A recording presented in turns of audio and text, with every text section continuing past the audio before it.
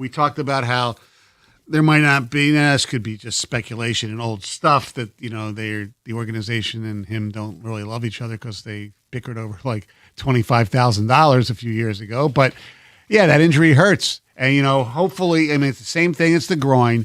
AJ did say that it's a lot less than the last time, and this could be more preventive than anything else. Because he was rolling. Yeah. They shut him out for 9 innings, but he was rolling through 4. Yes. Big strikeouts, big swing and miss. Mm-hmm. I think curveball to a couple right-handed batters. He was looking great. He's having a terrific season. He is. Look, you could argue if that, in this world where the Tigers don't have a lot of all-stars, that he could go to back-to-back all-star games. He's pitching better this year than he did last year when he made the all-star game. It's just he's dealing again with injuries. So, yeah, that's the Jensen thing. Yeah, that's the thing. I'm half paying attention by that point. Tigers are up 4-0. Yeah. All of a sudden, he walks a batter and he's leaving the game. And I look up, I go, wait, what the hell happened? A second injury. Yeah, and he just called AJ. He just looked in the dugout. They came out and they took him out. Any idea? They never said really what it was. I didn't think. I know, and then the TV broadcast is going, even if it's minor, if it's an IL stint, he's gone for a stretch. So look, they had some good news before the game. Verlander had a really good simulated outing, as they say. Mm-hmm. And Skubal had one the day before, right? So those guys might be back sooner rather than later. It sounds like Kerry Carpenter closer than Torres. And then, but Torres at least is fielding and things like that. He still is not swinging the bat yet. So, look, but every team has gotten some awful injuries too. Tigers, I don't think they have the most man games lost, but they're right up there. It's on a night that otherwise would have just been all good news. Hey, you found a way to win a game. And the biggest thing to me is that they got to get the bats going, specifically Torque's bat. If they're going to do anything this season, he's going to have to be part of it. Oh, absolutely. He had 3 extra base hits, had a home run yesterday. Of course, it was a solo, but okay, I won't be. I won't be negative. It's not his fault. No, I agree. It was nice to see him finally do something again. And, it's just like last year, he finished strong to a certain extent. He ended up with what? Did he end up with 30 home runs last year? He did. Yeah. So 2 of the last 3 seasons, he's had 30 bombs. Right. It's a long season, but, when you need the production as they do right now and before this, he really came up lame and looked really bad. And look, except for that streak that he had. Yep. The numbers are just ridiculously bad. But if I could wave a magic wand and make one player play to their potential the rest of the season, it would be him. He's a right-handed bat. He gives them power. He addresses the offense, which is their biggest issue. Yeah. He's a former number 1 overall pick. I'm not expecting that anymore. I've watched enough of him. But if there was one guy that I could wave a magic wand and say, this guy is going to have a great finish, he's going to be great from today until the end, it would be him. Yeah, for somebody who's not doing it right now. They only have, look, I talked about this yesterday with Rico. Their core, I heard it's this. 3 guys. Mm-hmm. That's it. It's Dingler, McGonigal, and Riley Green right now. And then unless you decide that pitchers are part of your core, but they're going to trade Skubal anyway, so that's why I won't say he's part of the core. Greg, you threw up both hands. Objection. I'm just bristling at there's only 3 players to a core. Okay, the Yankees won 4 world championships in the late 90s to the early 2000s, and they had 4 core players. So I'm just true, but they're core. Postada, Rivera. A core guy is we're not trading him, and then everybody else we can move. I just bristle at the number what a core is. Yeah. Okay, it's a semantical argument. So, and I love them too. So I'm not going to. Just because you play every day doesn't mean you're a core player. Well, I know they have guys that play every day. That certainly Colt Keith is not a core player. Well, that's the best way of examining this. Guys that before the season you thought could be Tigers for years to come. Correct. You now have real doubts. Like Torque doing the every other year thing. Colt Keith in his 3rd season with no power and no position. That's a guy that is locked up for a very long time, but I don't know projects to be Right. a guy that you're going to count on for years to come. Right. You can't have a platoon guy as your core. Same thing with Carpenter. Yeah, well, that's a great point too. Okay. He's not a core guy, especially the way AJ manages some of these guys where, they come out at weird times because he plays, the Jahmai Joneses of the world and that type of thing. You brought up Mize, if he was healthy, would have a strong case all-star game. Yes. Twitch comment says, who should the Tiger All-Stars be this year? I would think McGonigal and Green. Yeah, because of the injuries. I mean, who knows? when Every team's Scuba's got to get coming back, one. yeah.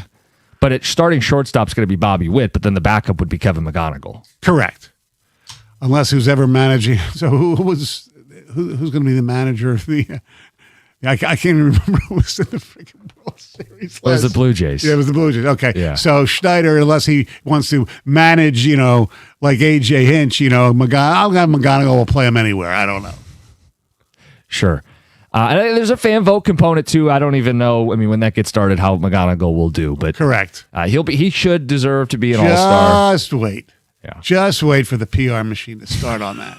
Who's your Tiger? Let's make a push. Yes. Green's made the last two, and he's having a great season. Yes, he is. Those two feel solidified. But Beyond he's that, still. But you know what? As good as he is, to differentiate between core and, what Greg says, untradeable. Basically, I mean, they don't have any untradeable. Maybe McGonigal and Dingler, because you're not going to find a catcher better than him. I was just going to say, is he an all-star? Because knowing that catching is a position that Yeah. does not provide as much offense, and he does. He should be, because I'm looking at some of these defensive things that people pitch have tweeted framing. out. It's incredible. great. He had one to start the game. He's so far. That's the challenges he's great at. Yes. But the pitch framing, he's so far ahead of, I think, was it Austin Wells' second? Yeah. I mean, Yeah, so I think it was McCoskey. One of the beat writers had that stat early in the game when he framed Right. and challenged and got that strike. he's Yeah, I mean, put it this way: he's top 5 in catcher home runs this season. Yeah. and he leads the team now with 10. So, and the guys ahead of him, only one is in the American League, and that's Langoliers for the Athletics. So Yes. you feel like Dingler could be an all-star too. Yeah, because the A's will have another. Kurtz will be an some all-star. good bats. So, yeah, that's a good team. They've been one of the surprising stories. I know. So are we for different reasons. Yeah, I know. Some of it self-inflicted. Some of them, How do you square that? Because I know last night Benetti and Dirks are going, it's a fine line between excuses. And well, they are right. I heard somebody else talk about this. It wasn't with the Tigers. There is a difference between excuses and reasons. Mm-hmm. And when you have as many injuries as they have, there are reasons. Those are not excuses. But the fact that you have guys that can't deliver at all when you have these injuries, that's the thing that's so problematic, especially when it's from so many people that you counted on, including the aforementioned Spencer Torkelson. Yeah, I think there's a fine line to use, their jumping off point from the TV broadcast. Injuries, of course, make it harder, but you have to find ways to beat bad baseball teams. Yeah. Specifically, because that's largely what they've and who they've played in the month of May.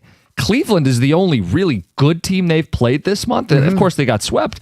But Stoney, when they played the Mets were terrible. Mets are horrible. Yeah. When they played Boston, they had already fired their manager. Baltimore's no good. They lost 2 or 3 despite leading in all 3 games over the weekend. Right. This is not a good Angels team. If Flaherty gets rocked today, I'm not blaming injuries. No. So, it's just a fine line. And for as many guys as they miss, they've got guys who were Torque and Keith and these guys who are supposed to be everyday contributors that aren't contributing consistently. So I can't let them off the hook. No. Look, and there's no must wins when you're in a situation that they are in right now. But it would be nice for them to definitely win today so they could at least win a frickin' series. They go on the road playing a much improved Chicago White Sox team. And so what are you hoping there? Because the Tigers are so bad on the road. If you split, you're kind of happy, even though it's only the freaking White Sox. And then you go to Tampa, a team that they just get rid of guys and they just keep reloading with, players that you don't expect are going to be great. Stoney, do you know the last time they won a series? The last time they won a series, probably like the end of April. May 1st, 2nd, and 3rd. The last time they won a home series was that stretch. Prior to that, you got to go to the Milwaukee series in late April. I believe they've lost 7 of their last 8 series. Oh, so we don't have to play the Brewers anymore with the guy who pitches 110 miles. This guy's unbelievable. I know. By the way, they've dealt with a bunch of injuries too, I believe. Yeah. Because he didn't pitch against the Tigers, I don't believe, in that series. Somehow they're taking care of business in a really good NL Central. Yes. 248-539-9797. We've got OTAs underway, so we're going to talk some football at 6:35. Got a Thursday touchdown, spotlight some Lion stories and around the league storylines. A Tigers what-if question at 6:50. And coming up next, a depressing stat I didn't think I needed to hear, but we'll pass it along. It's 97.1.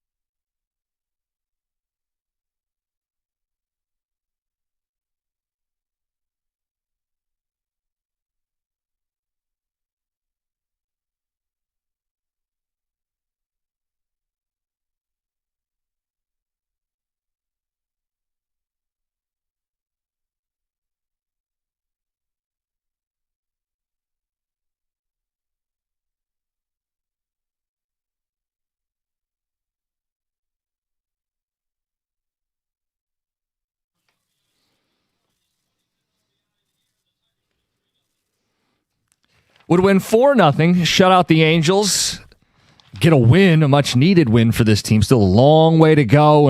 It was the night of the groin, the right groin.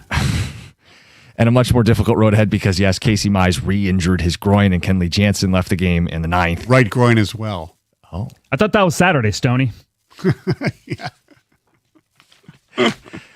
We are thrilled to have Stoney in today and tomorrow and a little bit next week, too, as John is gone fishing. Good morning, 97.1. We got the 2 Grand Slam, 725, chance to win some money. We'll play Dear Stoney. Oh, boy. As you attempt to give people advice and get them on the straight and narrow. We'll do that. I'm going to need your help because you are the godfather. Mm-hmm. Everybody loves a media feud. Some of the Tiger beat writers did not like my Perez take yesterday. We'll give you a chance to rule on it. Okay. You have a couple hockey questions too. Yes. So let's start with a hockey question from last night. Yeah. The Carolina Hurricanes scored like 3 goals in like 3-minute stretch and defeated Montreal to take a 3-1 lead in the series. Game 5 is tomorrow night in Raleigh. Mm-hmm. I have a friend who grew up around Springfield, Massachusetts, which is not too far from Hartford. He was a huge, I didn't know him until I moved here, but he was a huge Hartford Whaler fan so when they left, he still remained a fan of the franchise, despite a lot of people up there couldn't stand Karmanos because he took the team and moved them to Carolina. Mm-hmm. So he is a huge Carolina Hurricane fan. In fact, he went to game 2 in Raleigh. And every time the Hurricanes come to Detroit, he and his son, because his son follows his father, wears Carolina Hurricanes garb. Okay. Jim, if we've been lucky we haven't had it here, but we had, I remember people would always talk, well, I wish the Lions would leave, we get an expansion team. Mm-hmm. Suppose one of our teams left and went somewhere else. Mm-hmm. Would you still be a fan of that franchise? It's a great question because we haven't had to deal with it. Right. But I think about the Hartford example. I think of the Sonics going to OKC. Mm-hmm. I think Browns. about the Browns to Baltimore, and then they win a Super Bowl. Yes. I can't imagine rooting for that. Well, I think, you know what, it's weird because I always sit there and say, you know what, especially if I was still living in the city where the team left, I'd be so pissed. I know. I don't think I could root for them. Now, there are some extenuating circumstances which I give good reason why you don't root for them. Like the Browns, I could never see Browns fans rooting for the Ravens because they hated Art Modell so much because he got blamed for them leaving. As far as the Oklahoma City Thunder goes, Howard Schultz, the guy who owns Starbucks, sold the team because the city wouldn't pay for arena upgrades. So he sold them to Clay Bennett, who promised he would keep the team in Seattle, even though he was from Oklahoma City and they just built a new arena. So I understand why people would never root for that team. But sometimes, I would think, trying to put myself in their shoes, or like St. Louis fans who lost their team to LA. Right. You're dead to me. Yeah. Right? Like, how can I attach myself to the team that left me high and dry? Right. But it's not the players' fault. That's not their fault, but it's not my team anymore. Yeah, I know. It's not the team I grew up. They don't have the logo, the colors. They don't play in my backyard. I don't think I'd be rooting for them. It's tough. We got these institutional brands. The Wings aren't going anywhere. The Tigers aren't going anywhere. The Pistons aren't going anywhere, right? We're not going to see, as much as people wished for years, get rid of the Lions. They're not going anywhere. No, thankfully, yes. I think one of the weird things with this is, do they change their logo and nickname? Yeah. Like the Colts back in the day, like they look the same. That would be weird. A dagger to the heart. See, that should be part of the rules that they should set up. You cannot, the name, if you move, you have to have a different name. Yeah. Like and if you get an expansion team, like the Ravens should be the Baltimore Colts still. And Indianapolis, whatever you want to call them. Another rule on this. The city should retain the intellectual property of the name, the logo, and the jerseys. I can't believe that this happens, but but the Houston Texans Oh, I know. had to play the Tennessee Titans, who were wearing Houston Oilers uniforms. Right. What kind of sick, twisted thing is this? It's crazy. Those are our jerseys, our team, our memories, and we got to face them? Yeah. That's like the Nordiques. The Avs don't get to wear their stuff. That's Quebec. Well, the Hurricane. The Hurricanes shouldn't wear the Whaler stuff. That belongs to Hartford. But everybody thinks, I'm sure even people in Hartford probably think it's cool that you get to see the logo again. Is it different because Hartford doesn't have a team? Probably. Because I Same think thing it's with tough for the Quebec. Texans. Yeah. The Texans have a team. Yeah. Those fans grew up Oilers fans. Now a team in their division wears the Oilers uniforms to play them. Well, the stupidest thing is, I don't think the Houston Texans, when they became an expansion team, they were allowed to even be called the Oilers. And they should have been. They should have been allowed to They be should have been the Houston Oilers. build off that brand, that Yes. relationship, people who grew up there. Love You Blue, Earl Campbell, Bum Phillips. I mean, come on. You're already fighting against the branding that is the Dallas Cowboys. Yeah. Give yourself a chance. Plus, they're such cool jerseys. Yes, I like the Oiler jerseys. One other hockey thing. Yeah. This was sent to me, and I was a better person before having known this. Do you realize the Vegas Golden Knights, who are in the Stanley Cup now, they won 39 hockey games in the regular season. So how many overtime losses? Not quite do a they few. have? Yeah. The Detroit Red Wings won more hockey games in the regular season than the Stanley Cup bound Vegas Golden Knights. What about regulation wins?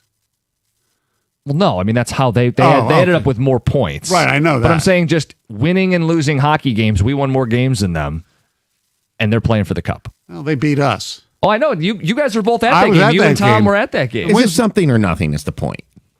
It's nothing. It's nothing. It's annoying, though. Yes, it's nothing. It doesn't mean the Wings were somehow No. a better hockey team or destined to No. do the same. No, 'cause- They blew it. They had every chance in the world to do it. And the fact that the Golden Knights did it in the West makes it even more impressive that they did it. Well, they beat Colorado. You know, I mean, the idea that the West wasn't as good as the East, fine, but they just swept the Avalanche. This was not like this wasn't a Patriot situation where they were gift wrap a road to the final. No, I agree. It's kind of bizarre the way hockey works, where they fire their coach with 8 games left in the regular season. Super unpopular move. Yes, and then Tortorella takes over and has Carter Hart become the goalie, and boom, Away they go. away they go. I don't know. When the two teams played, it was, even though the Knights were not a very good team at the time, look how talented they are. I know. They've been adding talent for years. Mitch Marner, by the way, going to be a big storyline. Oh God, if he wins the Conn Smythe and they goes back to Toronto with the cup for That's where he's from, I right? know, you, that's what I mean. You go home to your Right, hometown yes. in Toronto and parade around. Oh, man, is that a juicy storyline. Yes. Let's get to Heather with the news. Good morning, you guys. This news is brought to you by Gardner White. Well, a man is dead after authorities say he shot himself while Detroit police were serving a warrant at a home on the city's east side Tuesday morning. According to police, officers from a fugitive apprehension team, a SWAT unit, were attempting to arrest a suspect connected to an ongoing investigation when they entered the home. Police say the man barricaded himself before fatally shooting himself. Now, initially, you might have seen these reports. It was believed that an officer fatally shot the suspect. But after reviewing body cam footage, investigators learned that the 20-year-old man, in fact, shot and killed himself when officers breached the bedroom that he was in. So authorities haven't released his identity yet, but they do say a second suspect tied to the case they're investigating was not there at the home, remains at large. They're looking for him. Detroit police say no officers were injured during the operation, and the investigation obviously remains ongoing as detectives continue searching for that second suspect. Michigan State University President Kevin Guskiewicz is leaving the school to become the next president of Clemson University, ending a tenure at MSU that lasted just over 2 years. So the move was approved unanimously Wednesday by Clemson's Board of Trustees. In a message to everyone, the campus community, Guskiewicz said ongoing divisions within MSU's Board of Trustees created what he called an unsustainable situation. He pointed to internal disagreements and conflicts over the university's direction as key reasons behind his decision to leave. Now, it does come less than 2 weeks after MSU's Board of Trustees voted to recommend a new contract that would have nearly doubled his salary to $2 million a year. So what does it say if you're that dysfunctional that a guy's going Yeah. to turn down a doubling of his salary? Exactly. yourself on the back. You use the word great, dysfunction. Right. Yep. And the sports component of this, Yes. their AD Jay Batt gets his buyout reduced because the president's gone. I know. He's Ominous. gone. He's gone after a year. Well, and that's the guy who would look, if you have another AD vacuum, you have a void there, eventually you're going to need to hire a basketball coach. I know. And you're just trying to get your football program off the ground as a reboot. It could be a disaster. It's unbelievable. Even Rico said the more things change, the more they stay the same. You can go back decades of dysfunction at that school. A former Macomb County attorney is facing felony charges after prosecutors say he accepted a $10,000 retainer from a client while his law license was suspended. So prosecutors allege that this attorney agreed to represent a client. This was in December of 2025, despite the fact that his law license was suspended 2 months earlier after he pleaded guilty to a separate healthcare fraud case. Oh. So officials say that the suspension, barred him from practicing law, from taking clients, from advertising legal services. So he has now been charged with false pretenses with intent to defraud, which is a 5-year felony, along with an additional habitual offender enhancement. So he was given a $7,500 personal bond. He will be in court next month. And Macomb County Prosecutor Peter Lucido just said in a statement that no one is above the law. MDOT is pleading with drivers to slow down and move over when road crews are present following a fatal crash that killed 2 workers on Tuesday afternoon. So the victims, a 51-year-old and 49-year-old man, were patching potholes on US 127 near Holt Road, just south of Lansing, when they were fatally struck by a speeding driver who lost control of their vehicle. And now officials are reminding drivers that you are legally required to get over one lane if possible, or at least slow down to a very slow rate if somebody is working there in the shoulder. Not only is it the law, it's common sense. It is. Yeah. Common courtesy. Let's protect put some everyone. distance Yeah. from these people. Yeah. Well, that's Heather with the news. Coming up next, OTA's underway. Some questions for the Lions and some questions around the league. It's the Ooh. Thursday touchdown. Ooh. Yeah, we'll do it next. 97.1.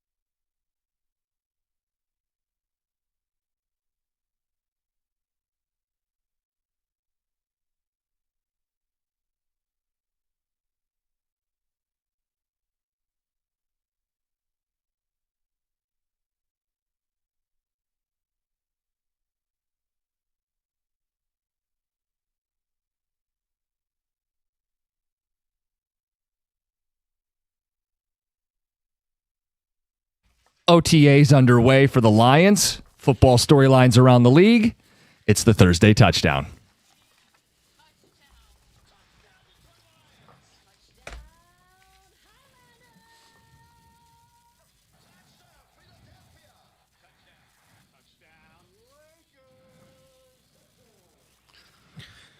All right, Jack Campbell's contract is official. Where does he rank for most important players on the Lions?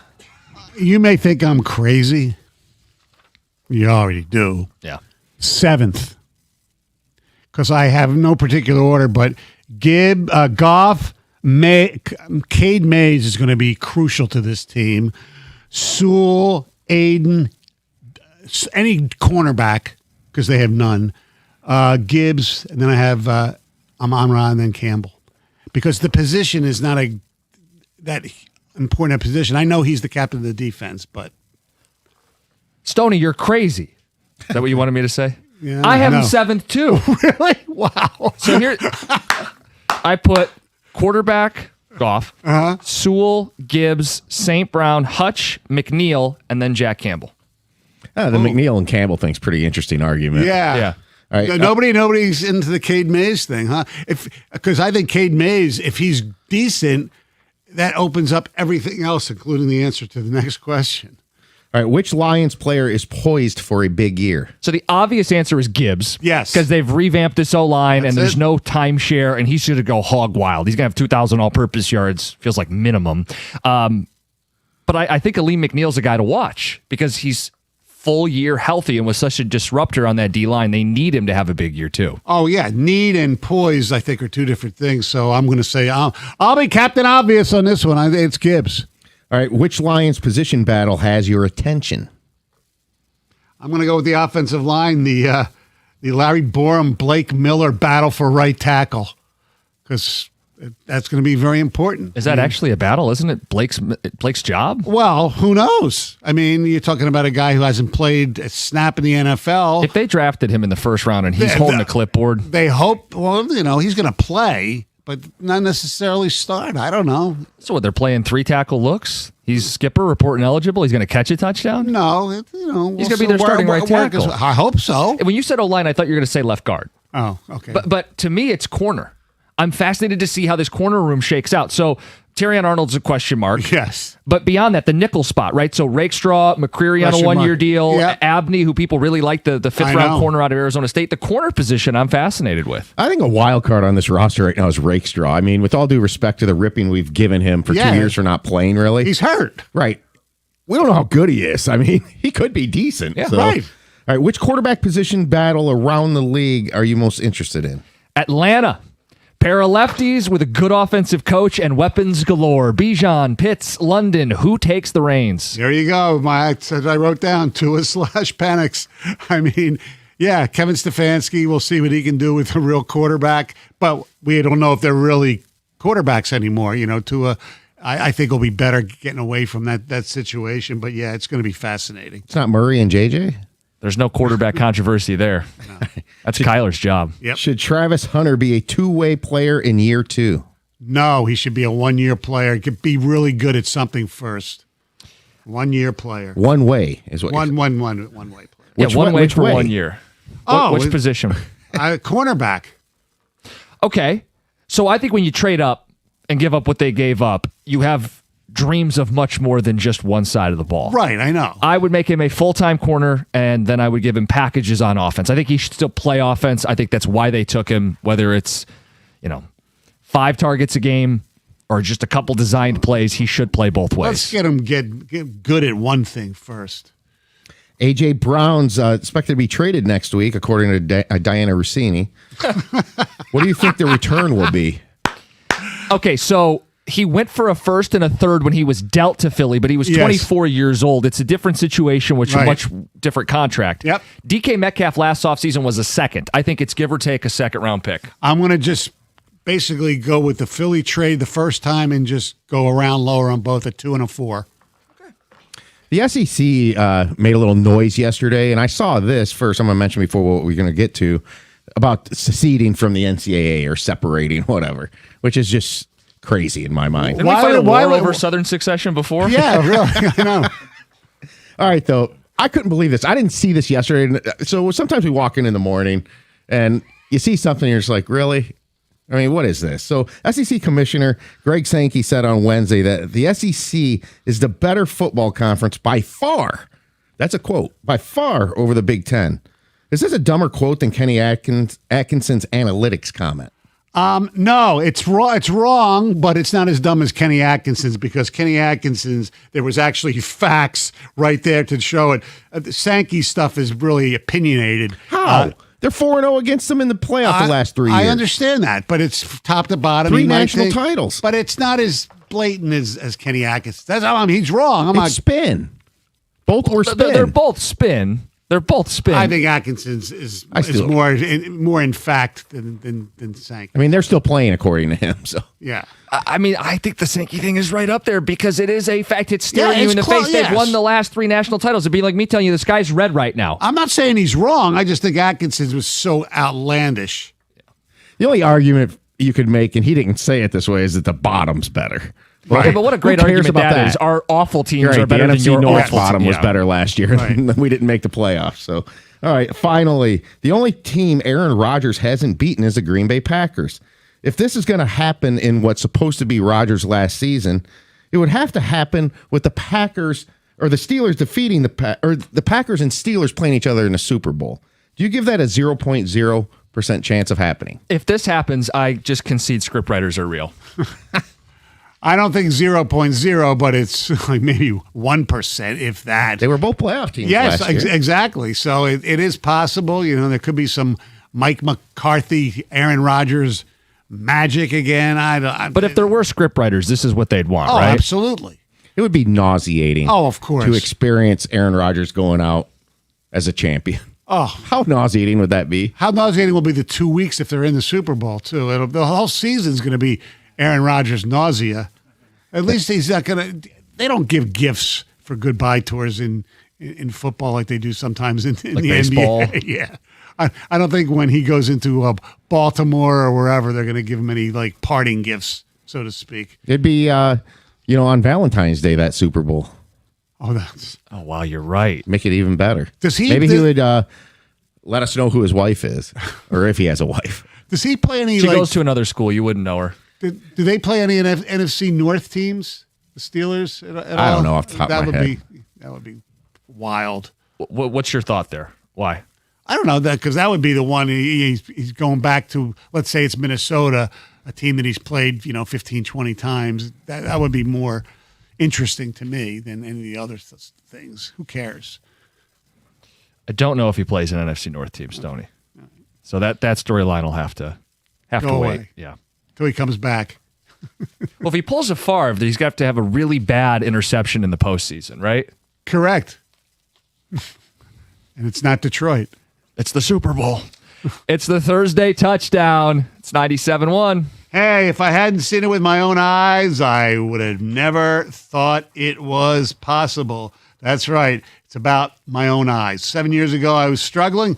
Couldn't read the small stuff on my phone. My distance vision had gradually grown blurry and out of focus. So I went to see the esteemed expert in these matters, the amazing Dr. Yaldo. His solution was nothing short of amazing. He inserted a state-of-the-art bifocal lens implant in each eye. Took just minutes. Wasn't at all painful. Look, I'm a wuss. And if I say it wasn't painful, it wasn't painful. The result was 20/20 vision then, now, and for the rest of my life. It's a remarkable technology performed by a master of his craft. If you're middle-aged, want to be done with reading glasses, regular glasses, contacts, and those reading glasses, I don't know about you, but I lose them all the time. So just do what I did. Went to YaldoEyeCenter.com for a free evaluation. Go there and tell them that Stoney sent you.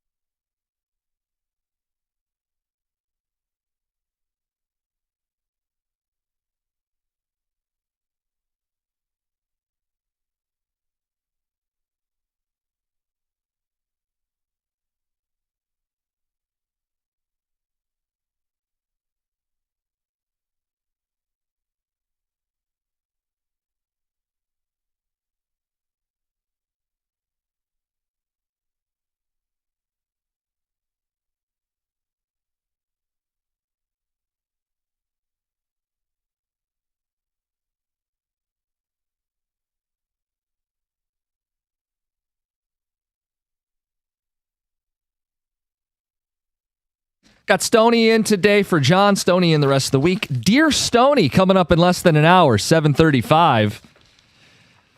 We got the 2 Grand Slam. I need Stoney's help settling a media beef. Everybody loves a media feud. Oh, yeah.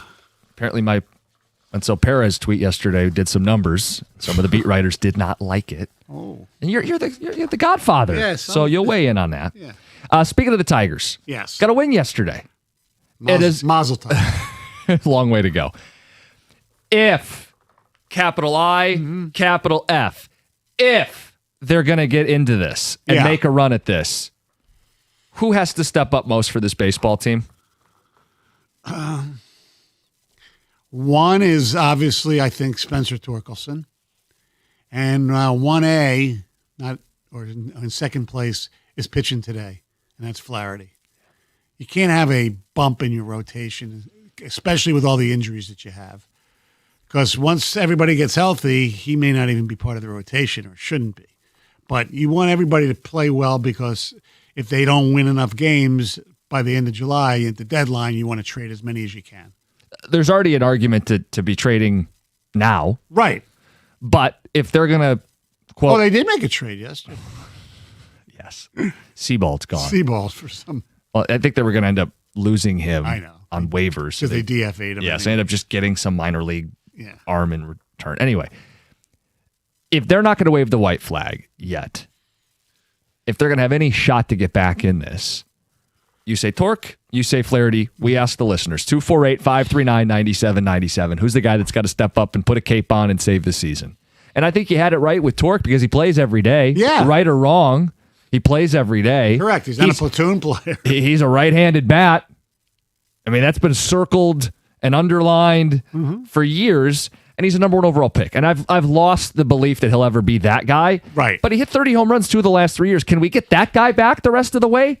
Because if you do, that's a key ingredient. And if you don't, this thing's going to continue to be what it is, a team that struggles to hit, which means they struggle to go on runs. And the Flaherty point's the opposite. Good pitching is how you avoid losing streaks. Right. So I think hitting is what could get him on a win streak. Yes. Pitching is how you avoid losing streaks. So you beat the Angels, you got a chance to win the series today, but everybody's going to grimace when they find out who's pitching. Right. And I think he's pitched better lately. I mean, he just has that one crappy inning, it seems, every game where, although the walks actually have gotten better the last few starts, I believe, but it used to be if you were going, cash the ticket over under on walks, it was always going to be like 4. Mm-hmm. And he was going to, do at least 5.5, 6 walks a game. Yeah, the problem with him is his stuff just hasn't been as good. Like No. his velo's been down, his fastball gets hit, then you're relying on a slider, which has been kind of a rough pitch up and down the last couple seasons.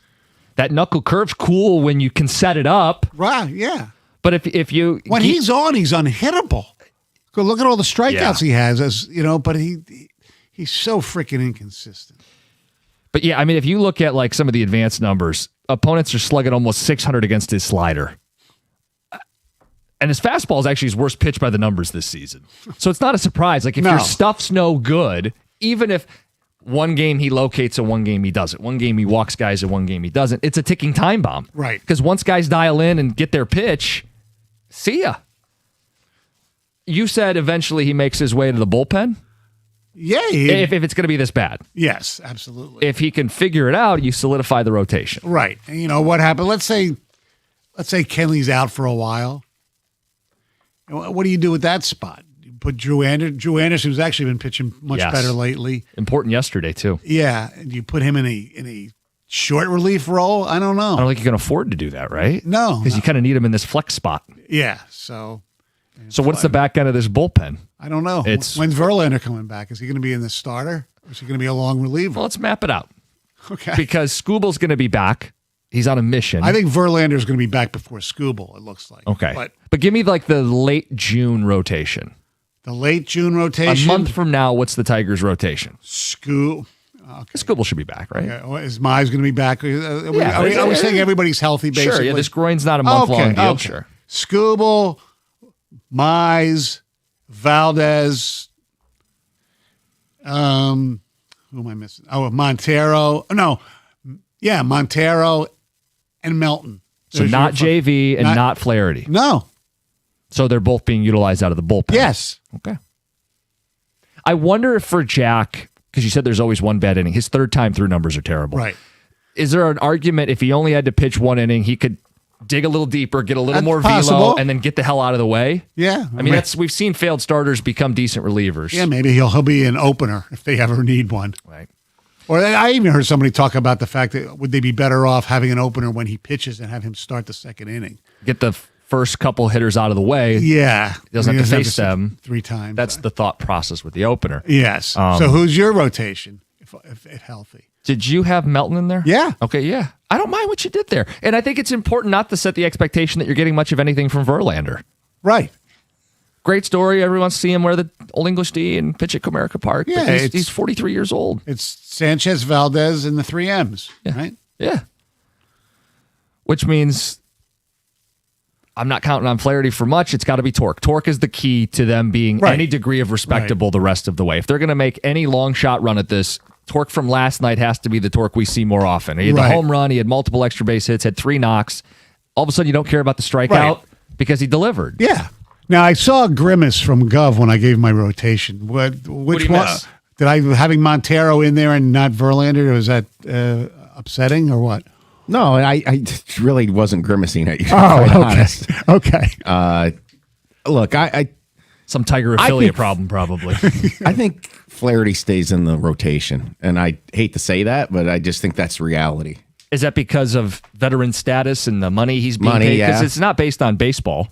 I mean, ego to a degree. I mean, I think those things play part. I guess this comes down to Flaherty or Montero. Yeah. And Montero's been much better. Much better. You have a chance to win with Montero. Now, there's a I shot. wonder, like, use a combo of the two Yeah. as the 5th starter. Well, there's a shot Melton, it was a 1-game thing. We have to hopefully. Yeah, but they're very he was high on good. him, and- He was good last year, and allegedly, they wouldn't trade him to get a bat last year. Right, and the thought is he has the stuff. Yes. Right, he throws hard, he gets swing and miss, he's a young arm. If that's a guy that's got runway, that's a guy that should be getting better as the season goes. So that's a guy you want in your rotation if you're going to be in it. Right. Now, all bets are off if this team doesn't turn around because No. you're going to start taking guys out of this. And that might be why Jack stays in the rotation. Right. Is a combination of injuries / a Scooble trade or a Mize trade or both. You got to have 5 guys. Yeah. And then who knows? By August, you might see a reappearance of Jackson Jobe. That's right. 248-539-9797. If there's any chance the Tigers are going to get in this, who are you putting in that spot that's got to step up? I think an important player, and he's kind of a volatile guy around here. Gibby called us about him. Is Vierling. I think Vierling has to be better. Get at that average up to 250, 260. A few more extra base hits. And play He's gonna smart. He's Yeah. going to play a lot because Meadows isn't coming back anytime soon. And Baez has had a setback that's Yes. going to take longer. And this center field situation with this team and, the play he made the other night. Yeah. I mean, He didn't play last night. And then AJ wouldn't say specifically if it was he was benched. he because pinch of hit. it. Yeah, but he didn't start. He was not in the Right. lineup. Yeah, did you saw AJ's answer? Yeah. It was kind of word soupy.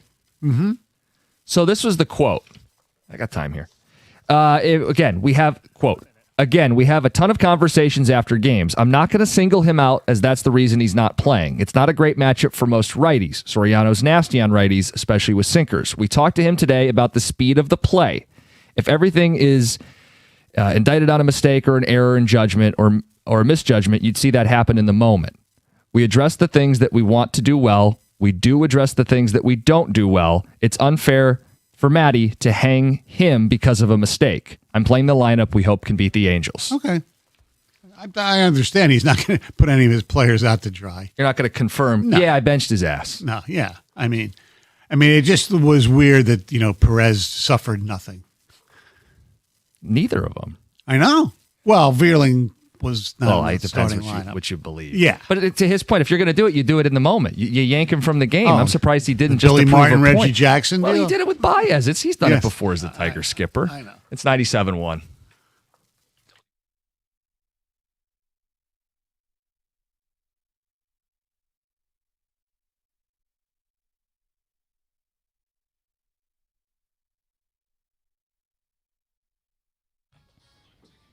Brought to you by Twin Peaks. The Tigers beat the Angels 4-0 last night to win their second game of the last three. Dylan Dingler got the scoring starter with an RBI single in the first inning. He finished the night 2 for 3 at the plate. Spencer Torkelson then hit his 8th home run of the season in the second inning to make it 2-0. He would go on to add a pair of doubles later in the game as well. Then Riley Green came to the plate with a couple runners on in the 5th inning.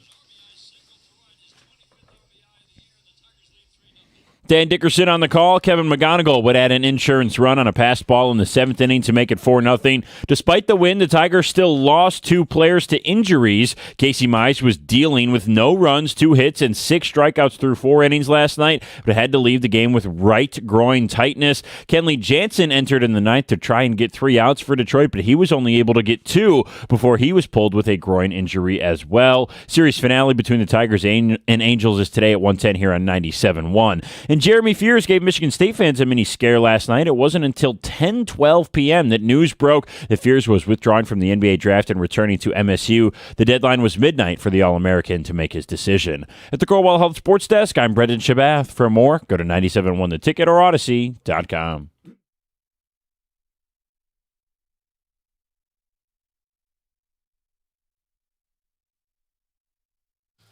That was good news about Fears. I mean, he led the nation in assists last year. He had a great combine. That's what people were freaked out about. Yeah, there was thought if he could sneak into the late first, would he go? Yes. Like Jace Richardson. Yeah. But that's a big win for MSU. Oh, yeah. Because it's not like Izzo was going to replace him in the portal. I know. And by the way, speaking of the draft, there's talk that the three Michigan guys might go in the top 15. And they're talking about Mara being like a top 7 pick. So where did Edie go? Top 10. Yeah. I saw one mock draft had Mara going to the Clippers, I think, at 5. At 5? Yeah. I mean, there's a bunch of good dudes at the top of this draft. Right. The top 4 is supposedly, Yeah. obviously. People excited interchangeable. about. And then you have And Johnson. Yaks and Yaks, yeah. I think they'll all go in the first. They'll Oh, all yeah. go in the first 20 or so picks. Right, but there's talk that we might all go in the first 15. There's teams that are possibly want to trade. I saw one story, who knows what to believe these days, especially with mock drafts and stuff, that the Pistons might want to trade up to get Yaks from What would you think of that? 21. He would space the floor a little bit. He can do a little of everything, but I don't know. How high would you have to move up from 21? Because they have the Minnesota pick at Right. 21. I wouldn't move up more than You have to get to like 12. 15 is my limit, basically. I get Depending on on- what you I- have to give up. I get on paper. Like Yeah. older college player, feels more plug and play, can get his own shot, Mm-hmm. can shoot the 3. I thought really stepped up as a defender for Michigan. Yes. You can switch him. He can guard different body types. And he's multi-positional. Yeah. I mean, multi-position really comes down to how many positions can you defend. Right. And I think that's an asset for him. It suddenly makes more sense why Yeah. Michigan won the national title when you look at what they're about to put into the NBA. Mm-hmm. Text coming in on the Tigers. If the Tigers want to make a run, they better trade for a bat. They're not in a Yes. position to do that. Not right now. No, that's you got to. Someone internally has to step Right. up, whether it's Colt Right. Keith or it's Spencer Torkelson. Not that it makes a difference because we're allowed to be wrong. Scott Harris and other general managers in town are not allowed to be wrong. That's the difference in the jobs and the salaries. Yeah. But all of us, fans, media, goofballs like us, wanted Bo Bichette. What's Bo Bichette up to these days, by the way? Not great, Sony. Now, it would probably be a little less pressure playing here than in New York. I get all that. He might be better here. I don't know. But right now, and it's still early in his Met career, Bo Bichette has been awful. Right. But Could you imagine if we traded the farm or spent a lot of money and got Bo? But people would be going crazy here. Well, at least they spent money, even though the guy sucks. Well, I think it's better than the alternative of doing nothing. Yes. I agree. with that. And our thought wasn't Bichette or bust. No. I mean, his name always came up. Right. Because he was a damn good hitter in Toronto. Scott needs to step up. Harris needs to step up if this team's going to have any chance. That's Mark in He says it's got to get him some bats. And another name that's come up is Mike Trout, which if Trout gets traded, it's not going to be to Detroit. Right, and he says he doesn't want to get traded anywhere. Isn't that kind of silly? Yes. Like Shohei left, and now look how much fun he's having. Right. He's winning World Series plural. Right. Don't you want to do that? And he's an East Coast guy. The Right. Phillies are in contention. Yes. The Yankees could use him. No? You want to stay out and... I know the weather's nice. Maybe your kids are there. I don't know. I mean, you go to Philly for probably every Eagles game. You're a season ticket holder. So, Yeah, but what would be go more home. fulfilling? Going home and chasing down a World Series? Yeah. I mean, if that's the only thing that really eludes him, he's going to be a Hall of Famer. Yes. Postseason success. I know. Joe in Newport says, I think Torkelson for sure is the most important if they're going to save this season, but also Riley Green. Green's been hitting great, but we need some power too, especially with our pitching staff being decimated. Run support is the biggest problem. That'll make our pitching look even better. Yeah, they are bottom third in home runs. It would be nice to have him more power, but I ain't complaining about him at all. I wouldn't say step up. For them to contend legitimately, I would say he needs to at least do what he's doing now all season. Well, their best two hitters are not hitting a lot of home runs. That's kind of a weird thing to have. Mm-hmm. I mean, it's nitpicky, but McGonigal and Green, Correct. a little more power. Yes. Right. Yeah, the team leader in home runs is Dingler. He's got double digits, right? Who's 10. second? Is it Torque? Torque's has Torque's what, up to 5, I think. No. 4 or 5. He had 5 in 5 days. Oh. I think he's up to 8 maybe now. I could double check that. But that does highlight, if you're an offense that struggles and you don't hit homers, you have to string together more quality at bats to make a dent. Yeah.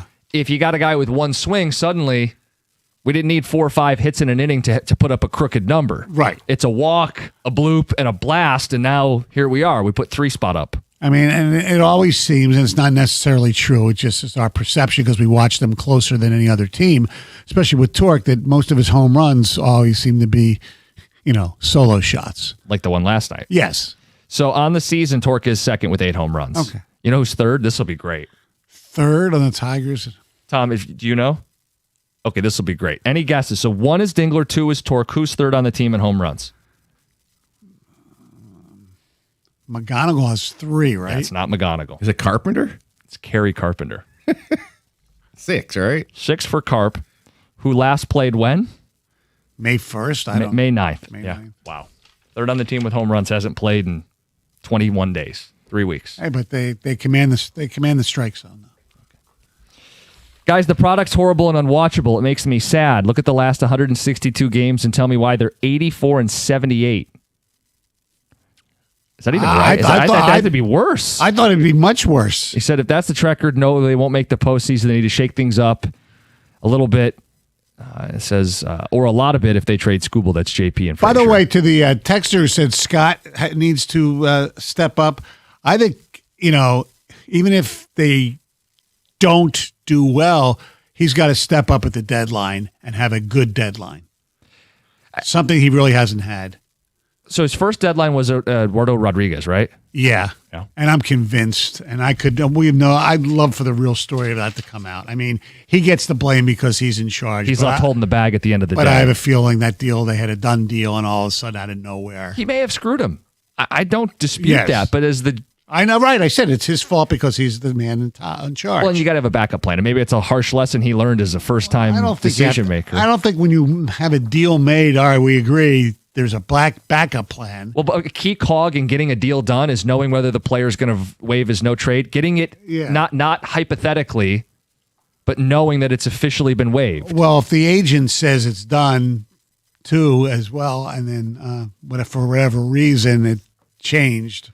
So then his second trade deadline Right, was last Flaherty. No. Second was the Flaherty deadline, All right. where they traded Jack away and still kind of made a miraculous run. He did what was Sweeney necessary. and Lozano, right? Yeah, Lorenzo. Lorenzo. They got what they could get. It wasn't.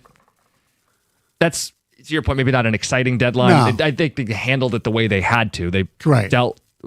played the cards they were dealt. And And last year they was were a actually in a great disgrace. spot and they did nothing. They shopped at Dollar Charlie General. Morton. He actually made them worse. The players they came in made Yes. them worse. Yeah, Charlie Morton and Ben Paddock.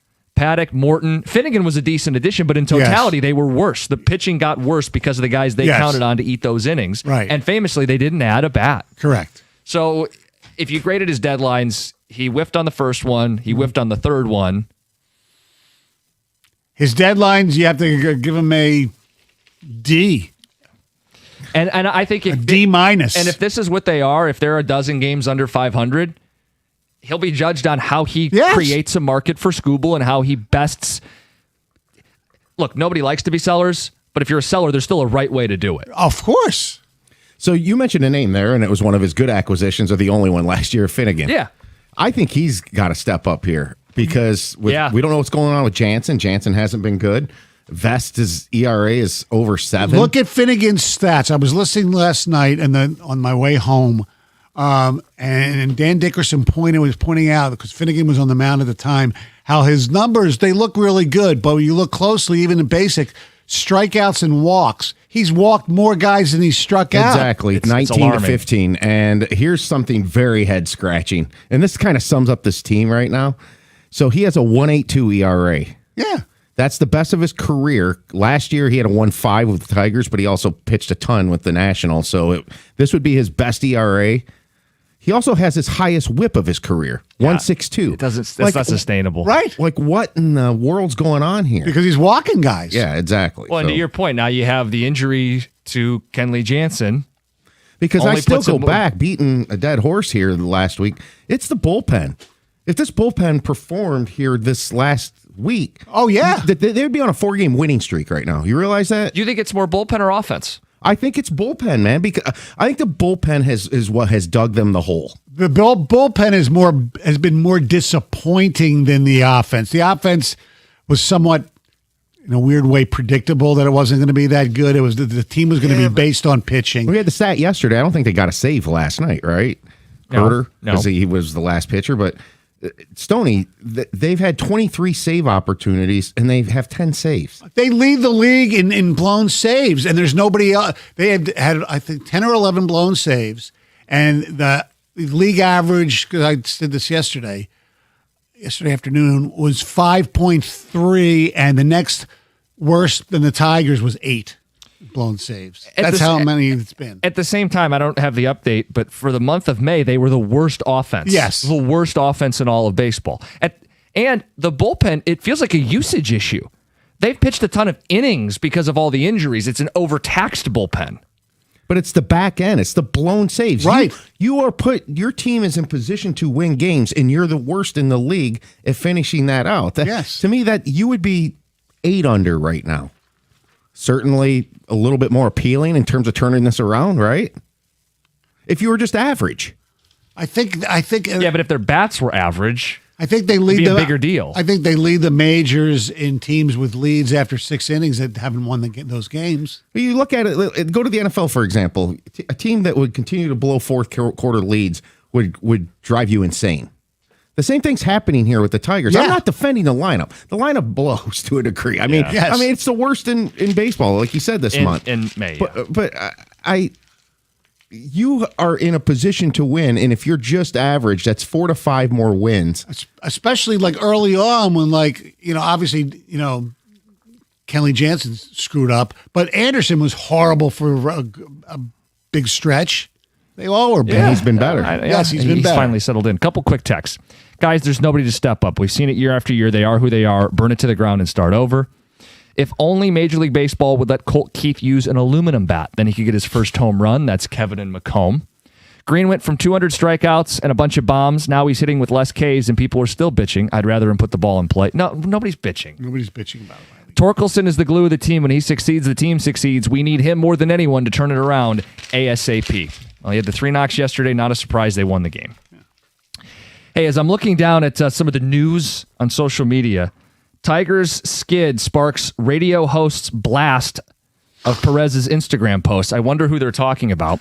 8 o'clock led to a fun little local media feud. Stoney, you're the godfather. We'll get your thoughts on it. Do that at 8 o'clock. We've got the 2 Grand Slam. We've got Heather's News and Dear Stoney all coming up this hour. It's 97.1.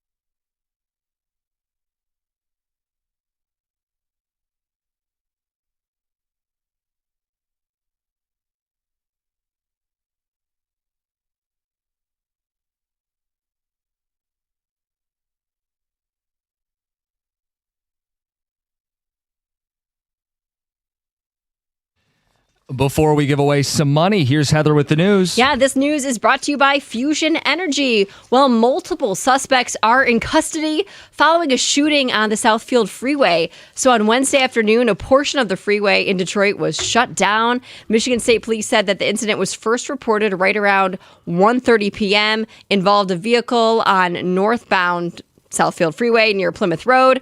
They shut the northbound lanes down for hours. All lanes were reopened around 5:45. So they were shut down for quite a while. Like I said, multiple people have been taken into custody, but authorities have not released additional details. Detroit police are clarifying the circumstances surrounding a deadly shooting on the city's east side. So authorities are now saying the 20-year-old man involved, identified as Anthony Boone, died from a self-inflicted gunshot wound, not police gunfire as initially reported. So Police Chief Todd Bettison says body cam footage shows that the suspect, Boone, shot himself as officers attempted to enter a locked bedroom while executing a search warrant. So it was initially thought that the officers were involved in the shooting because both of them did fire shots, but it turns out that was not the case. Police were at the home as part of this investigation into Boone allegedly firing into a nearby home days earlier. They're now searching for another suspect, Boone's 17-year-old brother, who was also involved in the previous shooting. The case will now be turned over to the Wayne County Prosecutor's Office for review.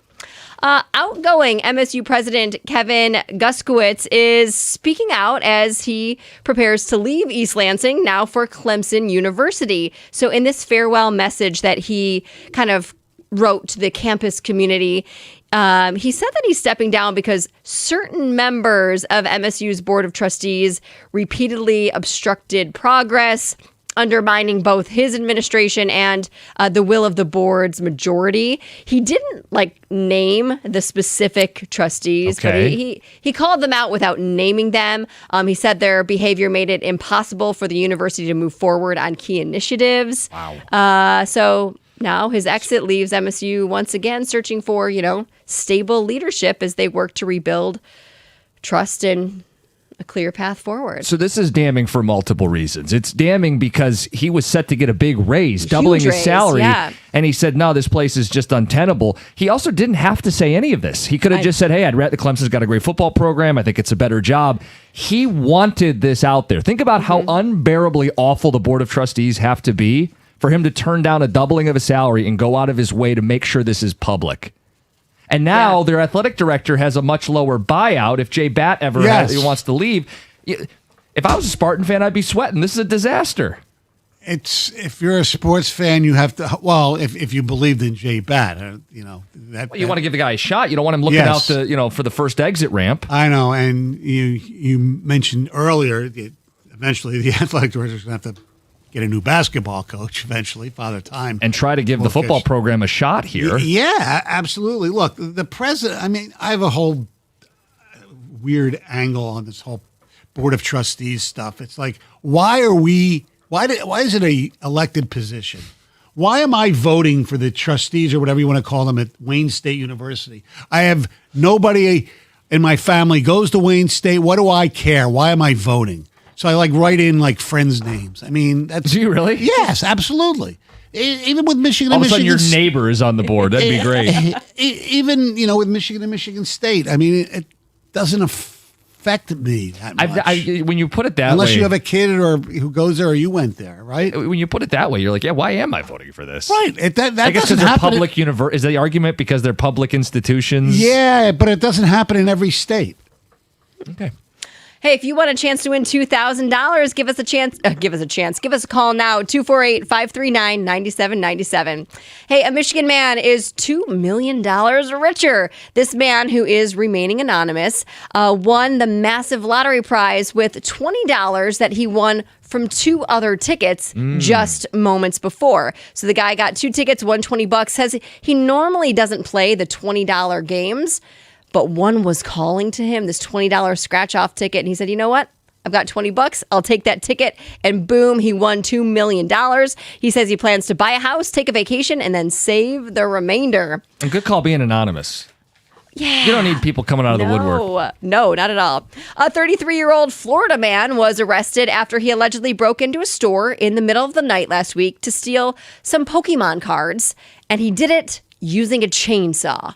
So Well, you're not sneaking with a not chainsaw. at all. He didn't sneak at all. So he was caught on surveillance footage using this chainsaw. He cut like a triangle into this hurricane-proof window. He also cut himself in the process, so he nice. left a lot of blood behind at the scene. And he tried to initially break the window with a rock, but then thought, you know what? Don't worry, I got my chainsaw right here. Use that instead. What a brainiac. He did get away with about $12,000 worth of cards. These cards are worth stuff now, man. Gosh, It's crazy. they are. But in addition to leaving his blood behind at the scene, he also drove his own car. His license plate was captured in the video and things like that. So he's been charged with burglary and grand theft. Burglary, grand theft, and being an idiot. Exactly. All right, Heather with the news. Let's play the 2 Grand Slam.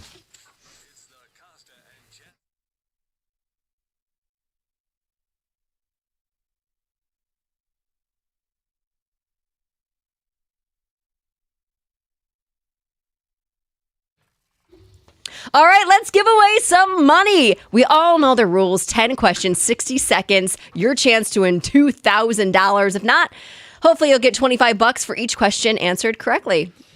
Ed is hanging out in Ferndale. Good morning, Ed. Hey, good morning. How y'all doing? Hey, Ed. Have you played before? Yes, I have played before. Okay. How'd you do last time? I think I got 4 last time I played. All right. $100. Maybe you'll do better this time, Yeah. hopefully, right? I hope so. I hope so, too. I can do better. All right, Ed, you know the rules. If you want to say pass, you're welcome to. If there's time, we'll get back to those questions. But your time is going to start right now. Who is the Detroit Tigers starting pitcher today? Jack Flaherty. What jersey number does Sam Laporta wear? Oh, pass. How many Stanley Cups have the Vegas Golden Knights won? 1. Who played Henry Hill in Goodfellas? Pass. Where did Stefan Castle play in college? Ooh. Pass. Is St. Ignace located in the lower or upper peninsula of Michigan? Upper. Matt Vierling played in a World Series with this team. The Red Sox? This R&B group had the 1991 hit "I Want to Sex You Up." Pass. Who won the last NBA team to? Who was the last NBA team to repeat as champions?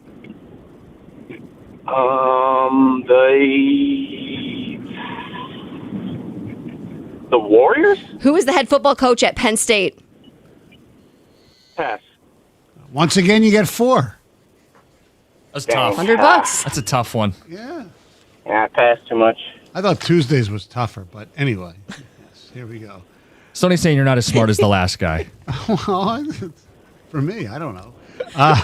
Ed, we'll get you on hold. We'll get you your money. Thanks for playing. Way to go, Ed. Thanks, guys. The Tigers starting pitcher today, Jack Flaherty. He got that right. He's 1 for 1. Sam Laporta wears 87. 87. The Vegas Golden Knights, like he said, won 1 Stanley Cup. May have 2 here soon. Exactly. Henry Hill in Goodfellas was portrayed by the late but great Ray Liotta. Mm-hmm. Stefan Castle played at UConn. Yep, he sure did, Stoney. St. Ignace is located in the Upper Peninsula. Matt Vierling played in a World Series with this team. It was the Philadelphia Phillies. Your Phillies. Yes, 2013 to 2023. Kind of played in that utility role. Yeah, exactly. This R&B group had the 1991 hit "I Want to Sex You Up," "Color Me Bad." See, Tom just puts these questions in to make You gotta Heather have it- read it. I I know. mean, that's all Drop that it. is. That's transparent as Nobody hell. has to pull it, That's right. Okay. but somebody We'll will. just be all mature adults. Who Sure. was the last NBA team to repeat as champions? He got that correct. The Golden State It Warriors. took him a second, but I'm glad he stuck with it because he knew it. Yes. And it got him up to a 3-digit number. Yes, $100. And the head football coach at Penn State is Matt Campbell. Yeah. If you believe it, nearly a Lions coach. That's true. Well, they took the other Campbell instead. After one Campbell turned him down, maybe. Allegedly, If you believe potentially, it. yeah. It's out there if you believe it. 248-539-9797. End of the hour, we'll get the Godfather to weigh in on a sports media feud that I have found myself in. Are you Team Costa or Team Beat Writer? We'll do that. But first, we've got Dear Stoney. I'm scared. How about this? I'll give you a little bit of a teaser. Normally, John has some idea. You're going to be asked about a ride or die situation, date night, and weight loss. Okay. You give some people some sage wisdom. All right. We'll do that coming up next. Yep. Tell you about Moran Chevrolet. If you've been thinking about upgrading your ride before the summer, think no further. It's Moran Chevrolet, MoranExpress.com, Michigan's #1 selling Chevy dealer 2 years in a row. And you find out why with deals like this. GM employees and immediate family members can lease the 2026 Trax LT for just $229 a month. That's $19.99 due at signing. Again, MoranExpress.com, or stop out. Great service. They'll take care of you. Test drive the ride. It's Moran Chevrolet on Gratiot, just north of 15 Mile in Clinton Township. That's Moran Chevrolet, where you always get the best price, period. Chevrolet. Together, let's drive.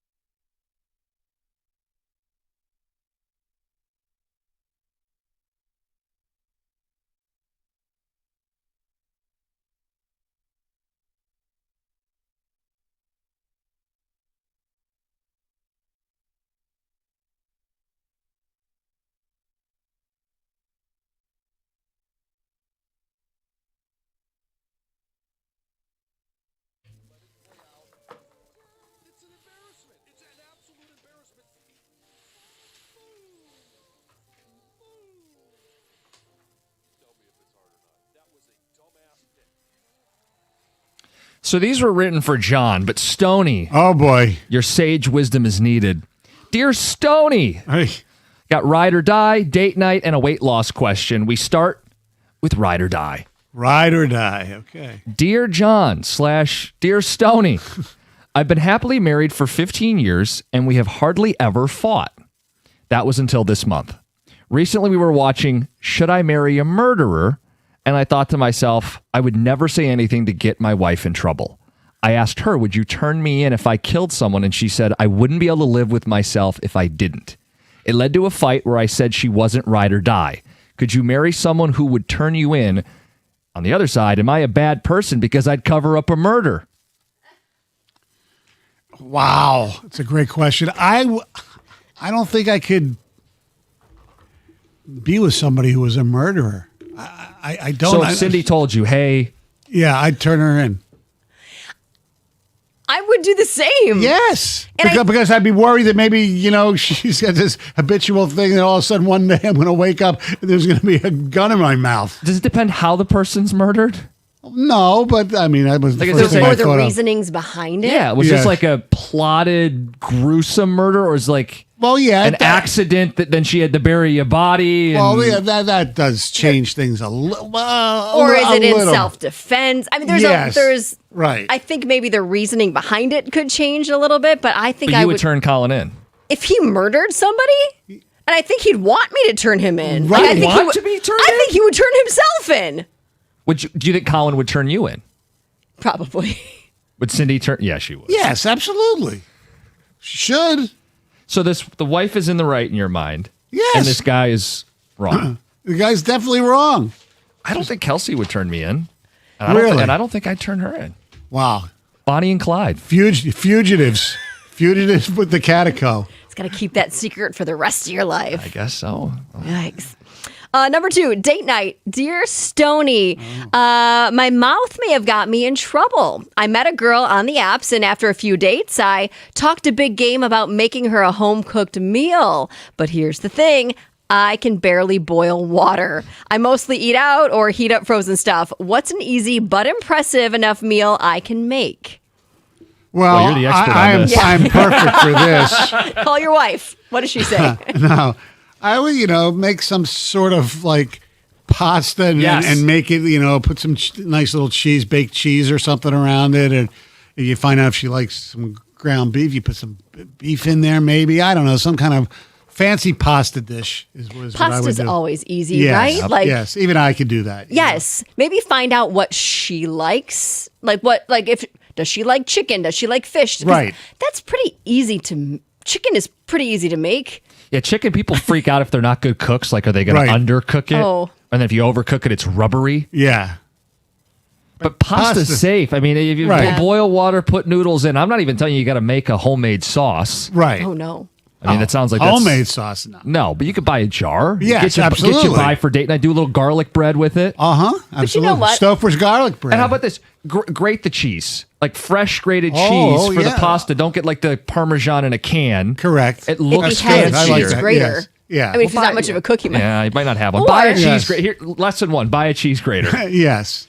Or You get a little parsley and, Yes, put that on. looks and fancy. Dress it up a little Wow. bit. Wow. Yeah. Or Glass of wine, you're good to go. what Yeah. I would end up doing, you don't want to lie to this girl forever, right? Because No. if you can really create a good meal, she's going to think you really are a good cook. Right. Have some fun. What I would end up doing if I couldn't cook and I lied about it, I would get takeout and I'd put it together, and then ultimately I would tell her that I didn't cook this meal. I don't really know how to cook. I just Yes. made it. Like, I would prepare the takeout food like I made it, and then I would ultimately fess up and say, I really can't cook. Or, it well." or if you bring over a personal chef, you have him in the basement, and you Sure, or you could do that. How elaborate is this lie? I don't know. You got Emerald in the basement. Well, you're talking. slaving away. You're talking about wine. Maybe you put a little wine, put some stuff in the wine, and then you can be part of the first question: ride or die, murder the person. Sorry, at this point, this feels like out Where of a, is this going? it's like out of a sitcom. You're like walking into one room and switching out the plates with the chef. An idea that popped in my head, maybe it's terrible. If you're just going to confess that you're not a good cook, do you make it like a team thing. Like, what does she want? You go to the grocery store together. You pick out the ingredients. Now it's a little more intimate. Yeah. Maybe that's your solution. Yeah, maybe. If you're not going to try to keep up the charade, I think Yes. that's the way to. You Be a can't little keep more- it up forever. I mean, Well, if you it's should- going to go somewhere, she's going to eventually learn you can't cook. Right, Yeah. but you should ask maybe what she does like. That way, course. if you're going to make it something and or at least fudge it, you know what to get. Make your specialty, Dino Chicken Nuggets. Oh Sounds like what this guy's all about. Yeah. All right, last one, weight loss. Dear Stoney, my wife complains about not liking her body. She's been saying she wants to try one of the GLP-1s, the weight loss drugs. I tell her she's beautiful, but I worry about the side effects and long-term problems if she gets on one of the medications. I don't want to be married to a skeleton or have her gain it all back if she ever gets off of it. The harsh truth is she's never really tried to lose weight. She'll go to the gym for a week or two and quit. She needs to try harder if I'm being honest, but I know I can't say that. How would you handle it? I'd say, honey, you look fine in my eyes. You don't need to Maybe do not fine. anything, but You look fine. You look you're beautiful, You look Mom. fine. Whatever. You don't need to lose any weight. But if you do, if she wants to do the GLP, why not? There have been many success stories with the GLP. Yes, we're not sure down the road if there are going to be side effects, but if you want to take that chance, take that chance. I like that answer. I Yeah. mean, I think it's kind of important to support her. You could, if you really didn't want her to go on one of these, you telling her she looks beautiful is great, but that's Right. not going to change how she feels about herself. Correct. So you do need to support her. If you want to try getting her to the gym more, maybe you can do this together. Let's say, like, you know what? Let's go together. Let's get a workout plan going on. You can bring in that chef, Stoney, Right, I was and gonna- work on the food because food is super important Right. into your weight loss journey as It well. may be Work on your more diet. important, Yeah. yeah. Or just you But- cook for her all the time and you can't cook it, so she'll have weight loss anyway because she Yeah. doesn't want to eat your lousy food. But I'm kind of with it. Like if that's what she wants to do, let's kind of support her. Yeah. The drugs make me a little uncomfortable. I Sure. would prefer to do it the old-fashioned way, but it's hard. So I think you'd have to attack it both with activity. And maybe it's not the gym. Maybe it's you guys are going for walks or hikes or some bike, whatever active thing you want to can do outside. You can do both. I mean, I think people that go on the GLP and don't exercise, I think you're making a mistake. I Well, I think agree. you have to still. You're Yes. going to lose muscle. You need to be Right. working out. Right. And then food, I think food might be more important than even working out because it's calories in, calories out. If you're Right. eating a lot of like high fat, high sugar, not Right. satiating foods, you're going to just gorge all day. The thing with the GLP, they say, is that you lose your appetite. Yes, that's why it works. Right. You just eat less. Yeah, You're not hungry. But you get still full need faster. nutrients. correct. I know, and you still need to work out. Absolutely. So, all right, you can send them in every week. Dear John Jansen at gmail.com. John will be back next week for Dear John. So send them in. Dear John Jansen, JON, Dear John Jansen at gmail.com. It's 97.1.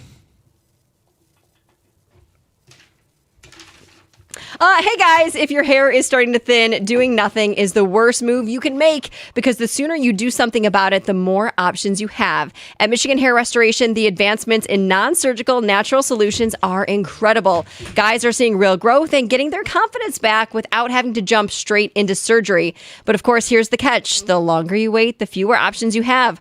Early action is everything. That's why so many Detroit area men trust Dr. Berkowitz. He's a board certified surgeon with over 30 years of experience, and Dr. B's entire team is right here with you before, during, and after for follow-up care.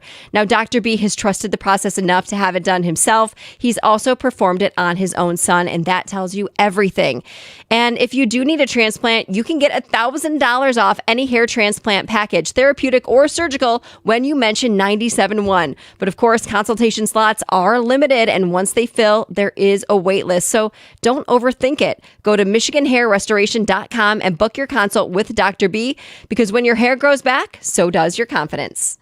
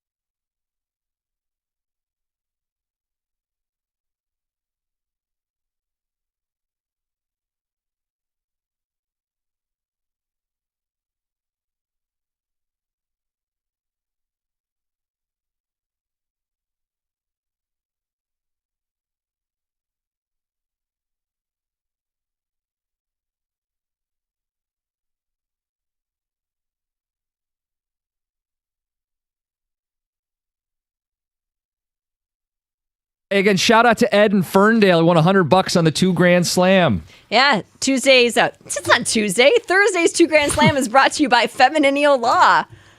Both days sponsored. Yes. Next chance to win is next Tuesday. Yes. At 7:25. Text says, stop with the random 90s music bands. You're making it impossible for anyone to win. Really? I think 90s bands are fair game. Yeah. Just because I don't know them doesn't mean you shouldn't know them. You don't always do 90s bands. I know. You have, I've done current stuff. Yeah. Yes. You got to have a robust knowledge. That's the thing. You get ripped if you do something that's hot right now, which we've done. Right.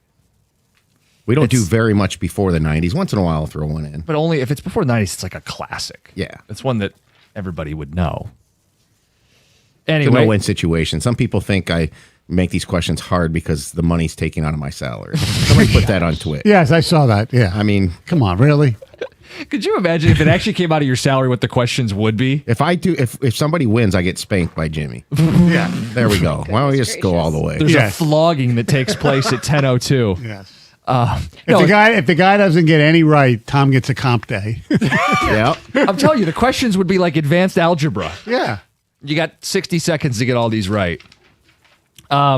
People also loved your Board of Regents point. This says, I'll be writing in Stony for Wayne State Board of Trustees now. Damn right. It says, as an MSU grad, it's fun to vote for the Michigan board. I always vote for a member of the Green Party. Well, Rico said he would just vote for the biggest loser for the Michigan thing. Do people actually do that? I have no idea. Well, it depends what you think of a loser. Like, Right. Whatever. depending your affiliation. Exactly. It says, there's so many other things to talk about. Your crime fetish needs to stop. Well, I think the Ride or Die, those shows are popular. Have you watched the... I've Marry a watched Murderer? that show. I did try to watch it, but that's right up my alley. I love those crime documentaries. Well, if you're into the podcast, I haven't listened to them, but I've heard Doug talk about it, and I know a lot of people that their favorite podcasts are like these crime and mystery and all that kind of stuff. True crime stuff? True murders. Yes, exactly. The Ride or Die, would you turn in your spouse? Text says, I would never, ever, ever, 2 evers, turn my wife in. Even if she brutally murdered somebody? Ugh. Chris in Livonia says, my wife is Ride or Die, I think, and said it depends on how much the reward is if she would turn me in. Oh, wow. How much would it take for you to turn your wife in? 248. Heather wouldn't have to turn Colin in because he'd get caught instantly. Step stool at the scene of the crime. Oh. Hey, Jimmy, someone kills your wife. Do you want their spouse to fess up or cover up so you never get closure? Andy at work. Just think about it from the other side. No, you have to turn the person in. It's But murder. isn't there immunity like in the courts? Like you don't have to testify against your spouse? Isn't that a thing? I do not know. Maybe I've watched too many of these crime I don't know. law shows. Call David Femininio. He would know. I have no idea. I think maybe some lawyers are listening. Yeah. Do you have to testify against your spouse or do you have the right to recuse yourself? Can you take the fifth on anything in life? I have no idea. But I think unless I'm just watching too many TV shows, I think you can recuse yourself from testifying against that was your in spouse. Perry Mason back in 1973. No, I don't know. Okay. I have no idea. Legal briefs. Yeah. On the guy who doesn't know how to cook but has the date coming over. Buy rotisserie chicken from one of the grocery stores. Done. Oh, yeah. You gotta do a little more than that. Well, you reheat it a little bit. You slice it, maybe make a nice presentation. The worst thing you can do is fake something. You're just building a hole. Like don't act like you can do something that you can't do, unless your intentions are that this isn't going to last very long. Like, don't get me wrong. The rotisserie chicken is a great life hack. I mean, it's like a loss leader for these stores, so you're getting a good deal if you're trying to feed people, but it's not fancy. You're not going to impress a date with the rotisserie chicken. No. Now, you can take the meat from it and work it into a dish. So what about this? It's already cooked. You wouldn't have to worry about, undercooking chicken. You got a few days before this is going to happen. What if you try to do a test run on making something? Teach yourself from either the cooking, the Food Network, or even YouTube. Like I've taught myself how to do stuff to my car and save tons of money. It's a great point. Everything now is on YouTube. You can learn how to do anything. I mean, there probably is a series of easy meals to make for dates. There's something for everybody online now. And there's probably a couple options, and you could pick something that you like. Yeah. Demo it. You could probably Taste go on test you. it. You could probably go on YouTube and find out how the best way to murder your spouse. Oh my gosh. I think Twitch has advice on that. What was something about an icicle? Okay. Icicle. What are you going to do if you don't know how to cook? Vote for KFC. Heather using the Mrs. Doubtfire charade to try to pass off yourself as a cook. Yeah, for sure. But then you have to admit to it. That's my thing is like he did this lie, pretend you can cook, get the takeout, and then admit that it was takeout. How can someone worry about the side effects of GLP-1s when the alternative is being obese and unhealthy? Yeah, I tend to agree with that. Well, I don't know what this woman really looked like. A lot of women say they don't like their No, but- bodies but and in- they're not overweight. But in general, you know, I'm not going to take it because of the side effects. Well, but I think that's a false equivalency. The only two choices in life aren't GLP-1 or be fat. No, not at all. But he was just No. but the texter was just talking about But then he says the alternative is being obese. No, the alternative Yes. is you cut what you're eating and you work Yes. out, and it's hard. No one's saying it's easy, but Right. there's another way. Yeah. Tell her she doesn't need to lose weight. You like fat girls. It doesn't matter what you like; it's what she thinks of right. herself. That's the whole thing. It's the self-esteem Yes. thing. You have he likes her the way she is, according to the letter. Mm-hmm. Yeah. But Yeah. if she doesn't, Right. then that's what she's battling. 248-539-9797. 8 o'clock hour. I need the Godfather to weigh in on something. And Oh, that's boy. not a Dear Stoney question. It's a little bit of a media feud. Everybody likes a good media feud. This Wenzel Perez take I had yesterday blew up, and beat writers were bombing it. So we'll do that at 8 o'clock. Tigers did get a win yesterday, Yes. 4-0 shutout of the Angels. Yeah, Torque with a home run. Yeah, he had 3 hits. Woo! Little extra base power. Yeah. He's second on the team in homers right now. I know. Hey, he's a stud. By the way, I was looking the other day. You know my big app thing. Baseball usually doesn't qualify for like who they could have taken. But I look back at the 2020 draft a little bit, and there's obviously Torque went 1-1, but I saw this website that has redrafting that draft. Okay. Torque would go 13. It said. Really? He'd still go that high? Yeah, because it wasn't a great draft. It was the COVID draft. Crochet's number 1. Yeah, that makes sense. PCA is number 2. Okay. But it's Jordan Walker of Miami is taken by number 3. Jordan Walker of St. Louis. Right, but he was drafted by Miami. okay, yeah. But what's interesting is that Torque not only at 13 it's a decent number because it wasn't a great draft. I'm looking back. There's a bad draft. But he is, ladies and gentlemen, not the best Tiger draft pick. In that draft? In that draft, Was that who else was in that draft? Dingler went the first pick of the Ohio second State. round, Yeah, and they have him as the 7th guy right now. If you would redraft it, Okay. Dylan Dingler at 7. I mean, look, it was from the jump last night. He had the challenge to get them to strike in the first inning, strike out in the first inning. Yeah, Got to give Avila credit. yeah. Dingler's really freaking good. Think he's going to be an all-star? He should be. I think only one catcher in the American League has more strikeouts than you see all the stuff he does defensively. He won the Gold Glove last year. I mean, come on. Well, okay, let's put him in the all-star game. You feel like McGonigal will be in the all-star game, even if Bobby Witt starts. Yeah, Riley Green. We could have 3 all-stars on a team that's 12 games under 500. could have more if Skubal comes back and does something. I think it's too late for him to be an all-star. Probably, but it's all name recognition anyway. Some of it. I mean, the manager might want to win. He say, I don't care if he hasn't had a good game. We're going with Scoobs.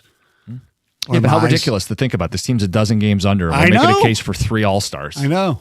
This makes the season even that much more enigmatic. It's a good word, Stoney. Thank you. Couple texts. Cookies, you're correct. The courts can't compel you to testify against your spouse for something you learned they did while you were married. J-Dub in Heartland.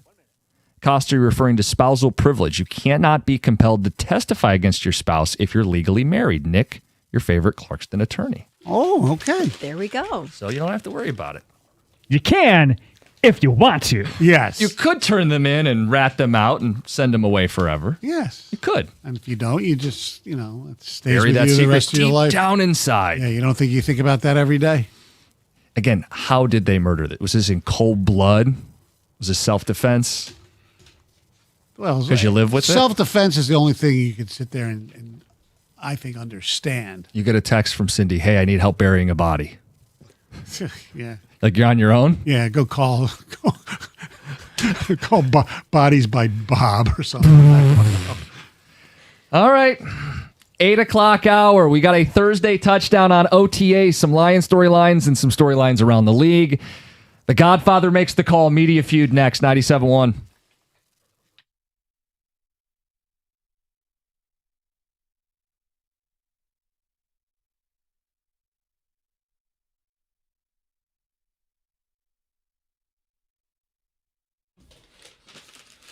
Brought to you by Mastercraft Heating and Cooling. Don't look now, but the Tigers have won 2 of their last 3 games. Last night, they beat the Angels 4-0 in the second game of the series with L.A. Just the third Tigers shutout this season. Dylan Dingler had an RBI single to get the scoring started in the first inning. The next inning, Spencer Torkelson had his 8th home run of the year, a solo shot. Then Riley Green had an RBI single in the 5th before Kevin McGonigal scored on a passed ball in the 7th inning to get the Tigers their 4th run. McGonigal, Colt Keith, and Dylan Dingler all 2 for 3 in the game. Torkelson, the best day, 3 for 4 at the plate. The bad news for the Tigers from last night, both Casey Mize and Kenley Jansen left the game early with groin injuries. Mize was dealing with 6 strikeouts, only 2 hits, and no runs in 4 innings before he had to leave. Jansen came in the 9th and couldn't get the last out of the game after a 4-pitch walk. He was pulled with that groin injury. Game 3 in the series to decide it is at 1:10 today, right here on 97.1.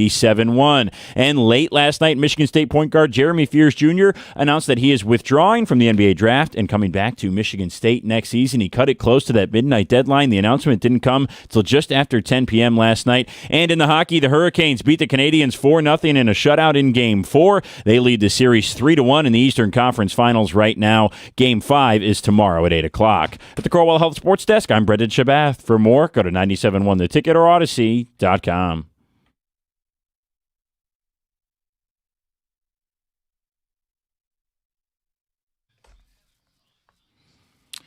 Stoney, it's funny. You put this in your prep. You wanted me to address the fallout. I want you to address who's in the right. Okay, so just setting this up. That's Team Costa, Team Beat Writer.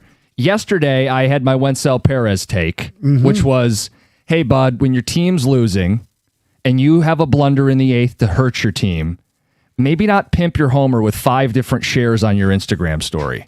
It's a bad look. Read the room. That didn't go over well. Evan Woodbury. Because you went after the player. How dare I criticize an underperforming player? Are we new to sports coverage? He posted this publicly on his Instagram. I didn't Right. PI investigate this information out of him. But this didn't sit well with some. Evan Woodbury he's the longest tenured player in the org. He plays hard. He has a family. Chris McCoskey hit it with the retweet, non-confrontational, but echoed the sentiment. And Rogelio Castillo, Roger, Tigers minor league report. He's really good. I like him. Yeah. He tried to make it look like I'm anti-mental health. Guys, it's all fair game. He's an underperforming ball player. He posted this publicly on social media. I said it was tone deaf. Yes, because of what happened. Because they're losing and he had the blunder. Right. So if you didn't have the blunder, you wouldn't have had a problem with it. Or if he only shared the homer one time. Yeah. But he had the story 5 different clicks. Different angles, too, Yeah. of the home run. So you tell me who's in the right, who's in the wrong. And Sony, it's not just for you, the Godfather, to weigh in. I'd love to know from the fans. 248-539-9797 is the telephone number or the number for text communications, as they say. I don't know. Look, like I tweeted something, had nothing to do with the visual because I didn't know he sent out stuff. My tweet was, granted he homered, but this game is on Perez. He has to catch the ball that made it 6-5. That should have been scored an error, which is a whole different thing. It's ridiculous how they grade outfield defense. I mean, it's, any defense. Unless it hits you in the face, it's never an error. I know. It's crazy. I understand why you did what you did, and I personally don't have a problem with it. I don't think Perez did anything that was that heinous either. But the beat writers, who I really like them, but sometimes it's like they go overboard to try to like cover up for the team that they're covering. You know what I mean? It's like I get along really well with Mark Champion. Okay. He is just appalled by some of the things that go on. Like he tweeted that the Bickerstaff should have basically, I'm paraphrasing, Bickerstaff should have won Coach of the Year. But there's this, nothing against Joe Mazzulla, but there's this media agenda. And I tweeted back, I said, I think Bickerstaff should have won too, but give me some proof of a media agenda against JB Bickerstaff or for Joe Mazzulla. What kind of agenda is there?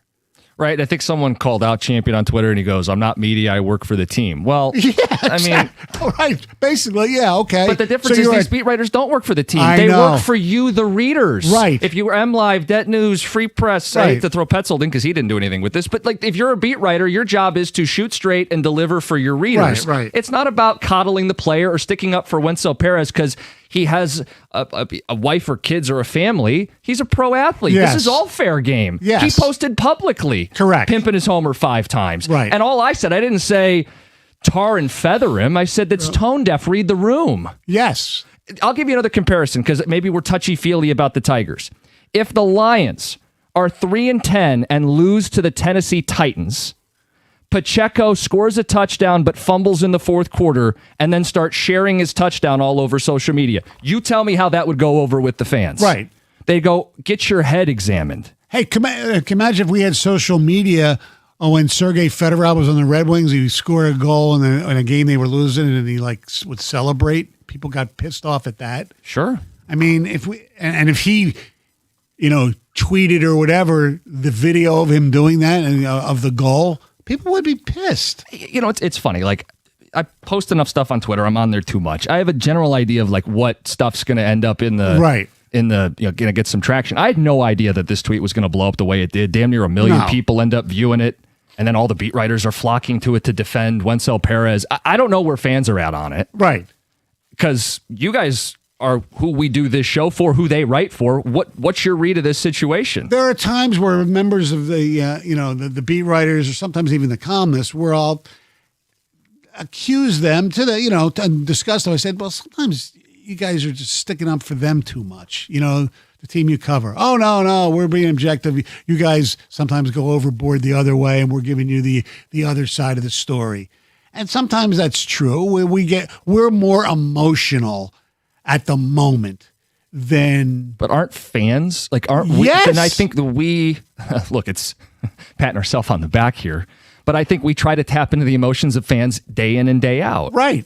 I don't think at least I don't know, even though they cover the team and most of them, although they won't admit it, kind of want them to win because they'd rather be around, they'd rather cover a winning team than a losing team sometimes. But Well, so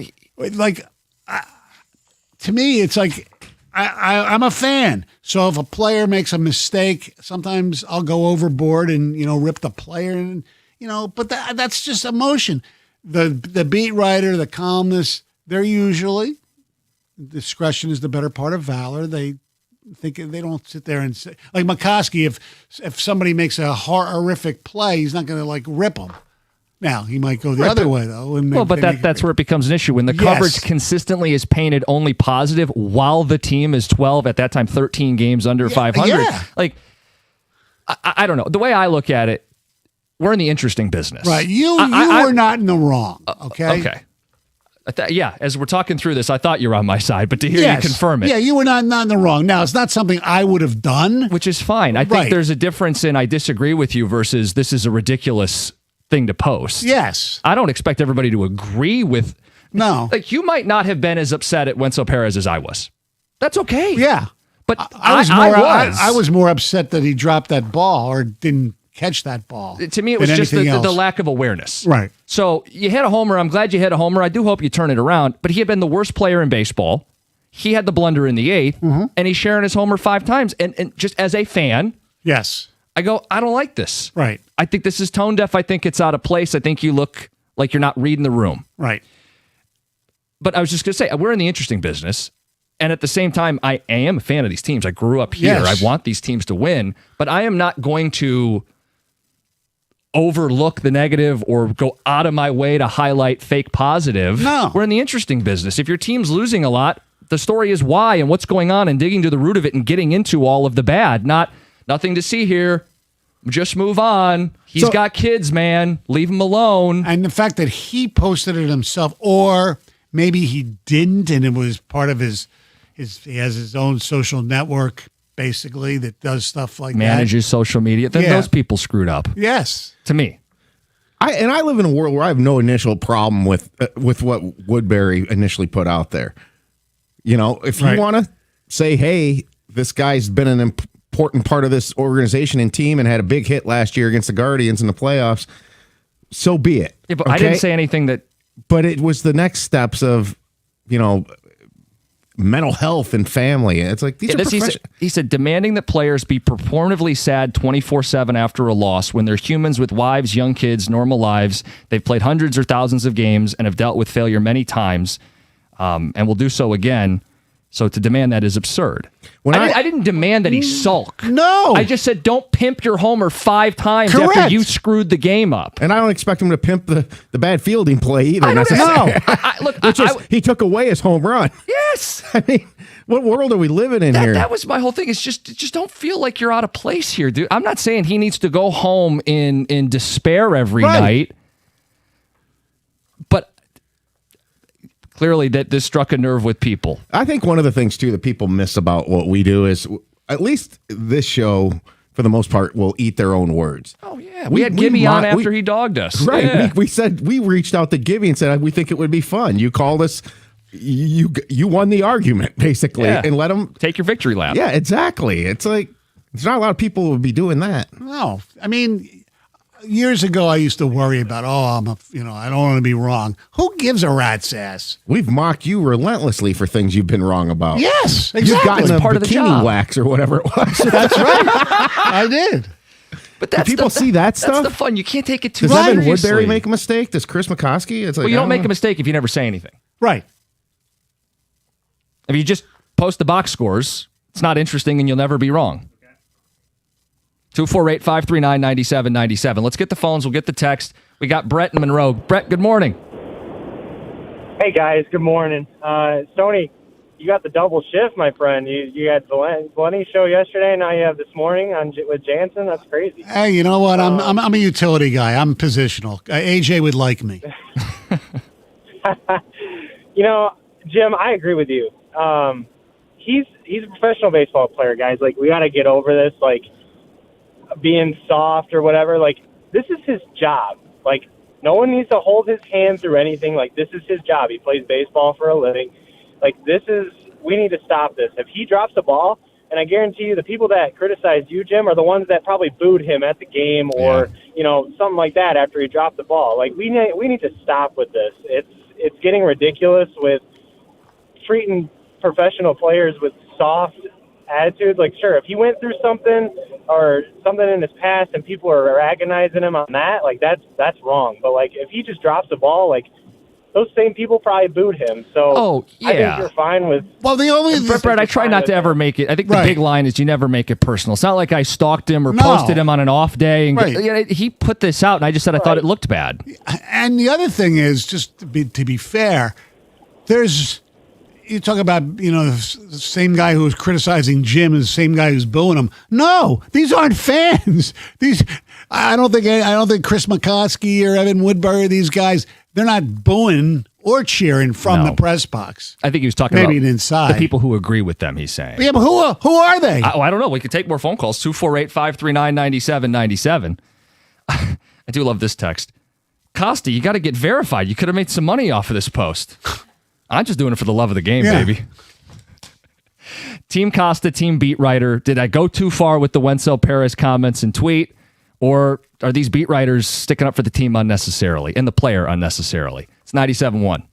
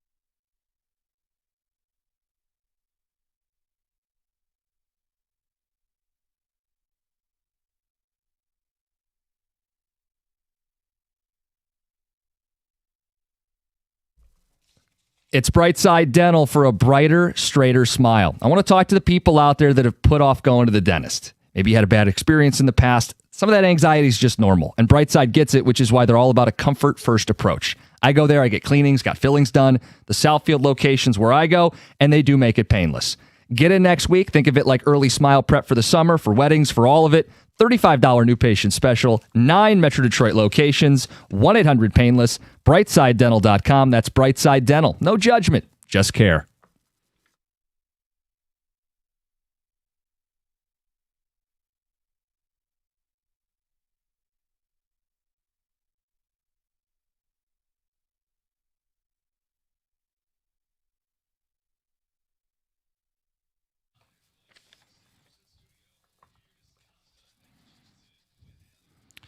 Team Costa, team beat writers.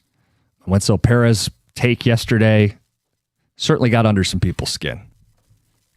Yeah. He's got a family. He's got a life. He's the longest tenured player in the organization. How dare you? All I did, for the record, was say, hey, after your team loses, and you're a big reason, don't share 5 different highlights of your home run. Yeah.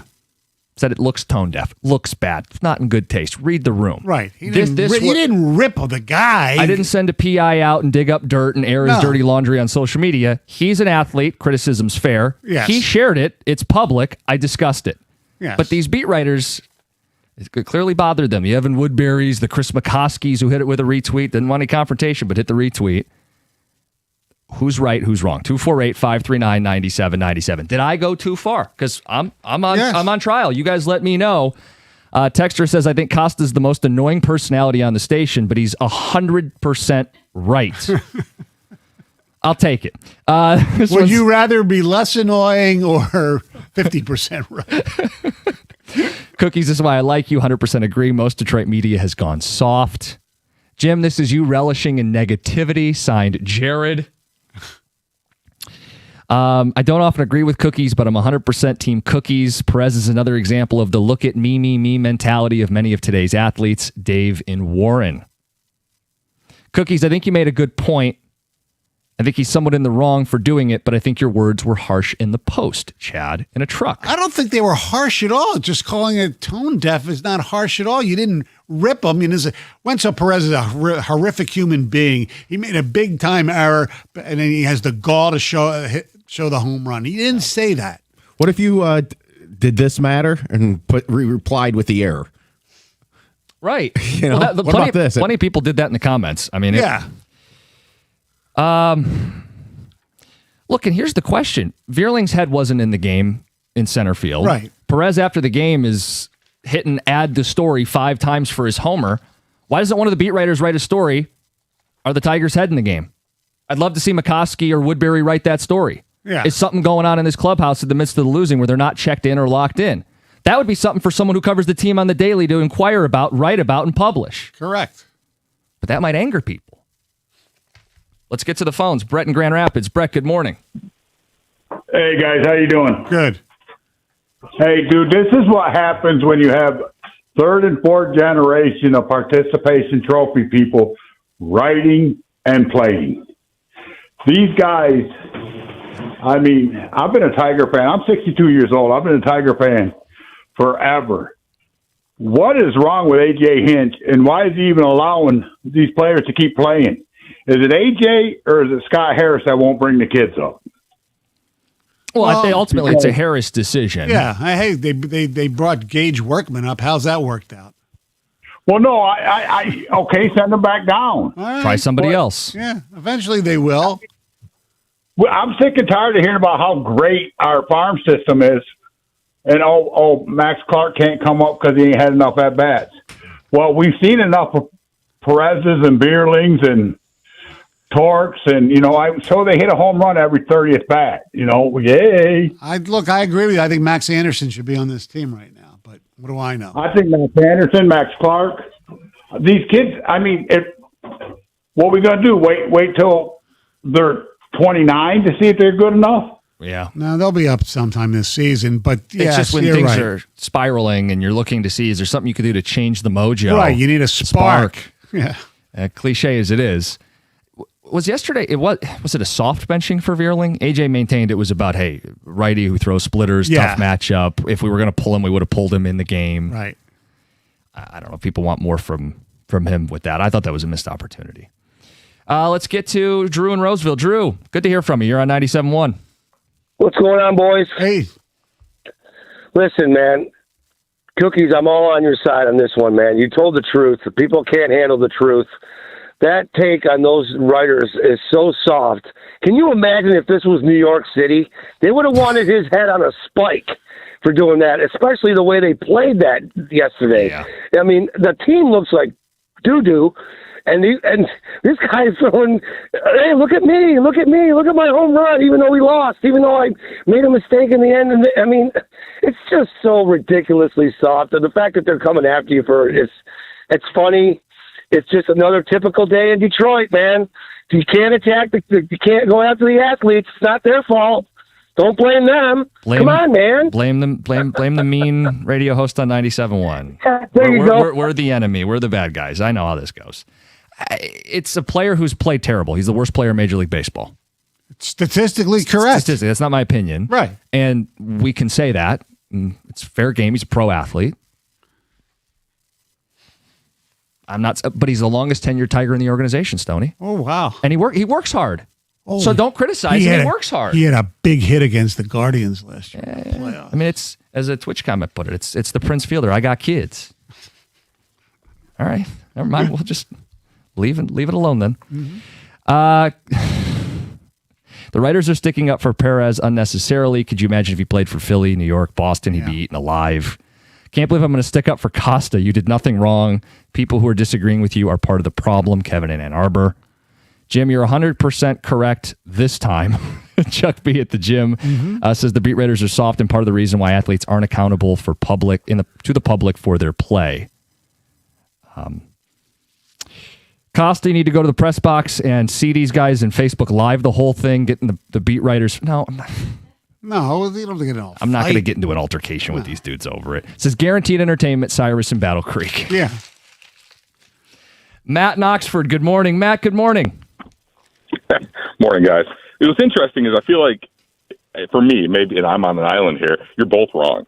I don't need the beat writers out there defending players, but also who cares what he puts on social media, like, at all. I don't think it was a mistake. I don't think it mattered. And I also think, Jim, for what it's worth, the most damning praise of your argument is who's supporting it. All the Tommy Tough guys that you were fighting against after Kenley Jansen plugged somebody a couple weeks ago are now taking your side in this argument. Yeah, it is a good point of reflection. Who is on your side? But Stoney's on my side. Yes. Fair. Okay, it also is Stoney, love you. It's a bit of an old guy take as well, right? Well, yeah. I did get some of those comments. Oh, the social media, you're going to police him. No fun police. I just think it speaks to a mentality. Right. I mean, you don't sit and praise yourself for doing something in a game that you lost and you had a big hand in losing. Like publicly pimping and celebrating your home run when you screwed up and your team's lost and your team keeps losing. Doesn't that speak to a mentality? But I think it speaks to the mentality that is shared by most, whether we like it or not. Again, as someone that's closer to Stoney's age than Jim's age, whether we like it or not, that's the mentality that is part of today's athlete. And I don't think it matters, by the way. Literally, I don't think it matters. Well, in the grand scheme of things, doesn't. you're right. It doesn't. But Matt, by that token, what does matter? What we do doesn't really matter. No, exactly. Fair, but I also think, too, like how many times, Jim, I think if you talked about, and by the way, I think Smarmy Jim was getting a little, like, those guys give their opinions. They do. Like, they're not out there just being like, here's the final score. Like, they're out there giving thoughts and opinions. Matt, are you accusing me of being a little snarky and a little smarmy this morning? A little bit on those guys. Like, you maybe were a little harsh. But I guess to that point, though, you're right. None of this actually matters. But I think if you just said this guy's the worst player in the major leagues, which he is, now you can also talk about how the Tigers have set themselves up for a failure because there's no backup player. Yeah. There's no one else to play center. Look, he's not their biggest. I mean, he's not playing well, but he's not their biggest problem. There's a reason he was not on the opening day roster. Ding, ding, ding. Good point. That's a really good point. I mean, Meadows got hurt and he came up.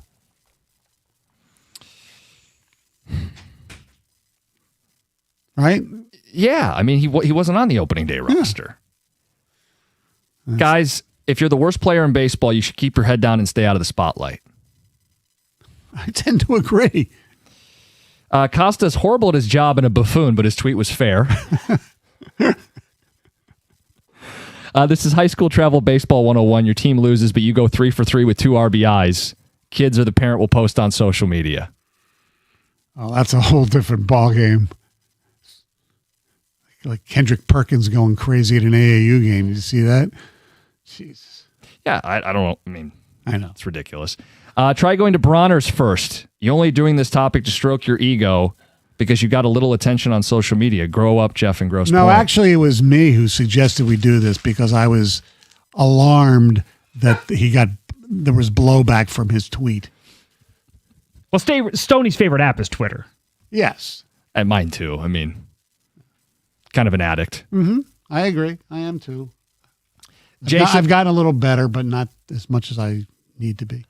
and by the way, none of this is, I mean, I defend what I posted. I don't need the ego stroke. If we got a bunch of people who want to call and fight me and argue with me, they can. Most people have called in and said the tweet's fine, dude. Right. There's nobody who said it's wrong. I mean, the And one by the guy way, was both. I'd ask you to go and look at some of the replies of these beat writers because I do not think they understood their listener or their readers. Because most people are like, dude, team's bad, player's bad, post dumb thing, gets ripped, sun comes up, sun comes down. Like, Yeah. what's the big deal? Jason, wrap us up. Jason in Clinton Township, you're on 97.1. Hey, guys, how are you? Good. Good. Good.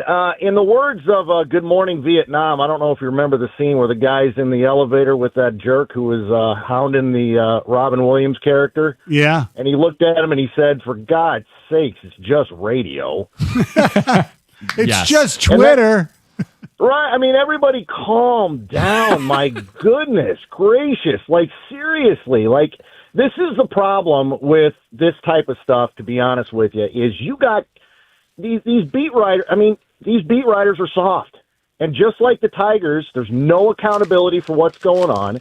And it just shows that these guys aren't asking the right questions to, the manager or the, owners or anything. They're just sitting there playing the game and causing their own little drama. And it's ridiculous. And that's the problem with this team. And that's the problem sometimes with these beat writers. Jim, you're fine. Hey, like I said, for God's sakes, it's just radio. Oh, and to be clear, like I mentioned the Tiger minor league report guy, Roger Castillo. Good dude. Next time I see him, there's no issue. McCoskey, I'll strike up a conversation with anybody in the press box. That's no ill will to me. I just thought it was like weird that they were so defensive. I know. No, you're good, man. I'll keep listening. Don't worry. All right, thanks, Jason. I could see if you took like a personal attack. Oh, I get it. And there are lines and hosts, sometimes you walk up to it, occasionally you're going to cross over and you screw up. By calling somebody's tweet of posting video tone deaf in a game where he made a big error and they lost is not a big deal. It's not a personal attack. It was actually was accurate, first of all. Oh, yeah. And again, I made the Lions comparison because we are football crazed. If the Lions were 3-10 because the Tigers are terrible and you lost to a bad team, they lost to the Angels. If the Lions were 3-10 and lost to the Titans and a player scored a touchdown but had a fourth quarter fumble and was showing off his touchdown afterwards, I think this fan base would show up with pitchforks and go, you're out of your mind. Take it down. Get your head in the game. Yeah. Like if DeBrincat scored 2 goals in a game they lost 5-2 in March and posted his 2 goals, we'd be pissed off. Well, but specifically, let's say he had a turnover that led to because that's what it wasn't like. Well, Perez had a great game and the team lost. He also had a mistake. We'll move on. We got the Thursday touchdown OTA talk and get to some of the Lions stories as well as some of the stories around the league. We got Heather's news to get to. It's 97.1.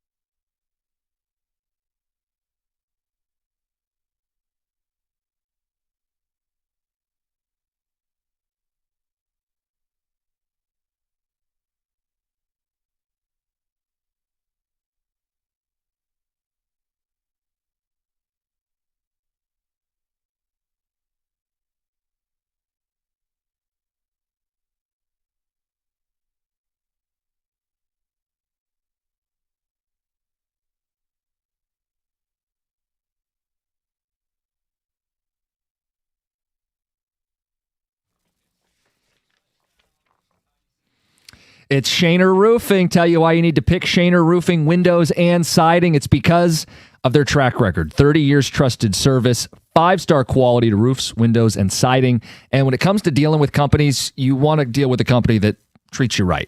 Shaner's local, family owned. And how about this? There's no shark salespeople circling the water when they come out to look at your roof. This is a no pressure promise. No high pressure sales pitch. You get a true, honest assessment. They stand by their work and they trust you to make the right decision. Peace of mind, every roof, lifetime transferable warranty. And while their competitors are being bought out by investment firms, Shaner's not dealing with that. They're here, they're local, they're committed to you, their Michigan customers. You can see what I'm talking about. Google them, 4.9 star Google rating. That's thousands of satisfied homeowners.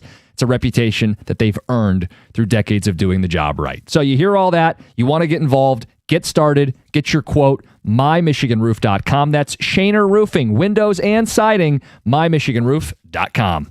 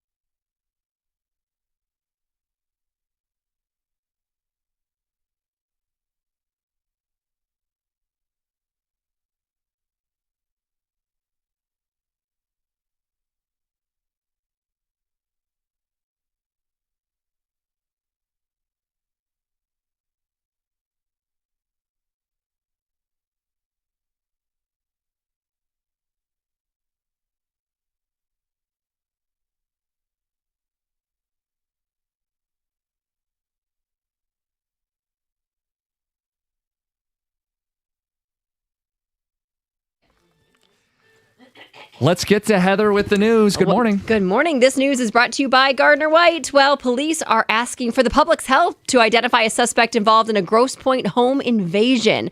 According to police, the suspect entered the residence through an unlocked front door and was later found inside by the homeowner. Surveillance footage shows that the suspect entered the home between May 25th and May 26th. Authorities believe he entered and exited the neighborhood through an unsecured private street security gate. They have released a description. The suspect is described as a heavyset black male between 20 and 30 years old. Last seen wearing a green t-shirt, black shorts with a white stripe, white shoes, and a black baseball cap featuring a white letter P on the front. With this incident in mind, police are reminding everyone to lock all of their doors, their windows, any gates they may have, particularly during overnight hours. And anyone with any information about the suspect is being asked to call the police. A crash early this morning led to the closures on both sides of I-94 in Washtenaw County. Westbound 94 sounds like remains closed at Ann Arbor Saline Road, while the eastbound 94 at M14 has reopened. It reopened right around 7 a.m. after being closed since 12:30 a.m. So it was closed for a long time. The crash involved a semi-truck. It was seen on its side with heavy damage. So it sounds like once cleanup is complete, everything will be opened. I'm sure that will be happening very shortly. Yeah. The American Cancer Society has updated its colorectal cancer screening guidelines to include a new blood test option for adults at average risk. So the blood-based test called SHIELD detects tumor DNA through just a routine blood draw. It's designed for people who avoid colonoscopies or the other, like the stool-based tests. Health experts say colonoscopies remain the gold standard. This does not replace a colonoscopy. Because during a colonoscopy, not only can it detect, but it can also remove precancerous growths all in one procedure. But this new blood test is considered an option for those people who are just putting off going to get a colonoscopy. Those people who aren't doing it, this is another option. It is less effective at finding early stage cancers and precancerous lesions, but doctors say, hey, it could help increase screening rates among millions of Americans who just skip all the tests altogether. So one more option. It's good. Well, and I know you're reading stories and headlines about how it's younger and younger. Yes, and that is... So any defense that you have, I mean, again, don't be afraid to get a colonoscopy. No. But Yes. But there are a lot of people who are and who are not doing that. So at least this is think of something Jamie. else. Yeah, seriously. Mike Vrabel says he has no regrets about stepping away during the team's final day of the NFL draft last month to focus on counseling and family matters. So speaking Wednesday during this, organized team activity, he said balancing football and family has been really good. And he emphasized that he's focused on moving forward.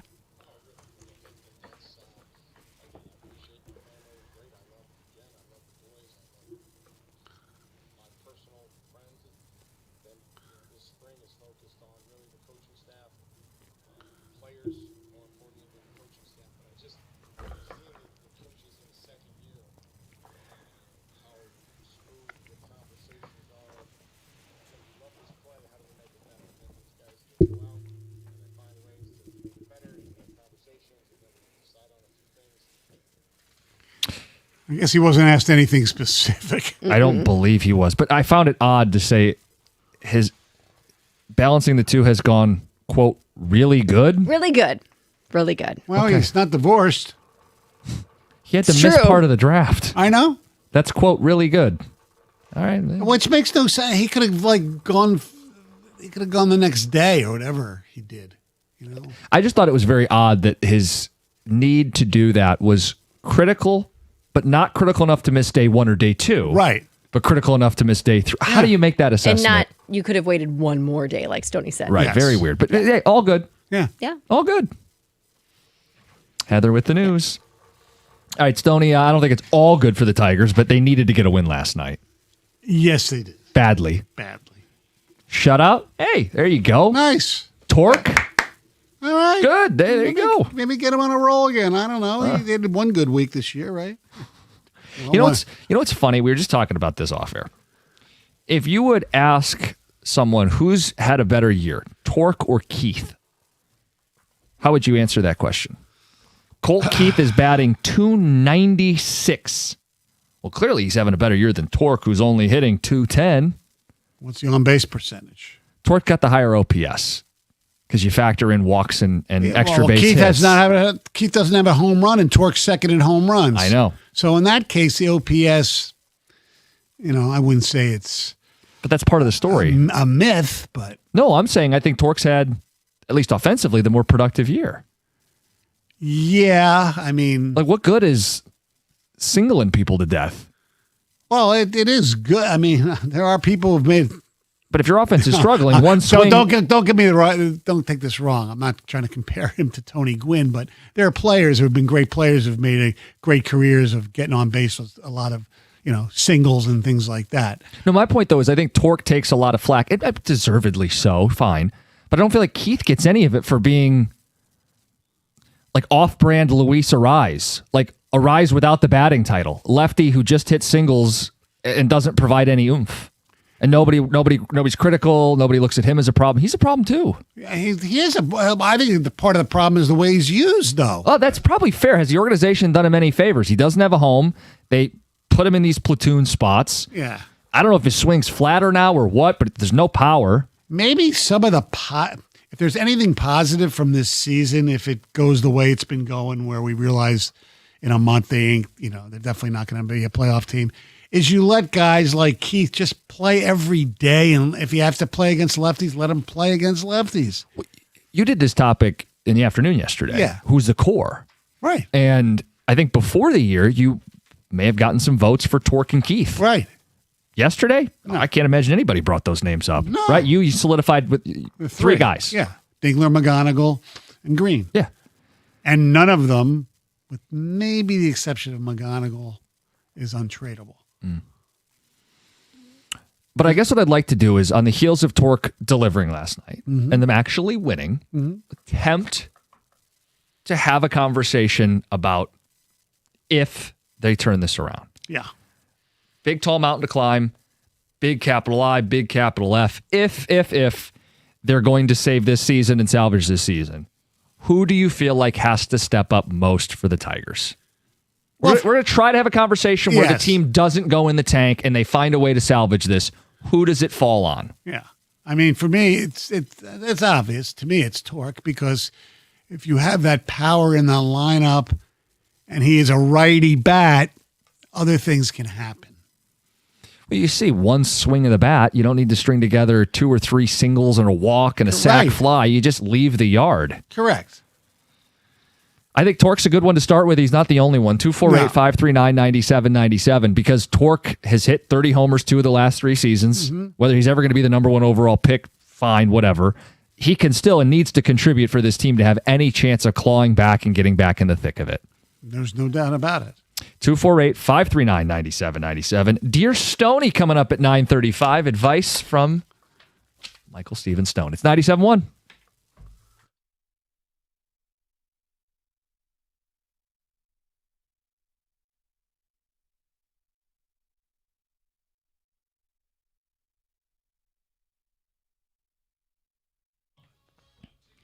Brought to you by National Benefit Plans. After beating the Angels last night, the Tigers will try to win the series against them today in the third and final game. Jack Flaherty will start on the mound today for Detroit. If you thought his 5.94 ERA this season was bad, you'd be right, but it's not as bad as the starter for L.A. in Grayson Rodriguez. He has a 10.61 ERA this year, albeit in only 2 starts. He only made his first start a couple of weeks ago and allowed 7 runs in less than 4 innings against the Dodgers. He followed that up with an outing in which he allowed 4 runs in 5 2/3 innings against the Rangers.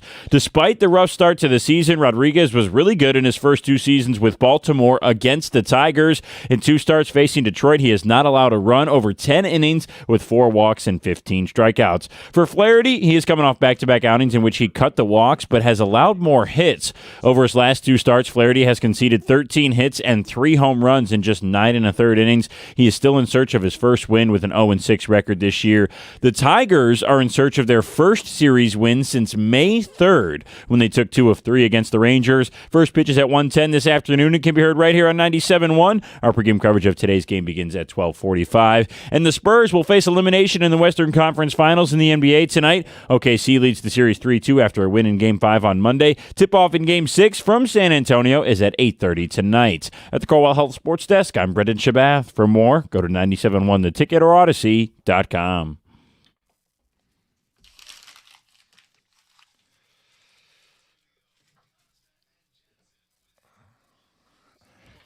I just saw something, and it's I think one of our Detroit athletes is getting stonied. What? I'll get to it in a second. Tom, you had something interesting you wanted to present? Yeah, so you're talking about the Tigers and making a run here, and this email comes into me from betonline.org. Yeah. And they're constantly updating numbers, and a lot of it's been happening with baseball 2 months in. They need to adjust preseason numbers. So the Tigers were 85.5 win total going in, according to these guys. Mm-hmm. I want you to take a guess at what they're at right now. What the projected win total is? Yes. I'm going to guess 75.5. 78. You guessed, Jim, what Greg did, but that was wrong. They still have the Tigers at 81.5 wins. On what planet? So yesterday they sent odds for the division, and the Tigers were still only 10-1. I found that interesting, especially when the Royals were pretty much farther down. I don't know the exact number, but there was a gap. And they have the same exact record. Yes. Yes. So there is a belief from the odds makers that they could salvage this season. That they are better than their record is by far, I would say. They're 12 under 500 right now. Well, our question is, who wouldn't take that to the bank right now unless they're right?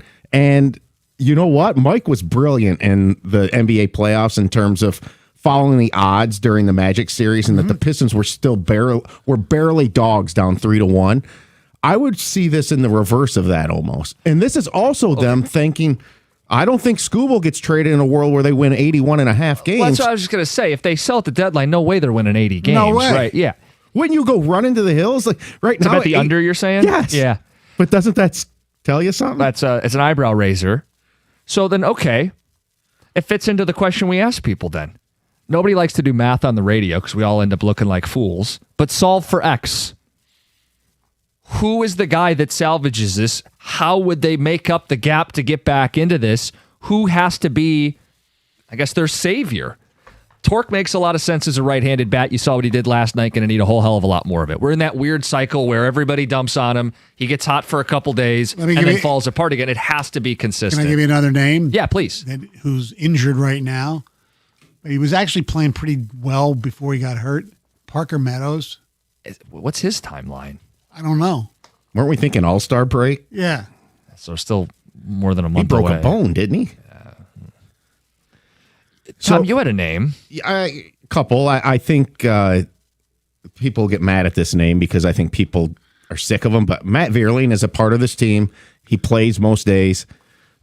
Defensively as much as offensively. If he can return to just career numbers offensively, but he's got to hold down Fort and center. I mean, Baez got bad news yesterday. Going to be longer. Meadows, you just mentioned, is going to be a while.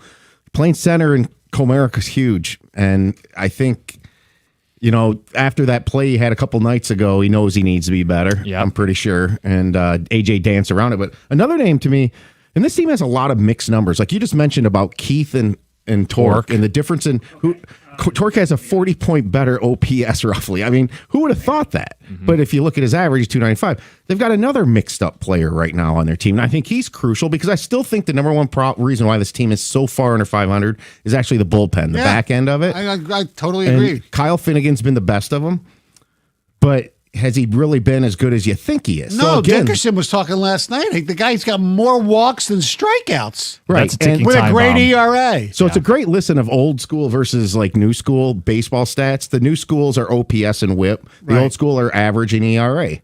So Finnegan, just like I totally forgot Torque with the mixed message numbers and Keith with the mixed message numbers. Finnegan's ERA is 1.82. Oh, who wouldn't want that as their closer, right? Yeah. Right, but Guess what his WHIP is? what? Give it. 162. Yeah, it's just Yeah. you're playing Which with is the fire. highest of his career. Right. You're putting on more than 1.5 base runners per inning that you pitch. I So mean, they got these players that are all Jumbled up. disjointed. It's very weird. So then it's just an easy question. I don't know if there's an easy answer. Who from this group are you looking to fix this? I mean, we talked about lack of leadership, someone stepping up. It's also got to be on the field. 248-539-9797. Before we get the phones and the text, I did tell you there's an athlete in Detroit that is being stonied or getting stonied. It's from Will Birchfield. He has a video up of Kevin McGonigal wearing a Red Wings hat. I saw that. And the question was, would your boys in Philly approve of the Red Wings hat? Quote, probably not, but I fell in love with this city. Kid from your area Yeah, absolutely. goes to Detroit, adopts the hockey team. It will take him a while before he does the Lions-Eagles switch, though. You think so? Yeah. He's going to be here for a while. Oh, I know. Was that the hardest one? Yeah. The Flyers was hard, too, because that was my favorite team when I was a kid. But I don't know. The Lions, the Eagles are part of life in Philly. This is obviously something you dealt with, but other people maybe too. When you move away and you end up putting roots down somewhere, Yeah. do you hold on to the old team? Or? I hold on a lot, but not as much as I thought I would. And, and my friends give me crap. My family gives me crap. People here even give me crap. Valenti's still a Giant fan, number one. I know. I understand that. For the way sports was covered when I moved here and things, getting to know a lot of the players, I just found it and liking a lot of the players. And we had more access to them, like during the Bad Boys days. And they were fun to be around. And we sing. I was single. They'd come to our house for parties and things like that. So it was That's not happening anymore. No, it was very difficult for me to root against people that I liked. Wetzel Perez is not inviting me over. So that's different. I still look. If Philly's in a situation the Eagles are still very important to me. But when they won their first Super Bowl, I was happier more for my family and my friends than I was for me. Yeah, it's nothing I've ever had to deal with, and I think It's a lot easier to do what I did in this job. And people say, well, you do it on purpose for radio. No, it would be better radio if I didn't. So it's just whatever came naturally to me. But if you have a normal job, not like ours, yeah, I don't see anybody ever making this switch. Because that's what I would your say. hometown team, your new hometown would be your B team. Yeah, I've never had to deal with it. I went to college at Central, didn't leave the Right. state for college. My Right. career started in Grand Rapids. Right. I'm from Livonia, so it's always been the local teams. I've always wondered, how would I handle it? And I would say on paper, I'd never switch. These are my teams. And there was never a big Detroit Philly rivalry, so to speak. I mean, you had your Well, they played in the Cup final. yeah, but I mean, even when I moved here in 1986, there was nothing really. I mean, Okay. they had the playoff game with the Lions and all that stuff, but there was never. It's as opposed to let's say I moved to Dallas. Yeah. There's no way I'm rooting for the Cowboys. It's impossible. Right. There's just some non-negotiables. I guess let me just full circle land the plane. I don't expect an athlete like McGonigal to adopt our teams. I think it's cool that he's rocking the Red Wing hat. Right. But people got mad. I think Cade was wearing some Dallas gear back. No. If that's the team you grow up with, I'm Right. not No, that's forcing okay. you to adopt our teams. No. It's cool if you do. Yeah. But I certainly get sticking with, because I would expect Detroit athletes, Yeah. if they end up playing somewhere else, to still love the teams they grew up, watching and rooting Yeah. for. I Devin Booker wears Red Wings, And we love Tigers, it. Pistons stuff wherever he goes. And we Yes. love it. We're not saying, why isn't he wearing Arizona Cardinals stuff? right. Anyway, little tangent. Let's get to John in Windsor. John, we're talking the big IF. If the Tigers get back in this, who has to step up?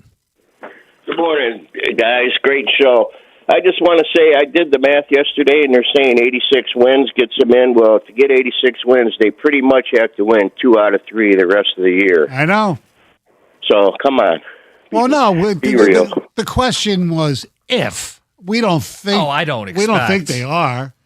No. We were doing that math for them to get to 85, 86 wins, what their record would have to be the rest of the way. And it's like they can only lose 41 or 42 games the whole season moving forward. It's a long shot. It's more than a long shot. Okay. Here. My son said, Cade, Cade owns what? The Texas Rangers. Yes. Yeah, Cade.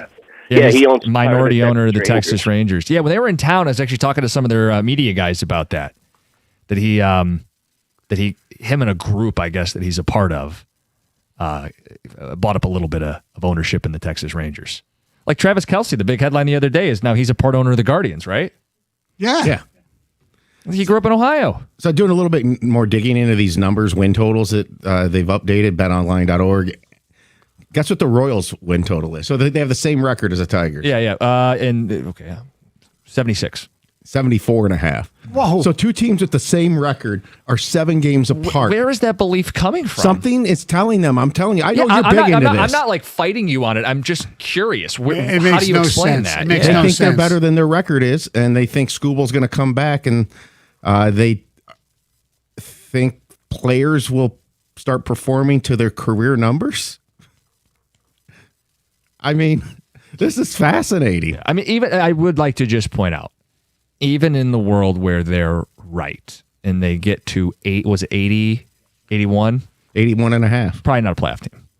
So Right. even in the rosy Vegas no zone where they somehow dig themselves out of the decrepit place they're in, we're still sitting on the couch in October. Yeah. So if this The were to damage happen, is done is what they're saying. this were to happen, then it would be those bullpen games they blew that cost them. That's right. They're Well, it's been a protecting little them. bit of They're everything. protecting themselves for some reason.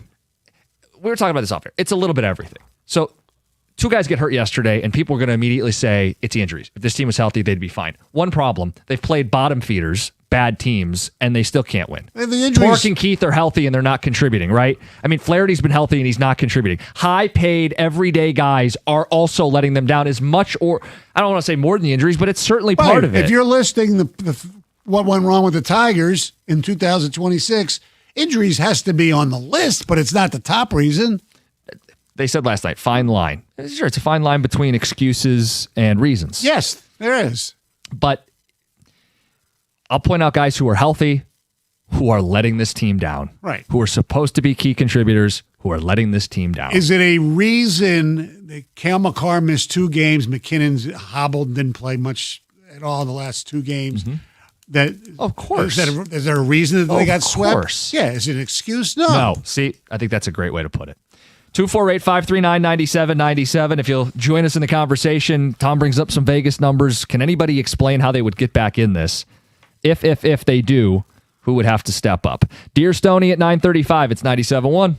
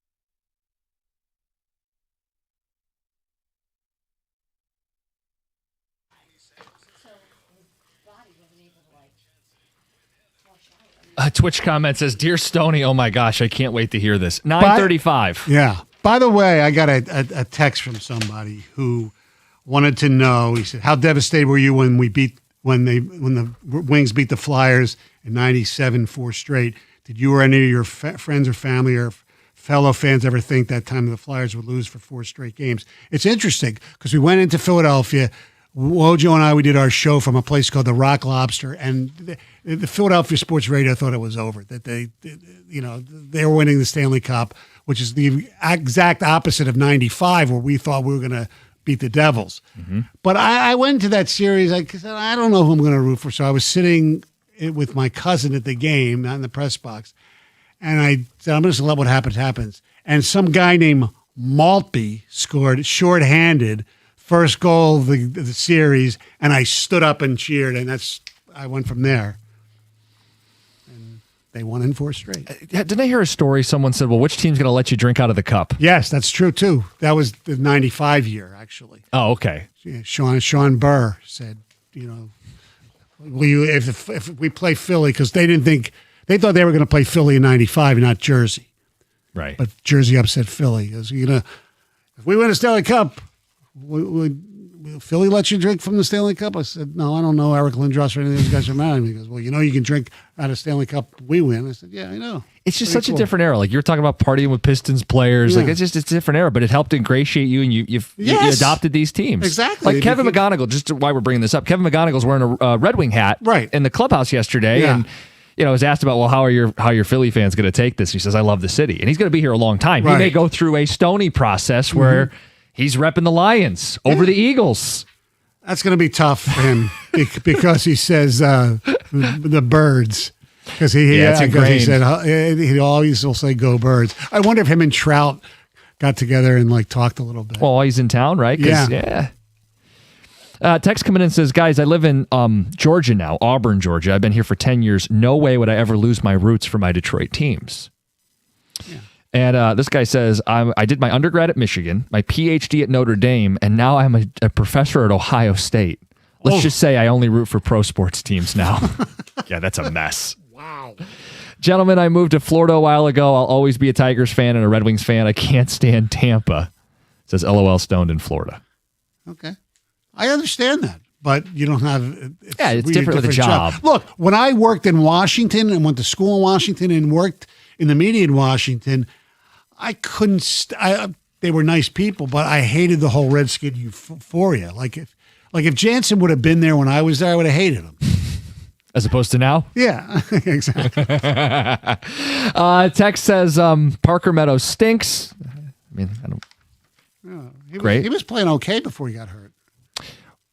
Wow, Torque is having a better year, ? He's one of the leaders in strikeouts, and he hits about 200. Don't forget he's the number 1 pick, one good game, and you forget about his 4 strikeouts tonight. No, he was just talking about his OPS I just higher than Cole Keith. Compare him to Keith. I didn't say Torque's having a good year or that he's a long-term piece or any of that. My point is, both those guys were viewed as, hey, they're going to be here a while. Mm-hmm. Both have underachieved, but because... you look at the batting average of Colt Keith, I think fans are going, well, he's actually better than you realize. And the answer is no, he hasn't had a home run. Mm-hmm. Someone texted in, can he get an exemption to use an aluminum bat so he can finally leave the yard? Torque's hit 8 homers, and the value of extra base hits actually makes Torque a more valuable bat. That doesn't defend either of them. They're both part of the problem. Both are going to have to hit, at least above their, what they've done so far. Maybe a tiny encouraging signs about both too. I just, I didn't listen to the entire radio broadcast the last couple of days, but caught some key moments. And last night they foreshadowed Torque's homer, kind of. Yeah. And Dickerson and Scales right before we're talking about he's made an adjustment in terms of his stance and exactly how his body's positioned. That it's starting to align more with last year's. So maybe something encouraging. And then with Keith, just as short as long ago as just Tuesday. BP prior to the game starting to drive the ball better, which you would think would lead to extra, let me ask you this. extra base hits. Even some doubles. On the Torque thing, okay, with the amount of video that they go through, it took till now to make a stance adjustment to where he was last year? Maybe, and this is speculation, okay? So They have new hitting coaches, too. well, right, and so maybe an adjustment was made from last year to try to make him even better That's this year, possible. and it backfired. And Good I point. will say this, like, you got to go 40, 50 games to make a change if you commit to something in the offseason, right? Sure. I Yeah. know that's unreasonable on our side of things and our business, but baseball is that way. They wanted to give it a chance, whatever it's- approach change you It's make. like there are some professional golfers, when they change their golf swing, it takes a while for them to get back to you know, Yes. where they were. And then Tiger was even better when he did it back in the day. People, Yes. why are you messing with this? This is why I'm going to go out and, win the Grand Slam, Yes. the Tiger Slam. I'm going to win a Tiger Slam and get in a fight with my wife. Oh, ready for news? Before we get to news, just to round up this conversation, they won last night.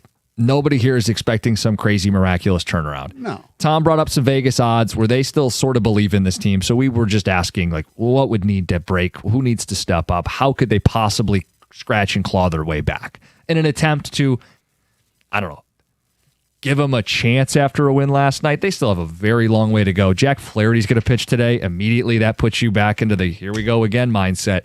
Got to string together some wins, win some series, and Torque, I think, is the biggest answer to their problems. Let's get to Heather with the news. This news is brought to you by Gardner White. Well, after 3 decades in business, a beloved store in Novi is closing its doors. Hattie's Hallmark in the Novi 10 shopping center will be closing their doors at the end of June. But this is not by choice. It's not like they are ready to retire and we're counting down the days. No, the sisters who own the shop say that they sadly lost their lease. So they say that their landlord got an offer on their space and decided to take it. Longtime shoppers of the store are devastated to see it go, especially under these circumstances. As for what's replacing it, Orange Theory Fitness will be taking its place. They have committed to a 10-year lease and offered more money for the space than Hallmark was willing to pay. I guess Hallmark was on a month-to-month lease since their long-term lease expired about 3 years ago. Yeah. Corporate America, baby. Bummer. They said Money, they had to money, cancel. money. They had already ordered all of their Christmas supply and had to cancel all those orders because But they're going to relocate. They'll be somewhere else? I don't think so. The way they said they had to vacate in 90 days, and it said that they don't have enough time to move their inventory and reopen in a new spot. So they're just done. I think they're just done. Terrible. I know. Sad. And as far as Hallmark stores, there's not many of them left. Rich Rodriguez is opening up about one of the biggest what ifs in college football, and he's admitting that taking the Michigan job was a mistake. During an appearance on Next Up with Adam Brenneman this week, he said that he jumped too fast in 2007, leaving West Virginia at the height of his success without really understanding what he was walking into. And he said he didn't visit Michigan before saying yes, something that he now calls a major lesson learned. Yeah.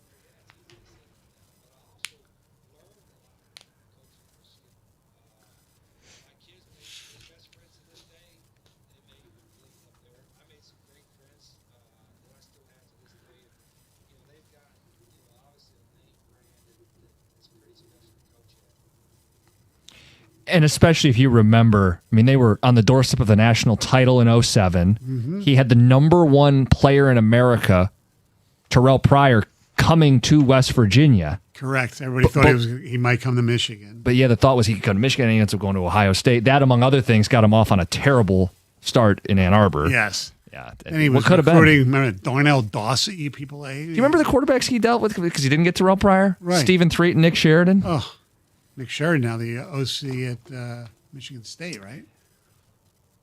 I believe so. Does he win a national title if he stays at West Virginia? I don't know. Oh, he would wins the have had a better national shot. he wins the national title if McAfee makes 2 field goals. Well, there you Or go. At least gets to the national championship game. Stoney, you mentioned this story briefly earlier today, but former NBA player and current ESPN analyst Kendrick Perkins was involved in this heated altercation during an AAU basketball game in Oklahoma over the weekend. There's video that showed him being restrained by like 3 people after tensions escalated during a matchup involving his son's team. According to reports, the game had become increasingly physical. Perkins was upset over what was described as a non-basketball foul Mm-hmm. involving one of his players. And then I guess police were there at the scene already. They helped calm the situation down. They did say no criminal charges were filed, no arrests were made. And Perkins later addressed the incident on social media, writing that he would continue protecting the players in his program like they're his own. Okay, but don't be that parent. No. Is AAU? Yeah. Like, how old are they? I think 16. Do we need to get on the brink of physical altercations because we don't like how youth sports are being officiated? I don't know. It was, maybe there was a cheap shot where the kid got hurt. I Well, don't let's know. say I it don't- was I a don't know cheap the shot. Does that details. mean every No, I know, dad I know, should get into no. a fist fight over it? I just don't know the complete context, but it seems that, especially since he comes out and says he'll always do the same thing again. That's pretty Yeah, he did say that. Like, I'll do it again. Knicks fans are obviously ready to watch their team in the NBA Finals for the first time since 1999.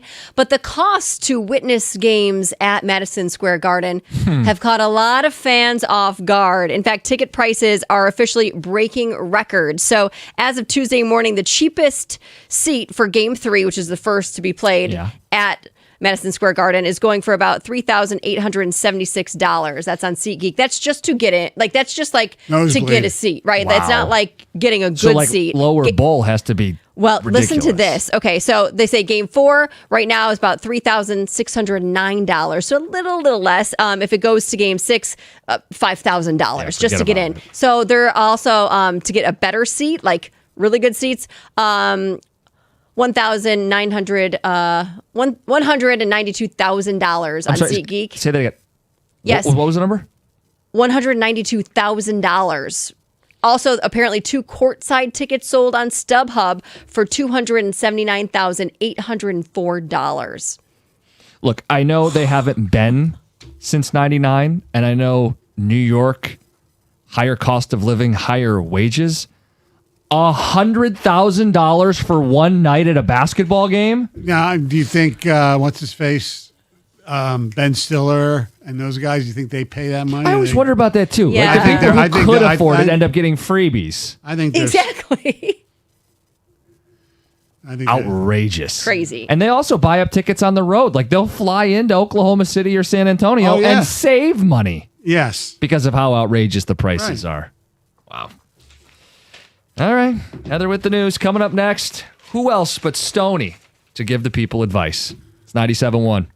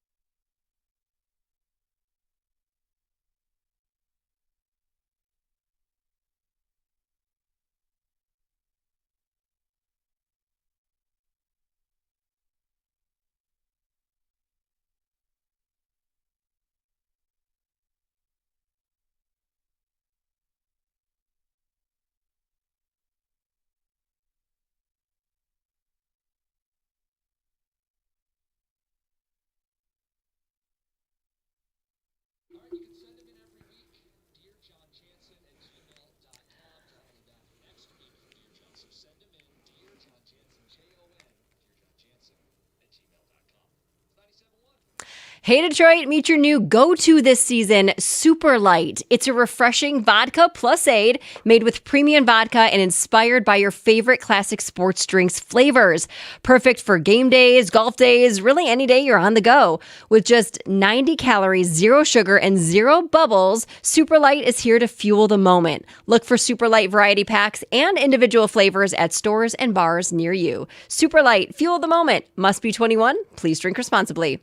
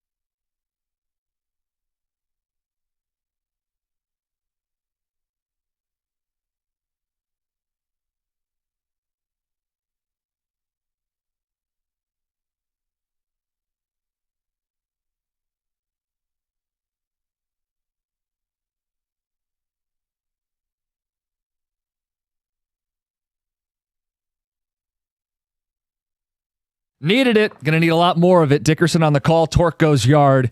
Had 3 hits, all extra bases, right? And suddenly you're not worried about the strikeout with the bases loaded. He did his thing. Flaherty on the mound today. Gulp. He's another guy you brought up. Like, hey, if they're going to salvage this in any meaningful way, he has to not be an auto loss. Well, hopefully, when the injured players come back, he won't even be started. He won't be part of the rotation. Yeah. Under a amazing world where Skubal, Verlander, Mize are healthy, your rotation, if you don't trade before the trading deadline, would be Skubal, Valdez, and the 3 M's, Mize, Melton, and Montero. Which would then put JV, if you can get anything from him, right, in a bullpen role and put Flaherty in the pen. Yeah, absolutely. Yeah, I just don't want to expect anything from Justin Verlander at this point. I mean, it'd be awesome to get him back out at the ballpark and wearing the uniform and get a proper, ovation. He's 43 years old. And this has been a longer recovery than anybody anticipated. I just don't know how much I'm going to ask of him. And for Flaherty, I mean, the issue with him, you highlight the walks, his stuff's just no good. The velo's down, his slider's getting crushed, the curve's okay if you can set it up. His second and more importantly, third time through the order numbers are terrible. So the only salvation would be, hey, if you're coming out of the pen, can you dial up and get a little more on the heat, on the velocity, and not have to see guys a second time? I guess. Because right now it feels like an auto loss every time he gets a baseball. Yeah. And that means, Stoney, you can't really go on many win streaks, and you don't win many series, and you stay in a rut. I mean, you can't feel good with him getting the ball today. No, not at all. So that's just one of the many issues this team has right now. Got to win today. I keep saying that. Hey, the win streak starts today. Well, it'd be nice for them to win a series again. Last time they did it, May 1, 2, and 3. Start of the month of May against the Rangers. I think this is, I keep doing the 7 of 8 series they've lost. It's mind-boggling. Yeah, so this is a lowly Angels team, but it was a lowly Orioles team, and it was a lowly Mets team, and it was a Red Sox team that fired their manager.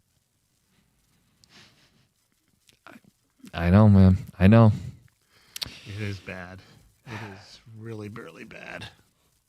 They haven't beaten anybody, but hey, OTAs are starting. So. OTAs. Yeah. Campbell speak tomorrow? Yes, he does. Okay. At 11 o'clock, I believe. Did you hear Jack Campbell speak yesterday? Yeah. Players aren't happy with him, he says. Fellow linebackers? Yeah. Because he said, I don't need to reset the market. Right. He took less than he probably could have. I mean, don't feel bad for him. He's going to make a lot of money. No, I don't. But he didn't get more than Fred Warner. And he was first-team All-Pro last year and certainly had a case. Yeah. Hey, good for the Lions. Good for the Lions. He also talked about them being hungry. They're going to need to be. You'd hope they were, after last season, come back hungry. By the way, just a little tidbit. We were talking about the your childhood favorite team, the 97 Red Wings, right? They were your favorite team, I assume. Yeah. You know how many Hall of Famers were in that Stanley Cup Finals? No.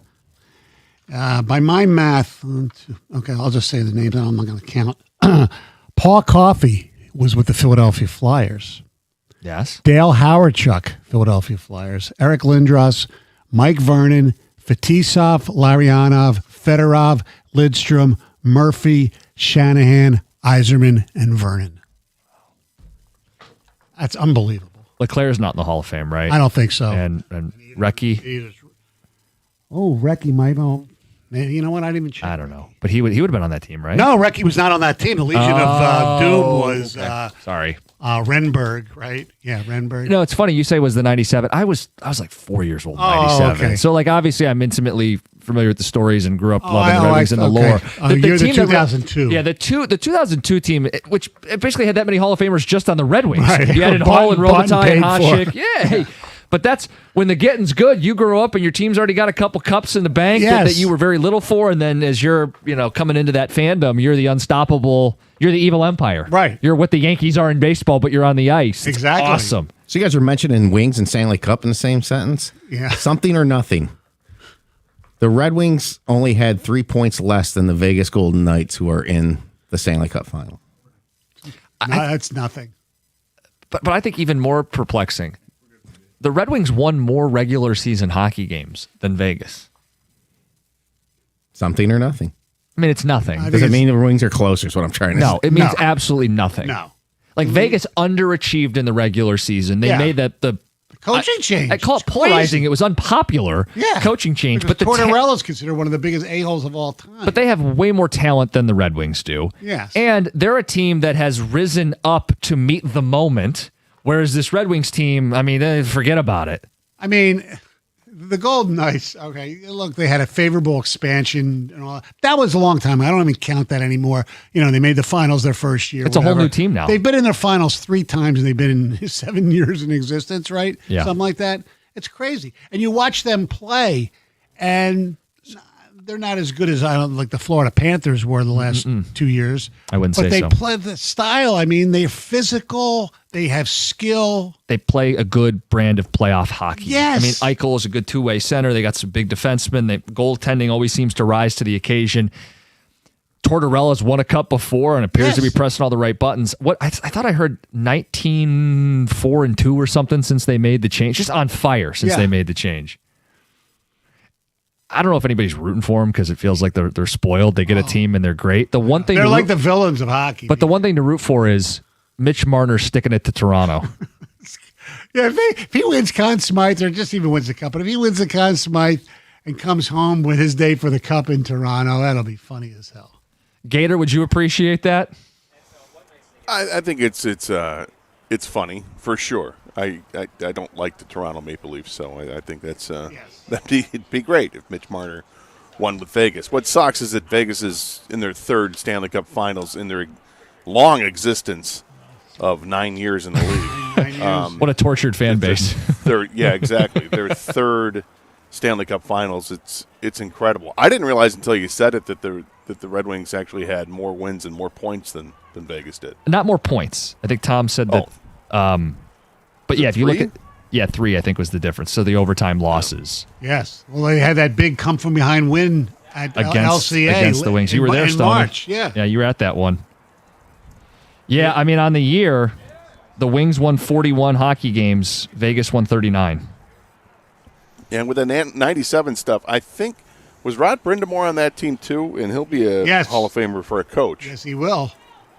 He got pretty good credentials as a player too. He was a great player, but he wasn't like a 100-point season guy, or a Yes. 40-goal season guy. So he could be a Hall of Famer, especially if they win again. Yeah, Mm-hmm. yeah, they're a good team too, and they play tough as well. Anyway, so you guys Stoney, are at the working our ballpark. shift. Are you working our shift at all this week? No, but I am working with you sometime in June one day. I saw that. Oh, are you? Okay. You were wondering if he was doing like the tour to ticket. If he was going to do every day part this week.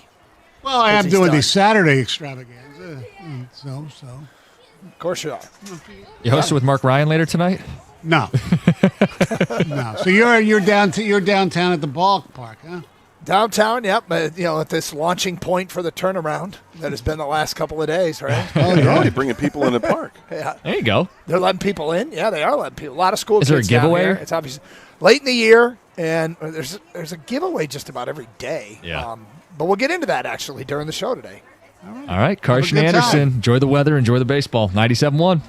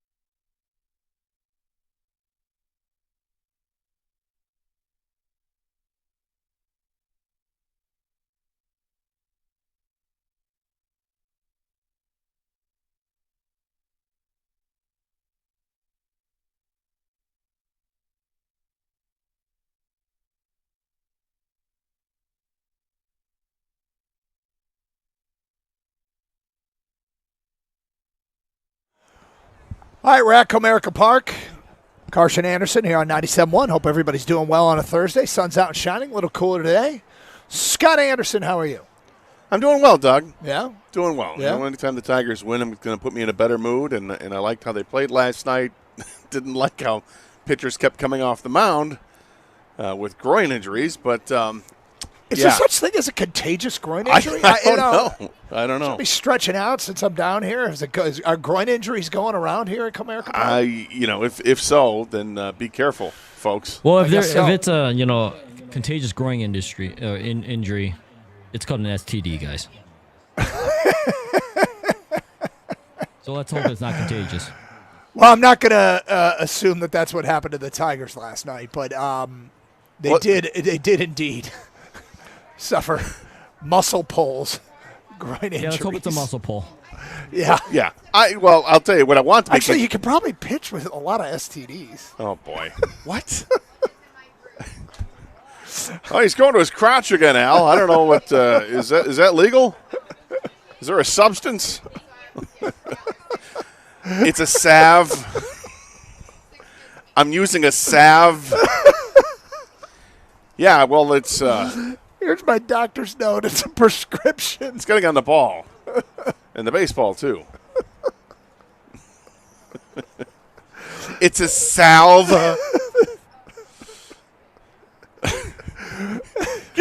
It would explain that's a fun fact of the day. I didn't realize pitchers can pitch with STDs. Fun fact of the day. What a terrible implication. We are not implying that at all. You could pitch with the.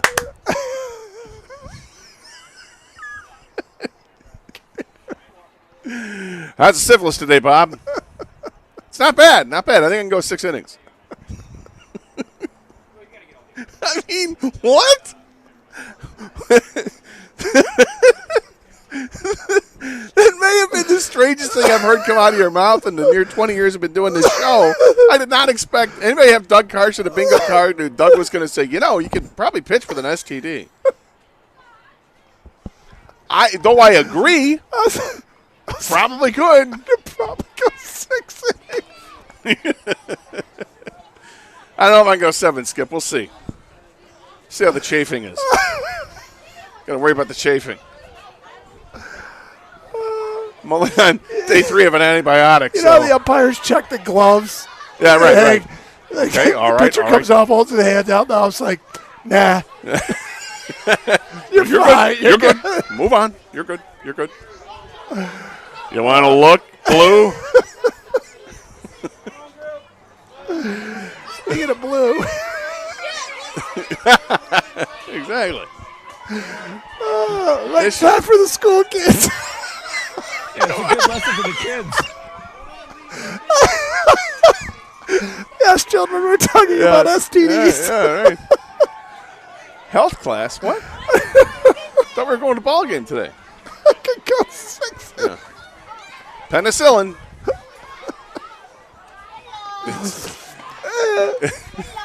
Hi there.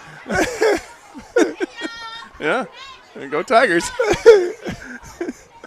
All right. STDs affect your PFP. Does it affect your PFP? Right, exactly. Yeah.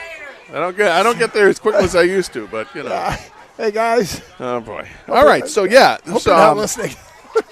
Something that I hope is contagious is the hitting from Spencer Torkelson. Home run, 2 doubles last night. I think the 2 doubles may have gone further than the home run he hit. Speaking of home runs, kids, be careful. Be careful if you're thinking of rounding third and heading home. What a terrible start to the show. No, I think we're going to replay this at 11:35. If we still have a show at 11:35. That's been fun. Been a good run. Maybe Stoney is going to work the midnight show. You could be right. Anyway, so Torque. But the baseball. Torque, so Torkelson last night. Put a sting into the ball. He did.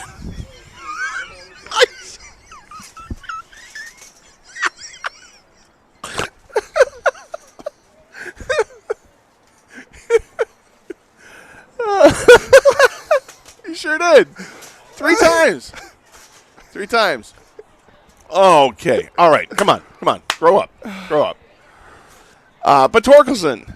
So last night. We're not implying anything about our Tigers. Nothing at all. We're just having fun. We're just having Nothing implied about our Tigers, I'm sure. Well, they're all clean. I'm also sure that everybody on Twitch is behaving. Everybody on YouTube is behaving. Oh, God. And the ticket texters are probably behaving as well. Okay. But let's get to baseball. Yes. Let's get to it last night. Because they did play. They did. Yeah, they played an attractive game. To a degree, it was an attractive game. Not 100%. No. But I'll take it.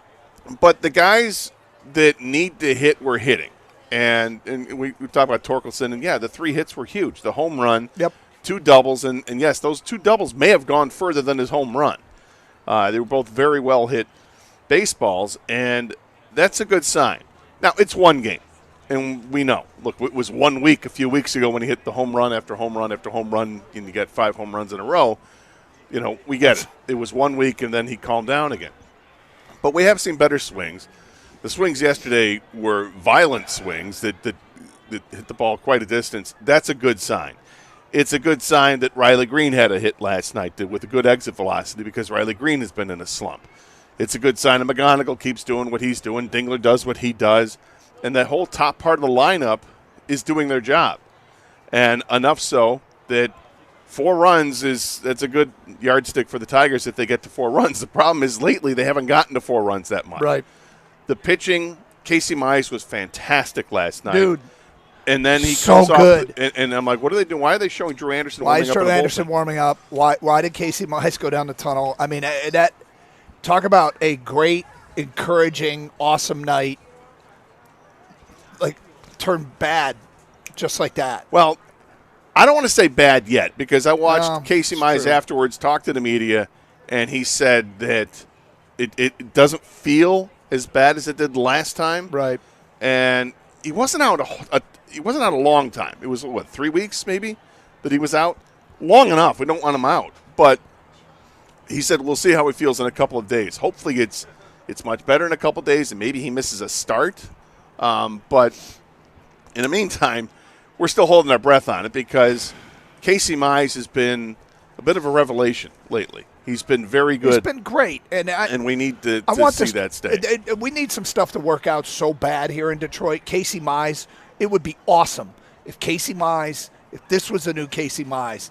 The weirdest thing is, it's just I think injury prone is more a code for bad luck. I think a lot of times, but my God, we need him to stay healthy for I'm not asking for much, but stay healthy for 4 straight years. Right. Yeah, do that after they've signed you to a contract extension. Right. Let's do that. But no, there were a lot of positives that came out of that. I thought it was nice for Wenzel Perez to make some plays in center field, to get back on the horse after the misplay in right, if you want to call it that, which I do want to call it that because I think most right fielders would have made that catch in that game the other night. But he really ran down a couple of baseballs last night that was good. I'm happy with that. But there's still plenty of issues with this team, and it's roster related. It's guys at the bottom of the lineup that aren't hitting, but they're also thrown into this situation they're probably not supposed to be in the first place because these are minor league players that are thrust onto the scene, ahead of time. Right.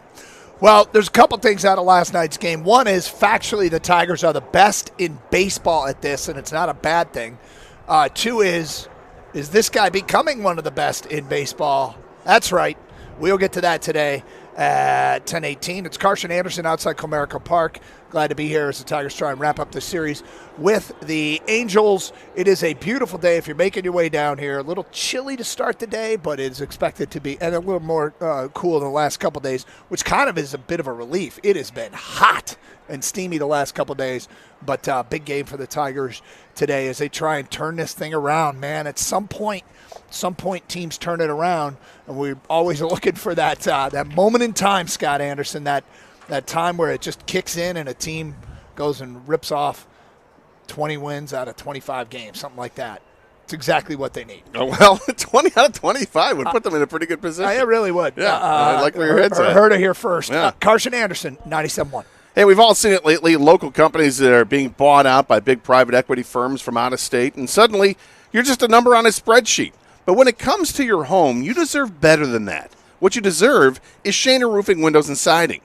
Shaner is truly a family-owned company, and they've been serving Michigan homeowners for over 30 years. And when they say that they treat you like family, they mean it, because they actually are one. They don't answer to distant investors. They answer to you. And what I really like about them is their no-pressure promise. What this means is that you're not going to get a high-stakes sales pitch. Instead, what you get is an honest assessment of what your home actually needs when it comes to your roof, your windows, and your siding. And it's that kind of integrity that's earned them a 4.9-star Google rating from thousands of your neighbors. Plus, you get total peace of mind with a lifetime transferable warranty on every roof installation.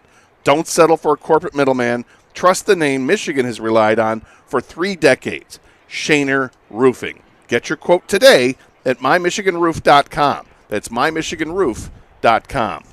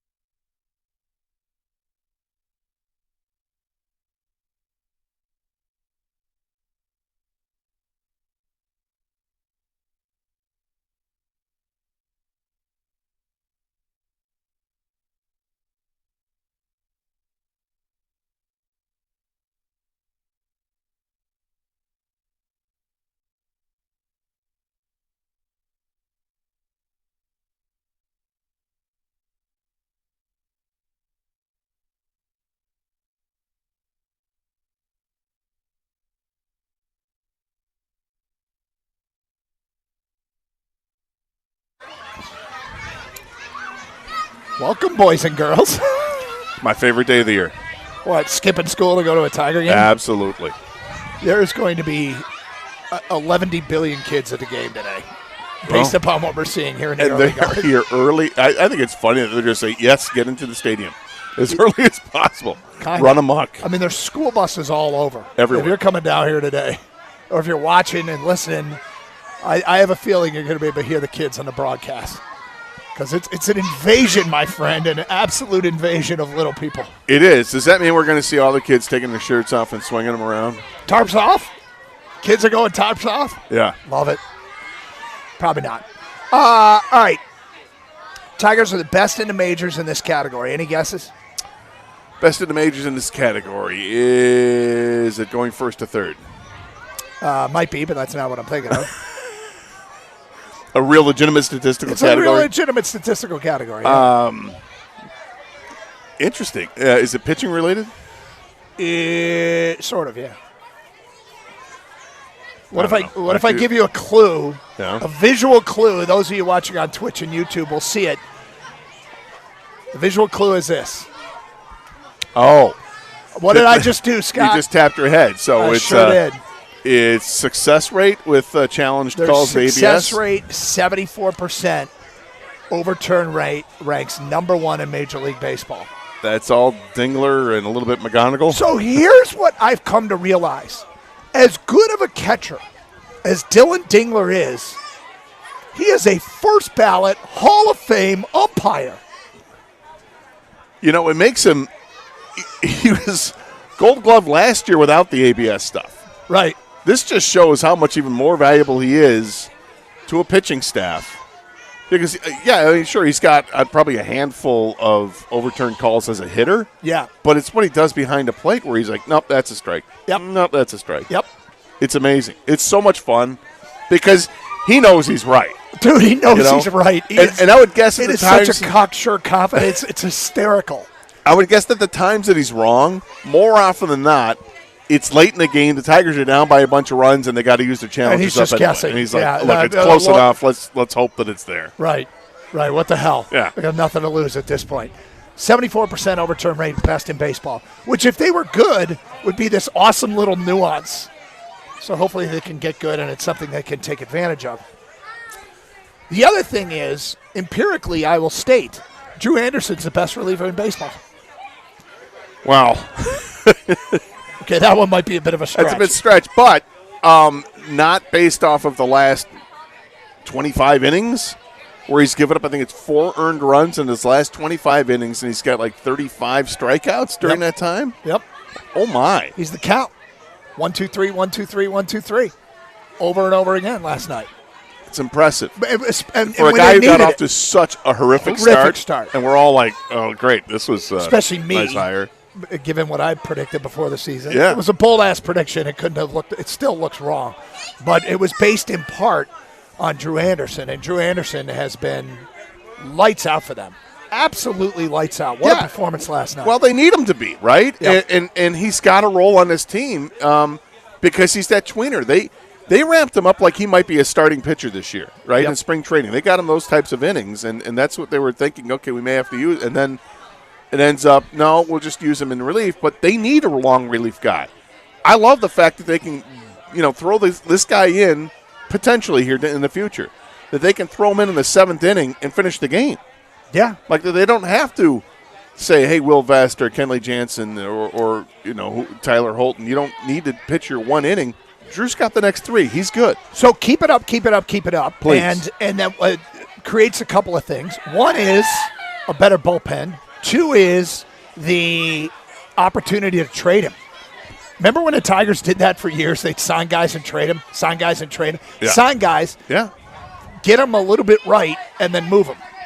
And maybe that's the thing that's next. That could be one possibility for Drew Anderson. I hope they don't have to, but we know how bullpen arms are valued come trade deadline time, right? And, we started going down that road yesterday with trade talk, and I started feeling bad about myself. Did you?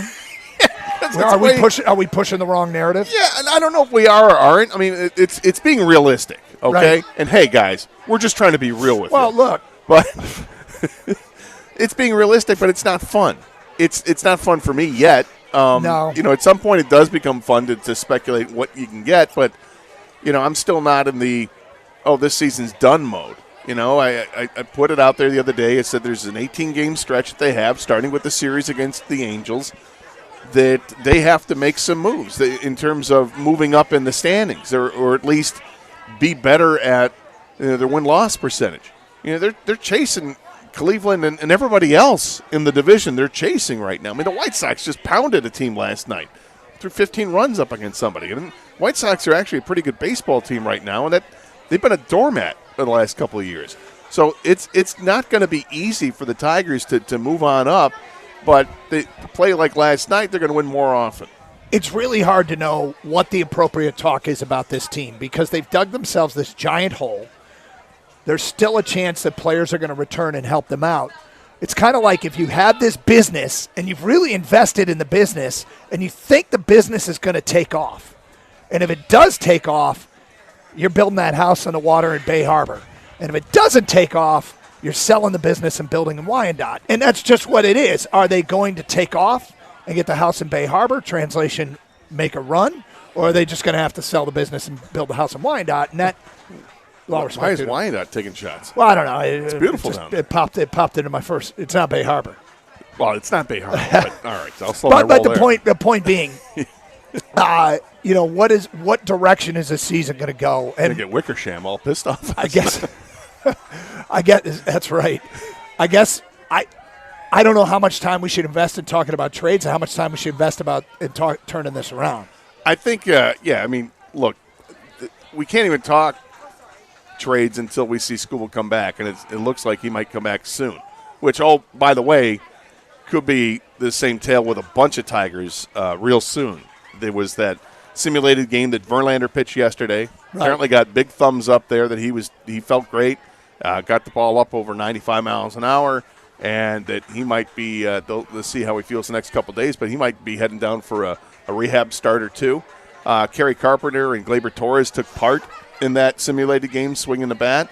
Kerry Carpenter could end up starting his rehab assignment today. Gleyber Torres is a couple steps behind that, but not far behind. Lots of good thoughts about what happened yesterday in that simulated game. Look, that's two starters you can get back in the everyday lineup, and a pitcher that hopefully gives you really good innings in a rotation or in some other role. Part of me feels like it's always been in my nature, and I think you and I aren't too different on this, and figuring out how it can work out. And it feels like talking about them turning it around is a little bit like my Gus Macker moment in Saginaw. Here we go. If people haven't heard that story, we were warming up for a Gus Macker game, and all of a sudden people started gathering around the court, and we're like, we're just over here on court 34. Why is everybody gathering around the court? And all of a sudden these four guys showed up. All they were wearing were white T-shirts and long red shorts. And we started watching them warm up, and I go over to somebody who was there to watch the game. I said, who are these guys? And they're like, they're from Saginaw BV High School. And I'm like, okay, I covered Saginaw BV. I don't know any of these guys. And they're like, yeah, this would have been the starters if they hadn't gotten cut. Or if they were academically eligible. That's what it was. They weren't academically eligible, and so they were playing in Gus Macker's. We were down 18-1 when I got the ball in the low block, made a move, laid it up and in front of hundreds of people, flexed and yelled out, "Here we come!" That's the greatest thing ever. So I kind of feel like the Tigers right now, 1, 2 of 3, and I'm ready to yell out, "Here we come!" I feel the need to ask you this. I think I may have asked you this the first time you told me the story many years ago, because I love this story. Yeah. When you did the flex and the "Here we come" thing. Yes. Were you doing that to mock yourselves, or were you doing that to was that Doug Karsh pumping himself up because you're a positive guy and you think you can get it done? 100% to mock us. Damn it. 100% to mock us. Because it was so bad. That's funny. It was absolutely humiliating. I mean, it's funny. I don't know if it's STD funny, but it's funny. But you know what? You know what it was? It was, hey, we're in on the joke, too. We realize what's going on here. And you know who that was? It was Larry Evans and Ted Schumer. Oh, there you go. Yeah. Two guys that love Celine Dion. Yep, big Celine Dion fans. All right, here we go. It's Carson Anderson. You want to keep talking Tigers, 248-539-9797. Straight ahead, what made Jay Will get up and walk off the set this morning during Get Up. We'll get, and it may make you get up and walk off the set, Scott. We'll get to that today at 10:32 here on Carson Anderson on 97.1.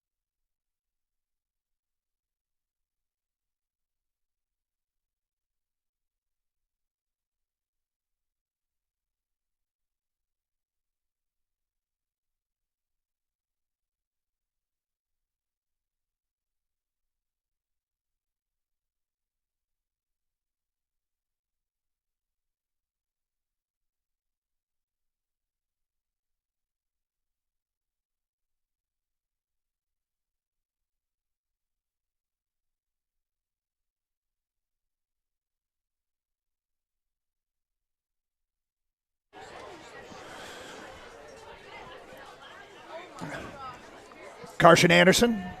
For a second there, I thought Mr. Carson, Mr. Anderson's class had been dismissed, but it's back. We are outside Comerica Park on a day where there is about 1 million school children going to the game today. Let's go to Matt. You're on 97.1. Hello, Matt. Hey, guys. How are you doing? We're good. How are you? Good. Hey, just a couple pieces of advice for you, Doug. If you're going to take shots at a city, always use Columbus. You'll be really safe there. Yeah, better. That was a better choice. Yeah, good point. Yeah. You're going to get some hate from mine down here soon. And, I'm sure I am. Secondly, I think you missed out on a good topic. You have everybody call in and talk about what they can do with an STD. I think that would be classic. How long they can do it? Yeah, we probably probably aren't going to circle back to that at any point today. No, okay. Hey, but Tigers. So, all right. So I'm a seller, I think, no matter what. And the reason why, and I'm going to see if you guys agree with this, even if everything went their way, everybody came back that's not healthy, and they get healthy, do you see this team beating the Yankees or beating the Dodgers? I don't see a World Series, even if the best-case scenario happened. And I would just hate going into the next off season and getting nothing for Mize, getting nothing for Skubal, getting nothing for Anderson, and then just be left with nothing in the cupboard. So you would trade Casey Mize too, huh? Well, he's not signed. I mean, isn't he a free agent after this year? I don't think he's a free agent after. Is it this year or next year? It might be after next year. Hold on for a sec. Or is he starting to hit arbitration years? Give me a moment here. But he is an unrestricted free agent next year. See, so he'd be a rental as well, but he's got a different kind of injured history. I don't know. I'm hopeful that they can get an extension done with Casey Mize, because I don't think he's going to cost any. I mean, let's be honest. He's not going to cost anywhere near a Tarek Skubal re-signing, right? Nope. So if you were to go into the offseason and sign a pitcher like Casey Mize for a reasonable price, wouldn't you be happy with that? I guess, Matt, the one thing I'd say is this is the highest payroll in Tiger history. It's a top 10 payroll in the game. I don't think you invest that kind of money and quick trigger it. I don't think you do. Look, I think everything's going to work itself out. What do you mean? I don't think this team is going to win at the pace that they need to put themselves in a position to be buyers at the trade deadline, to compete for a wild card spot. Yeah. I don't think that's going to happen. So I think it's going to work itself out in that they will have to trade Tarek Skubal rather than lose him for nothing. I do not want them. I mean, if Casey Mize comes back, it doesn't miss a start, or if he misses like one start, comes back and he's still pitching the way he's pitched. Yep. That's a guy I'd like to have hang around, because I honestly don't think he's going to be like a $25 million a year pitcher for somebody else if he hits free agency, because he doesn't have the track record of A, staying healthy, or two, more importantly, being this pitcher. Right. So if I can hang on to him, I will. But, yeah, look, we'll get to the trade deadline when we get to it, and we'll see where the Tigers are at. And they likely will be in a position where they're going to be looking to unload some players. Would they have to consider all offers? Yes, you consider all offers. There are very few untouchables on this team. Here's the problem with Matt's line of thinking. Matt's line of thinking is, I'm taking the field every year. It's more likely somebody else is going to win, so why do I even try? And I'm not, like, he's looking at the current context. That's going to be true in almost every year in baseball, that the Dodgers and Yankees are going to have more resources. And I just don't know that if you do that, you're constantly giving up. But the baseball is. And remember, he said he's a seller no matter what happens. You see, I can't buy into that no matter what part. And, what if the Tigers, they get themselves into contention before the trade deadline? Yep. They don't deal Skubal, okay? Yep. And they go with what they have. And then what happens if the second half of the season they play like they did in the first half of last season, where everybody's hitting? Yeah. And you've got all-stars from players you never thought would be that type of player, but they're playing that way in the second half of the season, and you're getting to the postseason, and all of a sudden now you've got a lineup that is showing that they're potent. And again, I don't think this is going to be the case, but why couldn't it be based on what happened last year for the full first half of the season? They were outstanding. I mean, that's obviously that would be a wildly attractive and yet what seems far-fetched scenario. Yeah. However, when they're not in a losing streak anymore, but it goes back to something. When you get in these losing skids, you feel like you're never going to win again, and sometimes you get winning streaks and you never think you're going to lose again. It just seasons are so long, and judgments have to be made over the course of months, not weeks or days. But it's a safe position to say I don't think the Tigers will win the World Series this year, so I'd sell. But I also, I mean, what he talked about, I don't see him being the Yankees and beating the Dodgers. What if the Yankees and Dodgers get hit with the injuries like the Tigers have? Well, What if? Well, didn't, I'll tell you what's worth it to me. Teoscar Hernandez just pull up lane last night? Did he? What's worth it to me is if the Tigers lose in the World Series to the Dodgers. That'd actually be worth it. Like, that'll tell me that they went for it, they gave themselves a chance, and they made it. And he's saying they won't beat the Dodgers, and he's probably right. And yet, would it be a hell of a good season if they make it to the World Series? Yes. Yeah, of course. Now, Although people will say, well, the American League, it's a down year for the American League. Well, people but also say, well, it's a loser attitude because I know how this works. Sports talk radio turns into a battle Right. of who has higher expectations. Tell Knicks fans. Do the Knicks fans think that they have no shot against the West right now? No.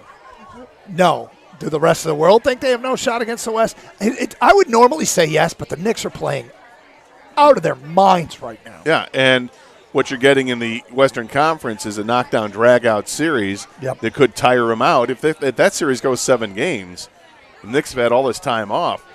The Knicks might be able to steal a couple games. Yep. 248-539-9797. Okay. This morning on Get Up, Michael Wilbon said something that made Jay Will get up and walk off the set. Oh, boy. Michael Wilbon said, if the Thunder and SGA win this championship, you watch. Kids on the playground will take shots and flail to the ground. And Jay Will said, oh, God, no. And he got up and walked off the set. So there's a couple things about this, okay? One is, do you think the NBA is going to do anything about flopping? And two, I want to know from parents out there, when you watch kids play basketball, are you seeing this trickle down to the youth level that kids will pull up for a jump shot, not get touched, land and intentionally fall, throw themselves to the ground in an effort to get the call? Because I got to tell you something. No matter what you think of NBA officials, they are the best in the world, and they are getting fooled by this. So I can imagine what's happening in the Wyandotte Ret Leagues. Look at you trying to rebuild your relationship with Wyandotte. Actually, I'm not sure you're rebuilding it if you're going to say that kids in Wyandotte. No. I'm saying now is not only Bay Harbor, but they're also flopping all over the place. What I'm saying is the officials that are reffing kids basketball are not NBA officials, right? You think they're getting fooled by kids flopping? Do you think we're seeing that at the AAU level, the high school level? I haven't watched a high school game. I actually watched one this year, and I didn't see it. It's funny because when I first heard the quote, all I was thinking about was literally playgrounds. Yep. And, playing pickup basketball. Yep. And could I see it happening in that situation? And the answer is yes. I Okay. could. Because everybody wants to imitate what they see. Yep. And this is one-handed catches like Odell Beckham 100%. Jr. Yeah. Should we ask these kids in front of us? It's YOLO threes. Hey, do you guys play baskall? Do you guys flop? No, oh, some of them do, some of them don't. Hey, you're not from Wyandotte, are you?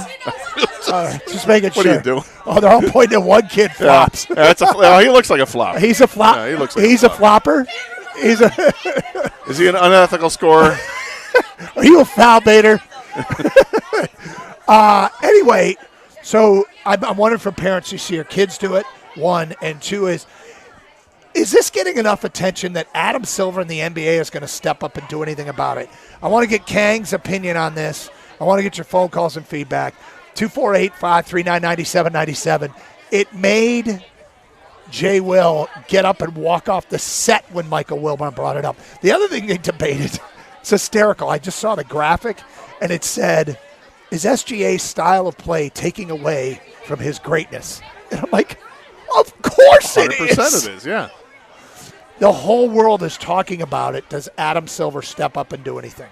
More of your phone calls and feedback coming up. Kang, I want your 2 cents on this, being a big NBA guy. It's Carson Anderson outside Comerica Park here on 97.1.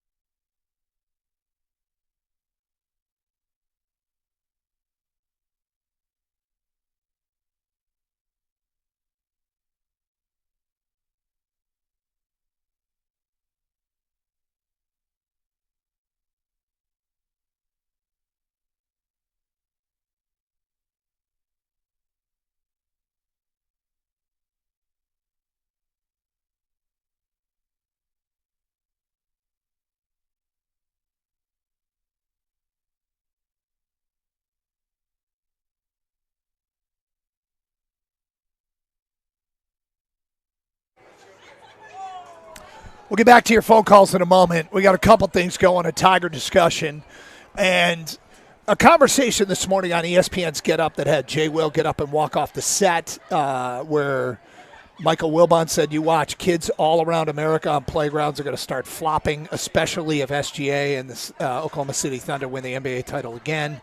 Parents, have you seen this? And the question on that is, do you think Adam Silver is going to do something about it? This has become a national topic, and it's not just one fan base that is pointing their finger, getting mad because their team's getting beat. Everybody is mocking Shai Gilgeous-Alexander, which I keep wanting to say to him, dude, people are watching you. Like, do you have any shame? The answer is no. He's going to do whatever it takes to win, and I think that's what ultimately the fan base cares about. That's why they're not going to turn on him as long as they're winning games. I think there's one fan base. And I feel like he didn't foul bait nearly as much in the last game, and they dominated. Maybe that's a message to him. We don't have to do this. What we have to do is play great defense and limit what Wembanyama is going to do and do whatever. But, when you've got all these foul baiters that are playing at once, right? Yeah. Which obviously Cleveland got knocked out, so Harden's out of that. But, with Brunson and Harden and SGA and even Wembanyama does it to a degree. But, the king was LeBron James of doing it. And he's out too. I mean, you've got the greatest players in the NBA currently that are doing this. Yeah.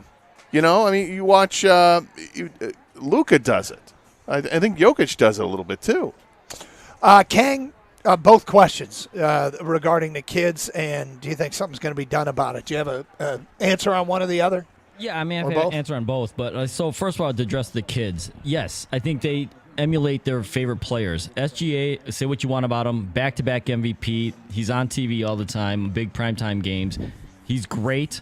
They're going to copy what he does. It's just like with Steph Curry and the YOLO threes, back in the 80s and 90s, Michael Jordan sticking out his tongue, whatever. Pick the greatest players of their generation, and kids are going to copy that. And so, yes, kids are in the driveway, on the playground, in AAU tournaments, in rec leagues. They're flopping. And maybe you say, well, it's more embellishing, whatever you want to call it, foul baiting, free throw merchants. They see it's working in the NBA with their favorite best players, so they're going to do the same. And they are doing the same, unfortunately.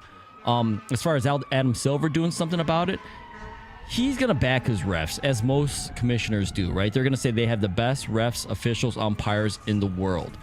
But what I think he'll do is silently get them together and be like, this is a point of emphasis in the offseason. Do not get fooled, right? I think that, and I think he was on recently where he said there is a difference between embellishing and selling a call and flopping, and there is to a degree, but the line's been so blurred now, fans don't like it no matter what, right? It's all in one to the fans. So I think what they'll do is they'll say, hey, you have to call the foul and don't get fooled by the embellishment, because if you get fouled and they embellish, that's still a foul, okay? It's the straight flopping when SGA hits the ground and no one touches. When De'Aaron Fox walks by him and they call a foul, that's the issue here. So I do think there's going to be a silent point of emphasis, Doug, but I don't think he's going to come out and say we need to change something. Here's the part where I wish the NBA would add something like what the NHL does with the embellishing.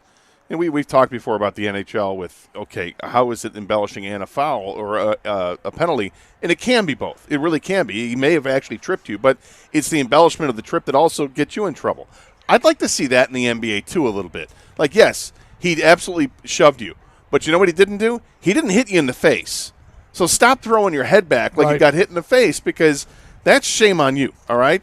I call the original foul, but you're also going to get, maybe it's a one-shot technical for trying to embellish and a $50,000 fine. No, but is that out of line? Thinking that they can at least add one technical free throw? Yes, I think that for the embellishment. I don't mind that. 248-539-9797. Carson Anderson outside Comerica Park. Tigers afternoon game wrapping up this series with the Angels, and it looks like a lot of kids are going to be here today, and they've all poured into Comerica Park. Let's go to Joe next on 97.1. Hello, Joe. Hey guys, how's it going today? Looks like the weather's pretty good over there. Not bad at all. Beautiful.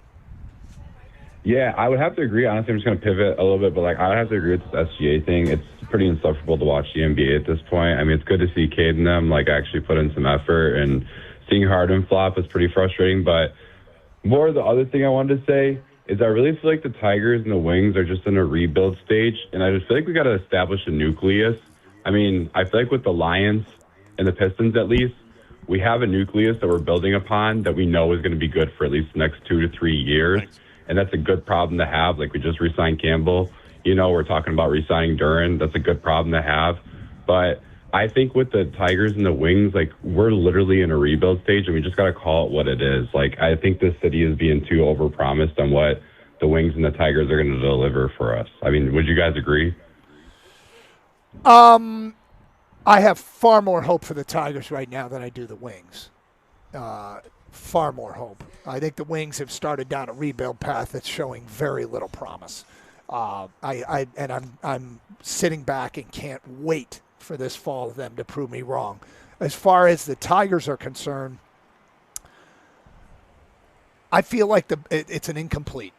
I feel like it's a total incomplete. I cannot look past how many guys they don't have right now. And as part of my calculus of who they are. I just can't. Right. And so I'm waiting. I think there's a possibility that you're right, but I don't know that you take the preseason expectation. You gut 5, 6, 7 regulars and then say, all right, let's change everything when many of them are going to be back. I think you very well might be right, Joe, but I guess I'm not sure yet. 248-539-9797. You agree, disagree with anything? Well, I think with the Tigers, I agree with what you said. I mean, they've got 5, 6, 7 guys out of the everyday lineup, which is tough. And I think with the Tigers, they do have a group of younger players that are, going to be competing for spots here, and they'll be taking roster spots of guys who are going to, come off the books.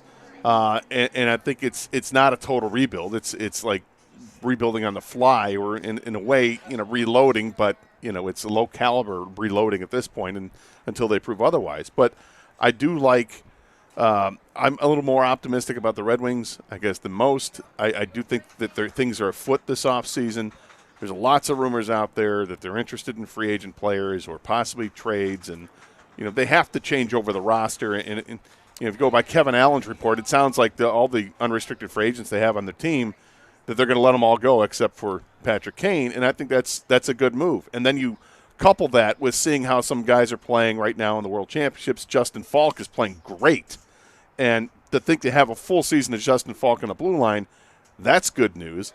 Brandon Nygaard has played awfully well with Team Norway and what he did in the playoffs with Grand Rapids. So I have reasons to be a little bit intrigued, and then let's see who they add in the offseason. But until they do that, I understand why everybody else is going to be, whatever, because people have already closed the book on Yzerman in many instances and saying he can't get the job done, they need to move on, and then you start, bad-mouthing the ownership and everything else. I'm not there until I have that reason to do it this offseason. If they do nothing, then, you'll hear the wrath. Joe is next on 97.1. Hello, Joe. Joe? Is it Al? Is it Al? Yeah, this is Al. Okay, what's up, Al? Hey, I've seen 3 things, guys. Hi, Doug. Hi, Gator. What's up? The young kids at the youth basketball, they were jacking up threes. We were trying to teach layups. They jack up threes because of Steph. And then I've seen the flopping already. Here's the other thing I've seen. I just saw last night. Little League Baseball. Kid disagrees with the striker of ball. He taps his helmet. Hysterical. Hysterical. Yes, not for the umpires. No, and they're young umpires, and we understand. But the coach did the right thing. He jumped on it right away, and it stopped. It never happened again. But it was pretty damn funny, I'll tell you. Why? Just out of curiosity, are you a parent? Are you a friend? Are you an official? What is your role? I'm a grandparent, actually, but I get involved with the coaching part of it, and it's a lot of fun. Because I coached at the high school level for a long time, but it's a lot of fun to go back to these little guys. But try to teach them a layup. Nope, they want nothing to do with the layup. They're just jacking threes. And now they're starting to do the flop. And when did the flopping did you become aware of it? Just this past basketball winter. But I didn't understand it at the time. But then it started to make sense to me as we start watching more of these playoffs go on. It's happening with the young kids, It really is. And now if the coach will do the right thing, it can stop, but it's tough. Do we see that with youth soccer in this country? Yes. Do we? Okay, Yeah, I don't know. That's why I asked. It's Because not. obviously, it's on the international scale. It's insane how much I saw flopping it. there I is. Do we saw see it. that? And it exists, but I don't. It's not over the top. In fact, the high school boys game when they start pushing, it turns into a battle of fighting. Yeah, it kind of essentially is. I've noticed. That's what I notice more than. But there's definitely times where you're like, oh, he got away with one there. Well, that was a dive, but it. I noticed it. I didn't like it. Yeah, I don't like it. Anyway, more of your phone calls and feedback coming up outside Comerica Park. It's Tigers and Angels today. Carson Anderson here on 97.1.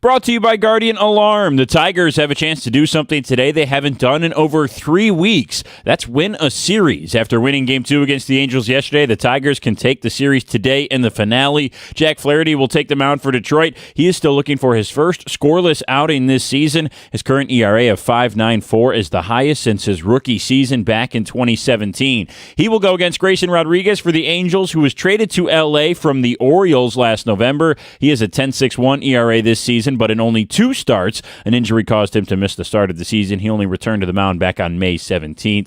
After this series, the Tigers will head to Chicago to take on the White Sox for 3 games starting tomorrow. First pitch in today's game is coming up in a little over 2 hours at 1:10 p.m. Pre-game coverage starts here on 97.1 at 12:45. The San Antonio Spurs and Oklahoma City Thunder will meet in the Lone Star State tonight for Game 6 of the Western Conference Finals. OKC leads the series 3-2 after a win in Game 5 on Monday night. The Spurs are favored by 3.5 points to force a Game 7 tonight. Tip-off from the Frost Bank Center is at 8:30 p.m. And we had a major upset in men's tennis today as world number 1 Jannik Sinner lost to Juan Manuel Cerundolo in 5 sets in the second round of the French Open. Sinner won the first 2 sets and needed to win just 1 more game to win the match. Instead, he lost 19 of the next 21 games as number 56th ranked Cerundolo pulled off the upset. At the Colwell Health Sports Desk, I'm Brendan Shabath. For more, go to 971theticket or Odyssey.com.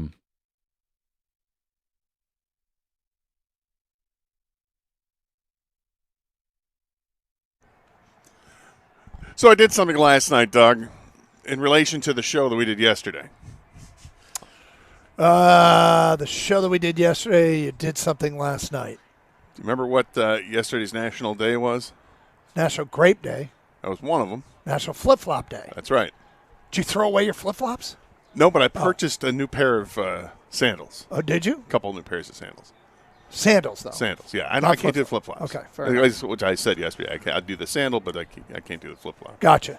Speaking of yesterday's show, Kenny, everything work out, buddy? Everything is, we're almost back to working condition. We've made some significant progress. Okay. About 80%. Still a little lighter? Well, we are you going to eat that? We had a bit of a moment, and Kenny didn't want to eat a donut, and Kenny is. Well, you didn't drop it on the ground first. Let's just say he was backed up, and there was some blockage, and it'd been a while, and yeah, significant blockage.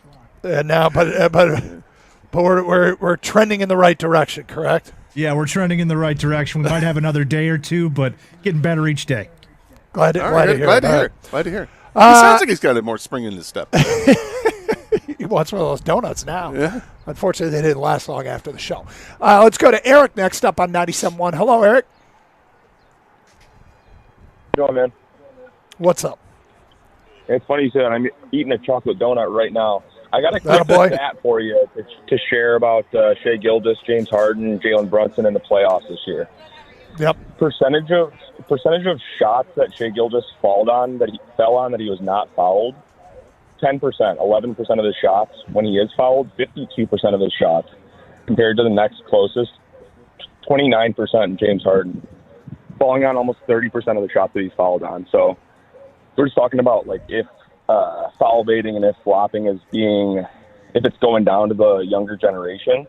It has to be. It's ruining the league. My question, I guess, to you is, it seems to be a matter of the referees clearly refereeing the game different for different players. Obviously, the superstars getting the treatment. Why is that when the flopping is egregious coming out of Harden and Shea Gilgeous? It doesn't even look like a real foul. Versus some guys can flop and make it seem like an actual foul. You know, where's the actual issue? Is it in the refereeing? Is it not treating the superstars like way differently? You know what I really wish happened here, and I think this kind of does to a certain degree in other sports. I wish the sport would police itself. I wish the players would.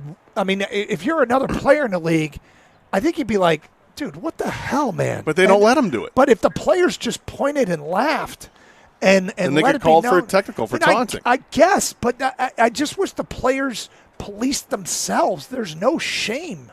I agree with you. And, Well, there's no- oh, by the way, you just mentioned 3 guys. What about the other, 450 players in the league? Do you think it pisses them off? I bet it does. They should want to step up as a union. There's Donovan Mitchell on this list, and there's also Victor, just for comparison's sake. But you got to think they're getting a little bit of crap talked to during the games. But then it comes down to just it's a generational difference. You watch a game from the early 2000s, even the All-Star game. Go watch the 2000s All-Star game. They're playing way harder and way more ethical basketball, quote unquote. Than a playoff game in 2026. LeBron was a pretty notorious. Big time foul. Man. Yeah, but I hope that when the season's done, Adam Silver looks at the product and says, "Okay, we got a problem." I just hope that the problem gets acknowledged. I agree with you, and I would also love to see the players police it themselves. But the NBA the league has to let them police it themselves. They have to allow for maybe a physical confrontation that doesn't result in a technical foul or ejections. They have to let the players vent a little bit and say, we're not going to put up with this. But the officials have to start it. Yeah. They have to start ignoring that stuff because there's such a disparity. Like you watch, even in this series, right now in the playoffs, you'll see the obvious foul baiting, and then you'll see players drive to the lane. It's like American Gladiators. They'll allow all that contact. Which is great. Yeah, but the second somebody's out in the perimeter and they go up for a shot and somebody challenges the shot on the open court, sort of. It's like that's going to get called. But banging as hard as you can in the paint that's acceptable. And I don't mind the physical play in the paint, but I'm saying you should allow for it all over the court if you're going to allow for it there. So I don't know if our guy Eric got the stats from Yahoo, but I love that there's this writer from Yahoo that is keeping track of all this data, because that's a national writer who's just covering the NBA Finals that's decided, okay, let's try and put some numbers to how often guys fall to the floor and bringing more attention to what is something that I really, truly think that the only fan base that might protest is Oklahoma City. I'm not sure that there's any other, and they only will protest because it's going to hurt their team. But I think everybody else would be in favor of some sort of. I don't even know if they protest it. I think they accept the fact that their guy does it more than anybody else and helps them win, and they're fine with it. But I also would imagine that just as basketball fans, take it away and like, okay, well, it was a nice run while we had it, but he's still a great player. He's still the MVP. Steve is next on 97.1. Hi, Steve. Hey, guys. I ref. 4th, 5th, 6th graders in a league. And basically, when I see stuff like that happen, it's so funny because they'll try and be as dramatic as possible. And as they're laying on the floor, I put my hand out to get them off the floor. And I just look at them and said, that was a really nice try, but that's not going to work here. And you get parents that are yelling, and I wear glasses, and I take my glasses off, and I point it to the parent that's screaming and howling. I said, here, you must be watching a totally different game than I am. Here, put my glasses on. You'll get a better view. And after a while, it ends. And it's like the NBA, I agree with you, Gator, it has to start with the refs, and they have to start ignoring. Because unless they want to get back into the rough and tumble of the 1980s and early 90s, it's guys are going to get aggravated, and if they can get away with it and they can actually get a positive out of it, they're going to continue to do it. It's their advantage. It's like holding in football or in any other sport where you can do something and get away with it until you're finally told you can't do that, because Silver's not going to do anything. Unless the NBA, get a huge drop-off in attendance, and he's not going to do anything right now that's going to basically show up the refs in any way. He could talk to them a little bit about it, but they got to make it. Guys, but I do see it. I do see it in the younger kids. Not as bad, but the ones that are like, they're gifted and they're good, they try to get away with a little bit of that. But if you put them in their place nicely, I don't try to show them up. It's just like, nah, it's not happening today, guys. So, yeah, all right. Thank you for sharing. We'll get back to your phone calls and feedback. Taunting parents as a ref, I don't know if that's a good policy, man. Yeah. Yeah, generally I like to say there's no point in responding. I wouldn't engage with parents at all. What's interesting is what he said is it does stop. So. Well, we'll see how long it does. It's working for him. I love the idea of letting the kids know that it's not, sorry, that's not flying here. Yep. Not up in here. Okay. A couple nights ago here at Comerica, it was Harry Potter night. Okay. Yep. Last night was another theme night. Kang told me this morning what it was. I have no idea. None. Okay. So Kang's going to tell you what it was. I didn't look it up. I did nothing. I was like, I don't know what that is. I didn't look up what it was. And we want people out there to guess what it is. Okay? Kang, what was the theme last night here at Comerica Park? Last night, the theme for Comerica Park was Fourth Wing Night. Fourth Wing Night. Do you know what that means? No. Fourth wing? Yeah. I want to take people's guesses at 248-539-9797.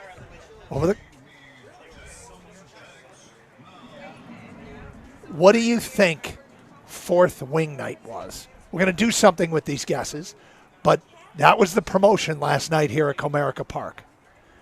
You don't know what it means. I don't know what it means, but we're going to get to see what some of these guesses are, and we will get to that coming up at 11:18, and we're going to do something with these guesses. So get them in, sign your text. 248-539-9797. That's how you text over. We'll get back to some Tiger discussion today at 11:30 here on Carson Anderson on 97.1. Hey, May is here, and you've got that decision to make, whether you want your home to be a sanctuary or do you want it to be a sauna, right? I mean, before the first real heat wave hits, you got to make sure that your home is ready to keep you cool. Don't be that guy that's waiting a week for repair during the July rush. Do what I did, get ahead of it, and call Birmingham Plumbing, Heating, and Cooling. Whether it's a precision AC tune-up to keep your energy bills low or getting that pool boiler firing so that the kids can finally jump in and get off your case, that'd be great. These guys are the local pros. They know what they're doing. From keeping your basement dry to keeping your living room crisp, they've got you covered. Visit them online at birminghamplumbingco.com. That's birminghamplumbingco.com. Birmingham Plumbing, Heating, and Cooling. Your Metro Detroit boiler experts.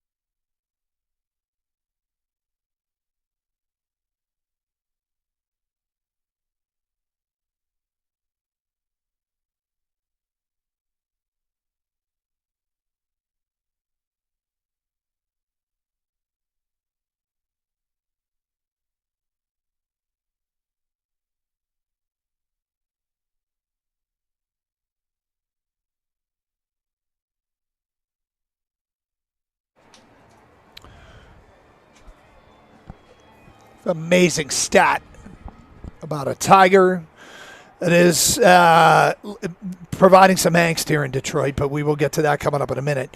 Kang just texted over. Now, Kang, I want to make sure we're on the same page here. We have no idea what last night's theme meant here at Comerica Park. It was Fourth Wing Night. We asked for 10 texts. You sent me 10 texts, correct? Correct. And one of the 10 is what it actually was? Yes. So we're going to read these 10 texts and try and guess what it was. Does that make sense? Yes. Are you guys going to say, are you going to read one text and then say yes or no right away? No, I will just read all 10. All right. Does that make sense? Yeah. Oh, yeah. All right. Here we go. Nathan in Macomb says, buy 3 wings and get a 4th free. Mason on a mower says, the odd man out of a threesome. Oh, no. Nick in Shelby Township, Doug probably Get out of thinks, here, not you. Doug probably thought 4th wing was an STD. No. Elias in Milford, something about fairies. From Marlon, finally a night where we could celebrate the Red Wings' 4th wing, Rasmussen. Vinny and Ipsy, I think they meant 4th win in May night. Logan and Carr says an erotica book series. Wow. Dan and Celine, everyone gets free Darren Helm jerseys. Joel and Brighton, 4th wing. Isn't that when a male fella hangs out with his 3 lesbian buddies? Oh, my goodness. One of these is the actual answer? I'm with you, man. I'm like, none of these sound like they'd be it. Kang, am I correct? Yeah, one of those is the answer. I'll help you out. It's not the STD. All right. Well, I mean, it's safe to say it's not Helm or Rasmussen, right? It seems unlikely the Tigers organization. It seems unlikely they do So now we're that. down to 7 of them. You got 2 that are similar, with the guy who gets kicked out of the threesome, which I don't think that's it. 4th wing night. But the last, I mean, as crazy as it sounds, 4th wing night, is that where a male fella hangs out with his 3 lesbian buddies? I think that's it. I don't know why, but I mean, everything else, like, what are the other choices? An erotica book series. I don't think they do. Something about fairies. The odd man out of a threesome. Something about buy fairies. 3 wings, get a 4th wing free. Can you buy just 3 wings? I don't know about that. Something about the one was really vague. It's saying something about fairies. That's so vague. Is that it is vague. That good enough? It could be like a book series that we don't know about. Yeah, I mean, my initial thought was it's something like that. A book series for kids. The kids love it. And All I right, don't know. hold on. Kang, I've got to be cognizant of this. Maybe we shouldn't have done this on the air. Does everybody know what this is except us? I don't know what it is. Okay. Well, you looked it up. Yeah, I had but to you'd look never heard up. it. Yeah, I never heard of it before. And obviously, we got a bunch of texts that didn't know what it was because a bunch of wrong answers I guess came so. through. How many texts? What percentage of texters knew what it was? I would say 35%, 40%. Okay. Maybe. Yeah. I'm going to go with buy 3 wings, get a 4th free. I can't believe you can buy 3 wings, but I guess I haven't stepped the concession stand in a bit. I'm going to go something about fairies. Okay. Kang, what's the correct answer? All right, you guys are both wrong. Awesome. Logan in a car. Okay, texted- wait. Oh, sorry. I was going to keep guessing. It's the erotica book series? Yeah. Apparently, Shabath, his girlfriend, likes this book series a lot. It's about dragons having sex. What? And they have a theme night? Wait a minute. This wasn't a Tigers sanctioned theme night, was it? Or is this I just think it people was. gathered, like there was something online, they got people together and say, hey, let's do this 4th wing night at Comerica? They're not the only ones. This is all across America. The White Sox have one. The Giants have one. The Mariners have one. It's 4th wing theme nights. The Rangers. Yeah, I think these are legitimately sanctioned nights. Yeah. The Rockies had one May 5th. Now the Tigers had theirs last night. It's an erotica book series? Yes. About dragons. Getting it on. It's dragon I sex? think humans are in there too, but they're not having like relations with each other. Well, you said dragons. I'm like, Yeah, dragons, yes. I mean, look. Was this like Game of Thrones? Dude, I didn't read the book, man. I don't know. You keep asking me. I thought you did a deep dive while we were off the air to figure it out. No deep dive. Do you want to do a deep dive? Is there a movie? I feel like you should ask Shabath about this, not me. Maybe we should. Maybe we should get Update Kid in there. Yeah, it's 2 cuts around. Yeah. Well, there you go. I'm stunned. When I read those 10, I'm like, are you kidding me? Did I miss Danielle Steele night in like 1986? Fabio night? Did they have a Fabio night back in the day? Not that I'm aware of. So do we have any idea the success or failure of Fourth Wing Night? No, but Like, there's enough where they have them around the country, right? At other ballparks. Well, that's true. That's true. A little Google search and there's a MLB page about Fourth Wing Night on MLB.com. Yeah, so I'm the looking. dragon scales were. Yeah. Fourth Wing King Nights says fly or die, and it's a bunch of like dragon silhouettes I see. Yeah. Huh. I really wish it was Darren Helm night, to be honest with you. Their tails entwined in the sky. In a land with only Darren Helm. Oh, that's so great. In a land where Andreas Athanasiou can only dream of being part of. He's Greek. Greek mythology?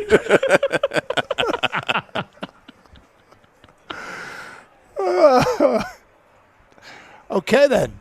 Darren Helm mounts up on top of his dragon, flying to the tops of the mountains. So I'm going to guess that people came in costume last night.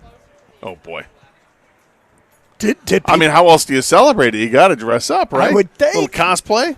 It is this world where people... Were people there? People should call in, right? 248-539-9797. Were you there last night? Did you participate in Fourth Wing Night? And what the hell is Fourth Wing Night? Kenny. What is this? It's considered moderate to high spice rather than full-on erotica. So maybe it's just, in the... Heavy petting? Yes, exactly. Is that what we're talking about? Heavy petting. Oh, I with better get dragons. off this dragon. I'm feeling a little too randy.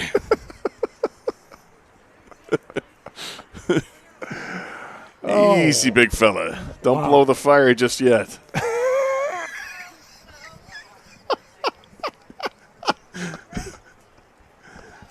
Blow the fire. There's no music. We don't play music here. It's talk radio. Sorry. Well, if you want dragon porn music, maybe we should. Do you know much about dragon porn, miss? What's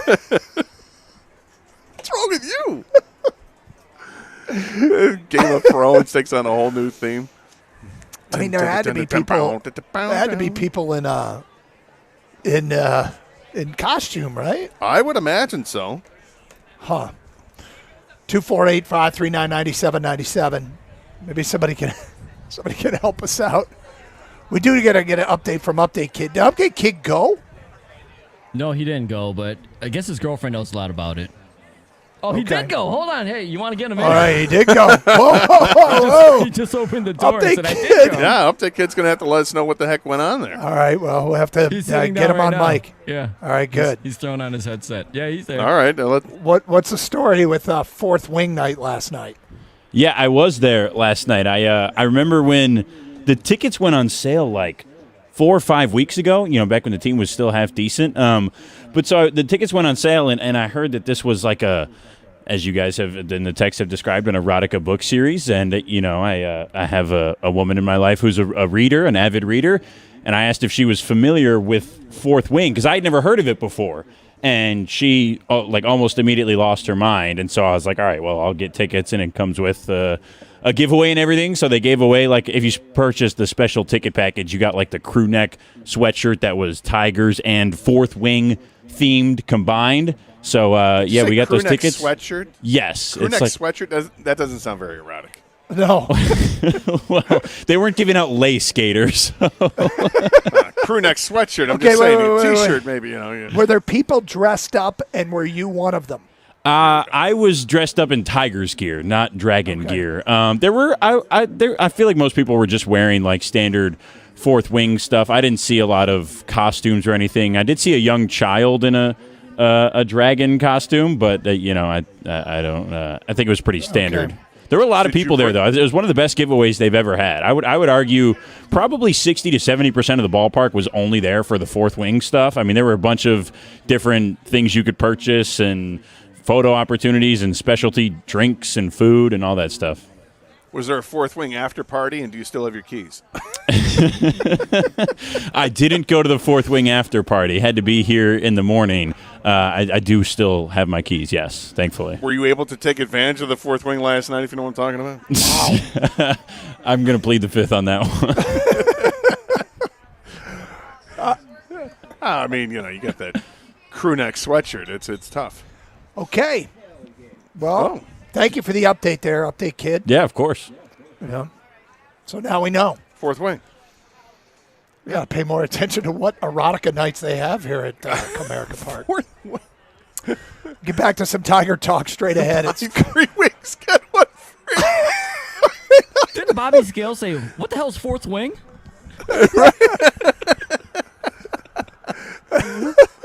Oh, man. I feel like that's a missed opportunity in the broadcast last night. Having Dickerson talk about it? Yeah, I don't know if they did or did not during the broadcast. I don't remember it coming up in the TV broadcast. I feel like that's something that if they didn't bring it up last night, if I missed it, the Benetti is kicking himself. And you know Dirks is just killing himself for not, don't blow for not your coming fire up. yet. Just saying, dragons, fire-breathing dragons. Carson Anderson will get some actual Tiger talk straight ahead outside Comerica Park on a Thursday here on 97.1. Summer is right around the corner, and there's never been a better time to drive home a brand new Chevrolet from Sarah Chevrolet of Southfield. Right now, you can lease the all-new 2026 Chevy Silverado for just $189 a month. Need something sporty and versatile? Get the 2026 Chevy Trailblazer for just $219 a month. Or cruise in the summer in the stylish 2026 Chevy Trax.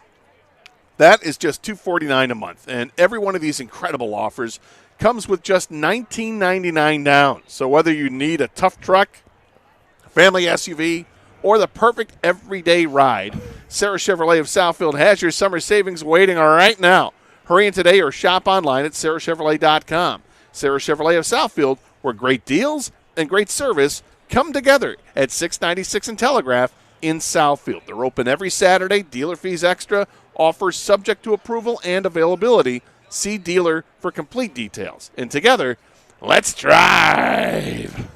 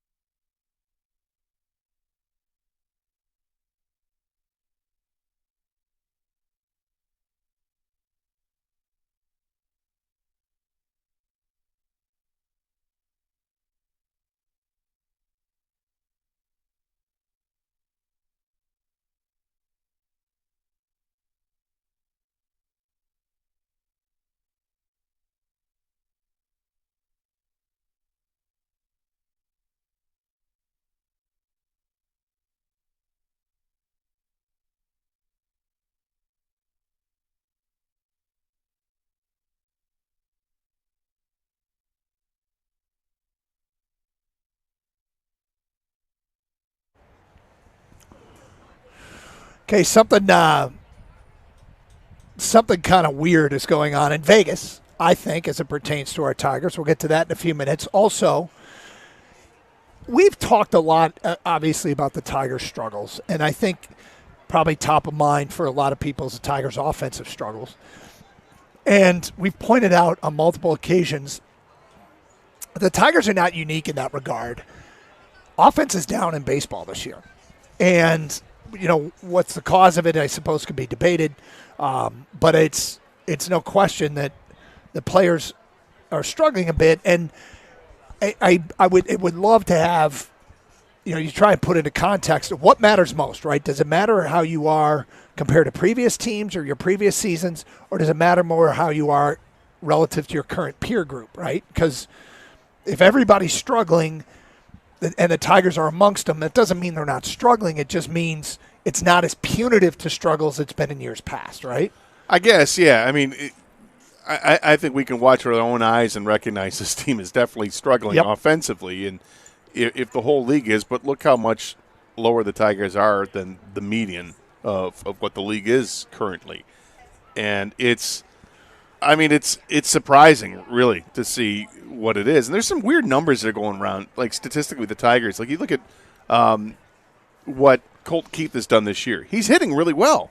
Batting average. Yep. But he is not getting the exit velocity or the barrels or whatever. He's not extra base hits aren't really, coming around.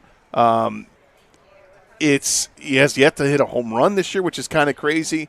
That's weird. Riley Green, though he's also hitting very well and getting on base at a great clip, he is not putting the ball over the fence. We had 36 home runs last year, and he's got like 5 or 6 this year. Yeah. It's a little strange for the Tigers right now. Now, part of that is Kerry Carpenter's out of the lineup. Maybe Javi Baez being out, that plays maybe a little bit of difference too. But it just seems strange with the Tigers that they have that much of a power outage, and yet last night there's a little spark with Torkelson and seeing what he could do, and let's hope that he continues doing that, because last night was great to see with the 3 extra base hits. Here's I'm going to give you a list of names here. They all have something in common.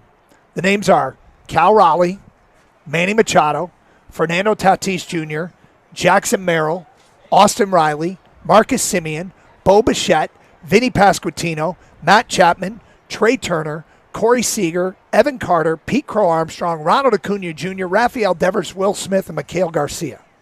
That's an impressive list of Major League Baseball players. You know what they all have in common? OPS below 700? OPS below Spencer Torkelson. Well, his numbers went up significantly last night. Yep. But, okay. Yes, and they all are below 700. It is a significant difference. And if you'd say, off the top of your head, if you'd say to many fans, would you trade Torque for these guys right now? You'd say, I'd still probably would for some of them for sure. But at the end of the day, it's weird what's going on with baseball this year, isn't it? It is, and I don't understand it because the rules have changed over the last few years to really benefit the hitters. Yeah. Getting rid of the shift is something that should benefit the hitters. They said last night that you had one of those, I think it was a McGonigal base hit that probably would have been a double play if they had the shift from years past. The ABS system effectively shrinks the strike zone a little bit. That high strike isn't called, or if it is, it's going to be challenged, and you'll win those challenges. So I'm not sure why it's down. I don't know. Is pitching just gotten that much better? I don't believe that. I think to an extent that you can say, okay, guys are, it's more specialized now. Maybe that's what makes it tougher every year as we get moving on in the future of baseball. It seems like you're using more pitchers per game, which gives you different looks, which is always going to be advantage pitcher. I'm not sure if that's it or not, but maybe that helps to explain it. And that's why people are trying to find ways to, how do you create more offense? Well, do you lower the mound again like you did in 1969? Because the year of the pitcher in 68 was insane to their advantage. I mean, Bob Gibson had like a 1.16 ERA or something like that year, and lost like 9 or 10 games that season. How do you lose a game when your ERA is that low? I know, right? But that's the year of the pitcher, and they changed it and knocked the mound down by whatever it was, 4 or 6 inches. And can you imagine if some of these guys get back to sort of what they're capable of? again, relative to the peer group, if this is the way Major League Baseball is going to be this year, there's an opportunity here. But the question is how big of an opportunity. And did you see the updated win totals in Vegas? No. Okay. So going into this season, the Tigers' win total was 85.5. Mm-hmm. What do you Vegas? They update it throughout the year. What do you think? We just got the updated numbers sent to us this morning. What do you think it is now? Well, 81 would be 500, so I'm going to guess it's probably like 79, 80. I'll say 80. Higher. What? 81? Higher. 83? It's 81.5. So they think they're going to be a 500 baseball team. 500 or better. Vegas thinks that. Why do you think the money? Why do you think Vegas thinks that? Why do you think they will get an equal number of people above and below 81.5? I think because they recognize that there's a lot of guys out of the lineup right now. That it's not just the lineup, it's obviously the pitching staff as well. Look who they're going to get back. They just got Melton back, and that looks good. These numbers, I'm sure, came out before Casey Mize left the game again yesterday, or Kenley Jansen. One would think. Yeah. But still, it's got to be tied to who they're getting back and their disbelief that the White Sox are as good as they are. I don't know if you have all the totals there, but I can find them. Yeah, give me a second. But the White Sox and the Twins are and the Royals, are they all playing above their heads right now? Do they think that? Is Cleveland really the class of this division? I think Cleveland is, but I don't think Cleveland's lineup is that formidable. I think they have a couple of guys and they got a couple of pitchers, but I don't think Cleveland is as good as what they're playing right now. But they're playing that way right now. So maybe it's just that Vegas thinks everybody else is going to calm down, that the Tigers going to come back a little bit, and Water finds his level. Yeah, I mean, I don't know what to – like my gut tells me you go under that number, but I would never – I would not enjoy that bet, so I probably would never make it. If there's something like this, I just stay away. I don't even bother. But my gut would tell me to go under that number, and yet if you take a look at being over 500, what it's going to take to get there, Vegas thinks this team's going to go on a tear at some point. Vegas thinks they're better than what Detroiters apparently think they are. Because, I mean, I think if you ask Detroiters right now, will this team finish above 500, most would say no. They would love to see it. But I guess you can bet. You can put your money where your mouth is, I suppose, if you want to. But that's an interesting number, isn't it? It is an interesting number, and yeah, if I were a betting man, I'd bet the under on that. But all right, I got the rest of the division. Okay. The White Sox went from 67.5 to 76.5. The Guardians went from so they still think they're going to be a less than 500 team. Yes. Guardians went from 78.5 to 86.5. All right, so class of the division. Kansas City went from 82.5 to 74.5. 82 down to 74, so they think they're definitely going to go down. And Minnesota went from 73.5 to 75.5. Okay. So, we've got this weird variable in the. So they think the Tigers finished second in the division. Yep. With a 500 record. Or better. Or better. Yep. So it's interesting because if you look at those wild card teams in the league, does that put the Tigers in contention for the wild card spot at 500? I think it definitely puts them in contention. Like how many teams in the American League have a above 500, 81.5 or above? Toronto, Texas is exactly the same. Seattle, the Yankees, the Brewers National League. Still can't get used to that.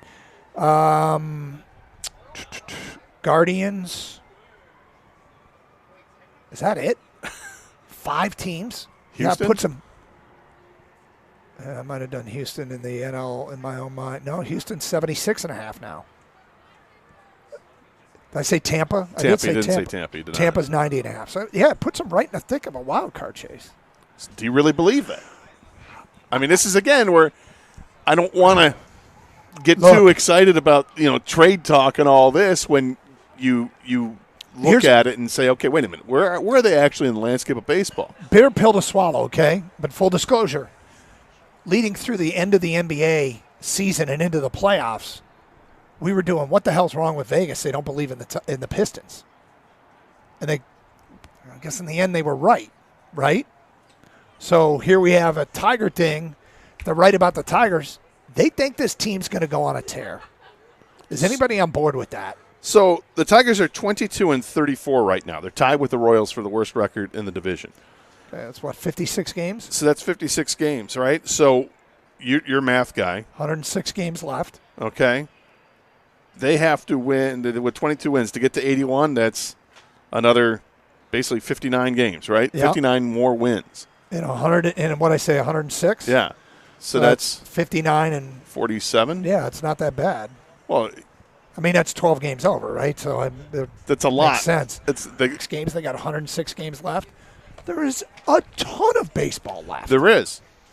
248-539-9797. We'll spin off this, talk some Tigers straight ahead. Phone calls, feedback. What do you make of this, Detroit 97-1? Looking to upgrade your outdoor space? Well, the folks over at Builders First Source, they've got you covered. With 4 Metro Detroit locations, they specialize in top-quality composite decking. And they're brands that you trust, like Trex and TimberTech and AZEK.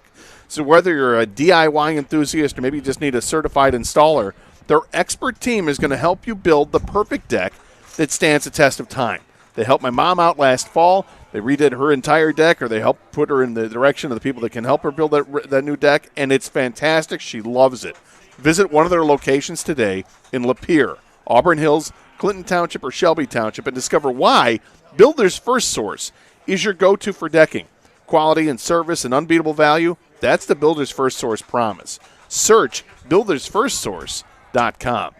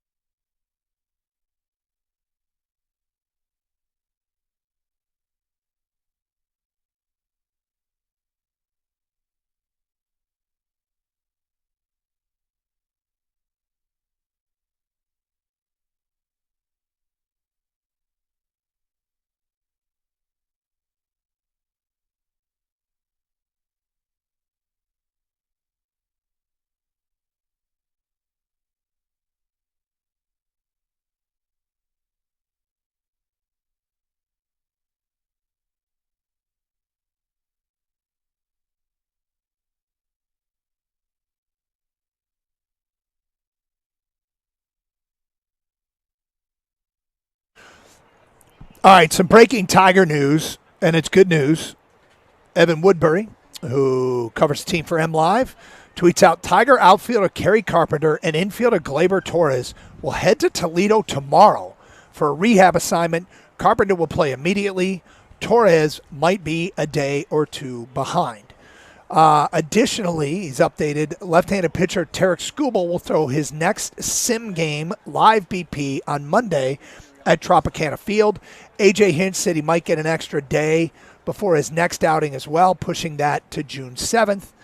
So that's as it stands right now. Well, that's great news. Great then news. Woodbury writes, sorry. Oh, go ahead. Warning, speculation. So if you're feeling really optimistic there are no setbacks and the Tigers keep pushing the accelerator on the timeline, you could envision a rehab outing on June 12th with a return to the Tigers on June 17th.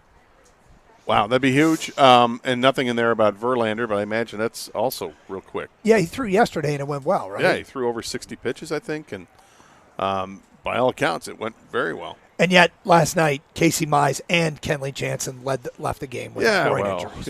It's so. Yeah. Just to be clear, by the way, BetOnline.ag sent us those updated odds. I understand that other websites have them lower, but that's what BetOnline.ag has them. So maybe that number doesn't reflect what is actually being available at the window in Vegas or available, the guy with the tats down at the Circle K, whoever you bet with. But, Gator, the question about injuries. Is that in Wyandotte? Or? Yeah, I'm not saying anything, but the complimentary things about Wyandotte for here moving forward was a bad choice. I apologize. Injuries suck, okay? They suck to talk about. Yep. They suck for fans to have to deal with. They suck to listen to us talk about them. And one of my least favorite things is that we get bombarded every single time there's a glut of injuries with one of our teams. People say you're using injuries as an excuse. Right. I don't wake up in the morning and go searching for excuses why our teams aren't good. And I've often cited this example. But what do you think is the way I define an excuse is when you use something that has nothing to do with it and say that's why we lost the game. You know that Carl's Golfland commercial? Love it. Right? All the commercials, the whole, it's the campaign is fantastic. Yeah, I don't play well in the sun. Yeah. Yeah, where they. My tee was too high. Yeah, my the tee grass was too low. moved. Yeah. That bird was mocking me. My shirt has too much wicking. Yes, like all that stuff, right? Right? All those reasons why you suck at golf. Those are classic excuses. I've cited this before on the air a bunch, but not everybody's heard it. I once heard a player after a game blame the pregame meal. It was a breakfast that was served at the team hotel. It was a tray of eggs. This player did not eat bacon, like me. Sure. Half the tray had bacon on it. The other half had just eggs. But they were in the same tray. Oh. And because of that, the player didn't want to eat the eggs because they were in the same tray with the bacon. But then cited that after the game as a reason why he didn't play well. That's weak sauce. That, to me, is an excuse. Yes. My shirt had too much wicking is an excuse. We didn't have our starting right fielder. Three-fifths of our starting rotation, our starting second baseman, and our starting shortstop all out at the same time may not necessarily be but whenever we bring up injuries, we get bombarded with texts and people who say, you're using injuries as an excuse. And I'm like, no, I'm not using injuries as an excuse. I think it's a big reason for what's going on. Now, if you define excuse differently, that's fine. But that's how I define excuse. No, and I'm with you on that. And the counter to that is, yes, other teams are able to overcome injuries. Other teams might have better rosters and deeper rosters so that they can absorb that. But, looking at the Tigers and what they're going through right now, the injuries are unbelievable. And there's only, I think, one or two teams in baseball that have had to deal with more. But now that they've thrown two more guys out, hopefully they're not on the IL, but we'll find out more later. But they had to come out of the game last night. That might put them in line with the team that's got the most injuries that they're dealing with currently. But the players they have to use, when you're having to use a Jahmai Jones or a Wenzel Perez, a Zach Short, a Gage Workman, that these are the guys that you have to because of the injuries. it shows where the depth on this team is. And it's maybe not as good as other teams are. And, it also reflects on the guys that are healthy. They got to do more, right?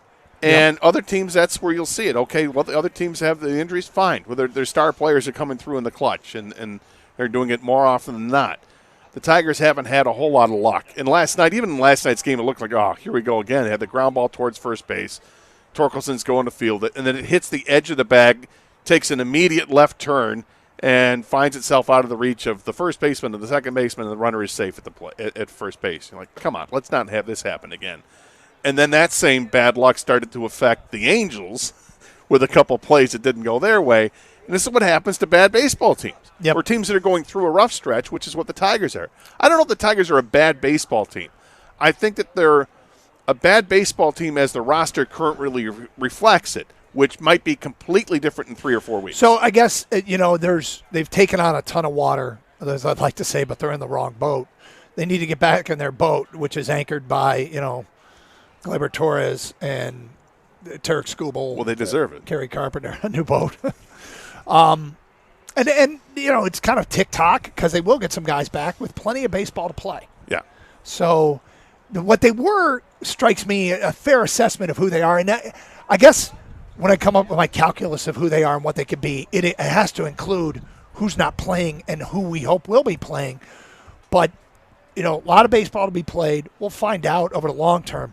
I think it's a safe assumption they were a team with a small margin for error. And this has been a large margin of error. They didn't have a ton of depth. The guys that are left standing aren't so good that they can carry a team. Yeah, and you're relying on guys at the end of your roster when you're healthy to now be complete starters, whether it was a Matt Vierling or a Zach McKinstry. Mm-hmm. These guys are now counted on to play almost every day. And, they could be great players in the role that they're accustomed to. And maybe it changes when you're asking them to do a lot more. We'll see where that goes. I mean, Vierling's had some pretty good at-bats, and it seems like McKinstry's coming around a little bit here too, which would be great because this team needs to start playing better baseball and going in the right direction and stop losing all these games. They've got a chance this afternoon to win the game, win the series, feel good about themselves as they go into the weekend. Well, and the other thing is, if you've checked out, that's fine. You're missing McGonigal, who just continues to feel like the most reliable guy they've got. He is so much fun to watch. Just great at bat after great at bat. Yep. And Drew Anderson's come around out of the pen, but some stuff starting to go right. Long way from it is still an authentic Doug Karsh, here we come moment. Yeah, long way to go. Jack Flaherty's got to pitch well today because they're not going to have Drew Anderson. Karsh and Anderson, 97-1.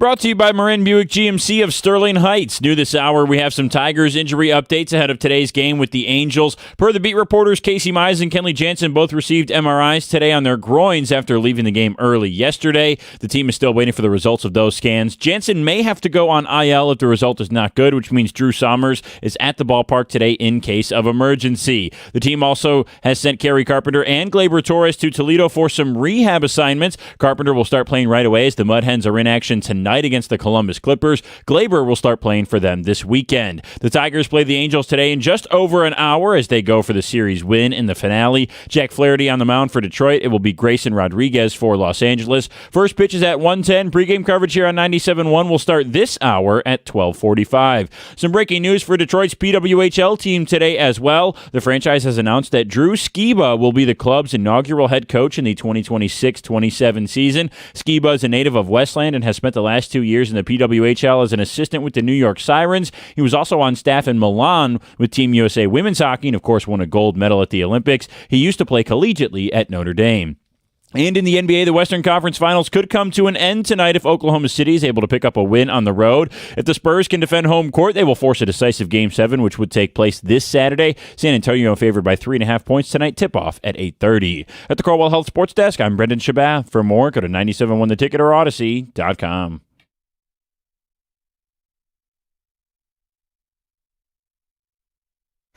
Carson Anderson outside Comerica Park for our show today. It is a Thursday afternoon game. Tigers wrap up this series with the Angels. Jack Flaherty, who every time he pitches Gator, I swear we say the same thing. Here's somebody who needs a good outing. But here's somebody who needs a good outing, and we'll get into today's matchup a little bit later on. But, Gator, yesterday we had the news that Michigan State's president was leaving, which I know a lot of Spartans were not happy about. But the news came late last night that Jeremy Fears was coming back. And probably a net positive for Michigan State fans in our audience. If they were going to take one or the other, my guess is they would take Fears. For fans. Yeah, I mean, look, I'm not thrilled with the situation in Michigan State with the Board of Trustees and the truly president. Is probably more important. Yeah, 8 presidents in 8 years does not sound like a good run there.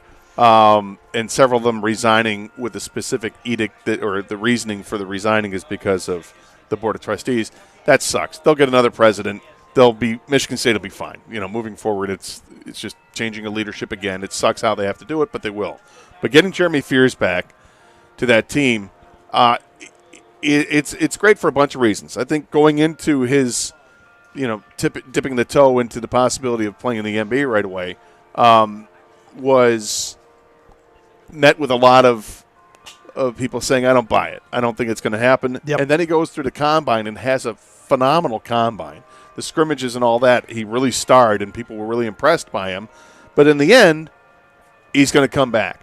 I think the experience he got had to be great experience through that. And one of the transfer players they got as well has also decided to take his name out of the Bonky. Yeah, he's not going to stay in the draft. So I think that's very positive news for Michigan State that you got 2 guys that may have been late first-round picks or second-round picks in the NBA draft that decided they're coming back to Michigan State and play with the rest of the guys. It's a new dynamic, and it's great probably for players, even if have no intention of leaving, to go get feedback, right? Yes. Okay, here's what you need to work on. Here's what your game is lacking, and here's what you can go get out of one more year of college. So there was that. The other thing was Jack Campbell talked yesterday, the Detroit Lion linebacker, and I first of all said that he made his intentions pretty clear from moment one. He wanted to be a Detroit Lion, wanted to stay with the Detroit Lions. He also said some other interesting stuff. In fact, let's play some of it right now. First of all, linebacker, middle of the defense, heart and soul of this Detroit Lions defense. That's been handed to him from Alex Anzalone. Here's the mindset he says he has to have. You got to have the right mindset. They're in the league now. I don't know if I can say this. They're in the league now where they don't really let you play the way that it practically should be played or the way it should be moved. You're not on the field. So you got to get guys with a mindset of just I'll do whatever it takes to win. And especially now, younger guys coming in, mean, like, I'm from, and this is just how it is, but people tell them how good they are. Like, it's, you just kind of got to learn to be at the bottom of the barrel and grind it out again and just learn, like, this isn't 7-on-7 that we're playing, either they're trying to make it our own. And you got to have a guy with the right mindset, like, I'm going to go, like, I don't know, it's just like, it's a mindset that I really can't explain, but it's like, you gotta like, be done. Look. Okay. I'm sorry. I feel like that's what Chris Spielman would say about the game if he were still playing 40 years later. May not be the most articulate of statements. I don't care. I think what it means is that he struggled to put it into words. His mind, he plays a way that it works for him. And I want to take your head off. Yeah, and it seems like there's definitely an edge to him, a chip on the shoulder, whatever. And he's an old school player. I loved everything I heard out of Jack Campbell yesterday from the podium, because I think I imagine we're going to play some more cuts from Jack Campbell because he just said some things that totally will endear him to the Lions fan base if they weren't already. Yeah, I mean, that is as old school a statement. It's basically saying I'm trying to bring an old school mentality into the new school game. And I want to stay true to that old school mentality. I want to rip your head off. But I'm going to have to find a way to play within these rules that I don't want to play by. Well, and I think we're seeing a change in the NFL over the last few years. We're starting to see that the running game is becoming more important to offenses now. It used to be this massive passing league, and it still will be, but there is more of an emphasis on running the ball. And that's why Jack Campbell is considered one of the best off-ball linebackers in football, because he wraps his arms around you. You're done. You're going to the ground. He is a throwback. He is modern day Chris Spielman. When you heard that, Doug, did you go full fourth wing? Can you never go full fourth wing? I don't know. That one might have did it for Doug. That was pretty good. Doug's been fourth wing for years now. So look, when you're doing research on a player for the draft, the linebacker and the mentality is one of the reasons why I loved the kid who went to Dallas with 3 names from Boise State. I keep wanting to say Kyle Vandenbosch. I know. It's not I Kyle know what you Vandenbosch. mean, You know who I mean. Yeah, And the Lions missed him by a pick. Ended up taking Frank Ragnow, I think, with the next pick. So it all worked out. But that dude that was a linebacker for Dallas and was just a wrecking ball for years. That's Jack Campbell. And how about this one? We know that they turned down the 5th-year option, which means they went into contract negotiations. And he said something that actually ended up apologizing. Listen to this and what he had to say about the contract and the money he was after.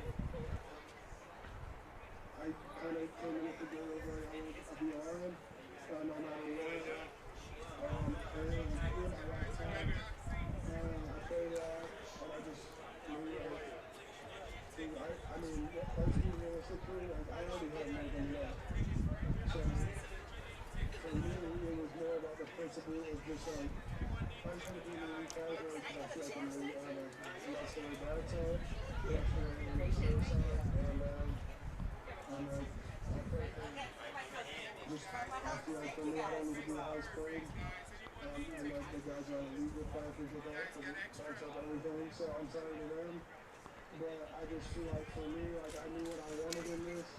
I want to help the team in any way possible, just to continue to keep the core together. So I mean, at the end of the day, I feel like it's fair for the team, and I'm really happy with everything that they blessed me with. That guy can run for mayor with that statement.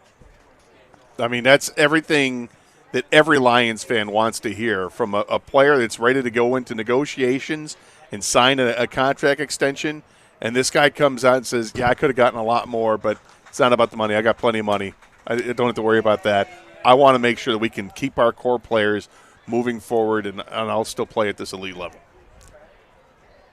I think I'm starting to like him. Oh, no. I think Doug got something, an infectious growing disease from listening to that one. Yeah. Dude, right. How is this not?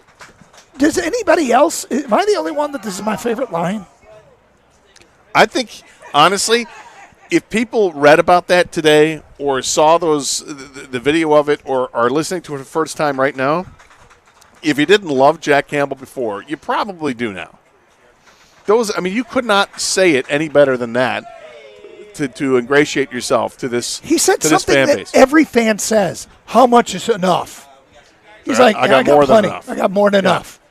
He actually said it and then went to the table and negotiated that. Well, and then the way he talked about the fans. Yeah. Yeah. I mean, talking about the blue collar mentality and all this, and the fans are the heartbeat of the city and all that. Yeah, and the Lions are with them because the relationship they have with the fans. It's all that. He's not flashy, No, he's not going to get the headlines. And Detroit loves not flashy. Yes, he just does the job. That's why we love Kate Cunningham right now. It's like with the Barry Sanders and Chris Spielman. It's Chris and Joe Spielman all over Dumars. again. It's Chris Spielman all over again, and no slight to Chris, maybe a better athlete. It's a different era today. You say that to Chris. That was Scott Anderson. I said it about him, not to him. No, I'd be curious. I'd love to hear what Spielman says about this guy because I think he has to love him because he knows it's like a carbon copy, but it's an updated version of it 30 years later. Well, I'm 40 years later. This guy is I'm so fired up. He's in the middle of the defense and go out there Doug, and are you beat gonna be every okay, bit. man? No. I'm nervous sitting this close to him, to be honest with you. It's getting a little hot.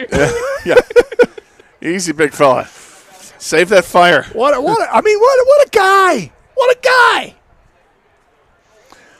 Garage door problems interrupting your day? Call M&M Garage Doors. See why neighbors across Michigan have trusted M&M Garage Doors since 2011. Family owned and operated. Get a local team that cares about showing up fast and doing the job right. You'll get a text with your technician's photo before they arrive, so you know exactly who's coming to your home. M&M delivers upfront pricing, quality parts, and a warranty on every job. When you call them at 844-ONLY-DOOR, almost every job is same day. Almost every job. They just added 13 new guys so they can get closer to that goal of same-day repairs. Visit GarageDoorRightNow.com. That's GarageDoorRightNow.com. M&M Garage Doors. Open your door to exceptional license 210-220-6147.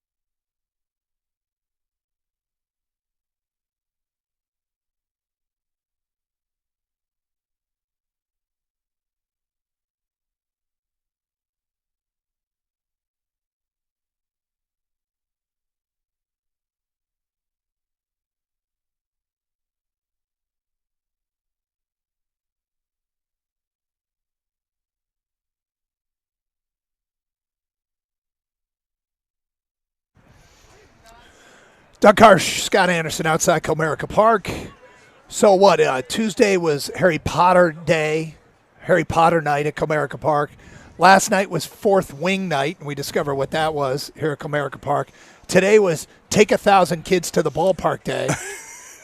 Which apparently, perhaps a dozen people have decided to do that. And it's crazy because we got here to do the show at 10 a.m. They were already lined up. There were buses and kids everywhere. They let them in hours early. Hours early. Well, now I think they normally let people in like 11:30 or 11:30. They were going through the gates before 10:30. Yeah. Suffice to say, a lot of kids here today, but Tigers trying to win a series. We just played those sound bites from Jack Campbell, and I don't know. And Doug took his pants off. It's getting warm down here. But you took your pants off. It's getting warm outside. Anyway, and look, I mean, welcome everyone to the Jack Campbell Love Fest. I mean, right? This guy's unbelievable. Here's the feedback coming in. That's the kind of player that makes me proud to be a Lions fan. Brings a tear to my eye. Go Campbell. That's from an unnamed texter. Next text. Jack Campbell's got one hell of an NFL coach, NFL future as a coach. I like this guy. A lot of good morals, good attitude, just an absolute beast. Mike in a truck. I absolutely love Jack Campbell. I got goosebumps listening to his statement. You know what's funny is I was kind of at a loss of words. So was he, how he was going to put this. Yeah, I just got plenty of money. Sorry. Didn't need to be highest paid. Right, apologizing to the rest of the league for the other linebackers. Like, dude, the other you could have statement, set the marketing. What are you doing? The other statement, I want to commit personal fouls. I already like Jack Campbell. Now I love the dude. If I could get a Lions jersey, it would be his. Please don't play any more Jack Campbell. I have work to do, and I have to wait till it subsides. That's from Joe and Fenton. Unnamed texter, on my way to get Jack's jersey right now. Roy and Clarkston, damn an STD. Campbell just got Doug pregnant. Hey, it happens. Campbell just got Doug pregnant with those comments. LOL. Dante and Monroe. Doug doesn't need to chew it and do it. He just needs Campbell's speech beforehand. Unnamed texter, I just got goosebumps listening to Big Jack's audio. Let's go. Dude, tons of fans, right? Yes. He just got more. Yep. You know? Just stay healthy. Please. Just stay healthy. Please. Particularly after you just signed a contract extension. Exactly. Did you catch the exchange last night between Birchie and Kevin McGonigal? I did not. McGonigal was sitting, I think it was last night. Was this like you and Jack Campbell? No, but it make you love McGonigal. Okay.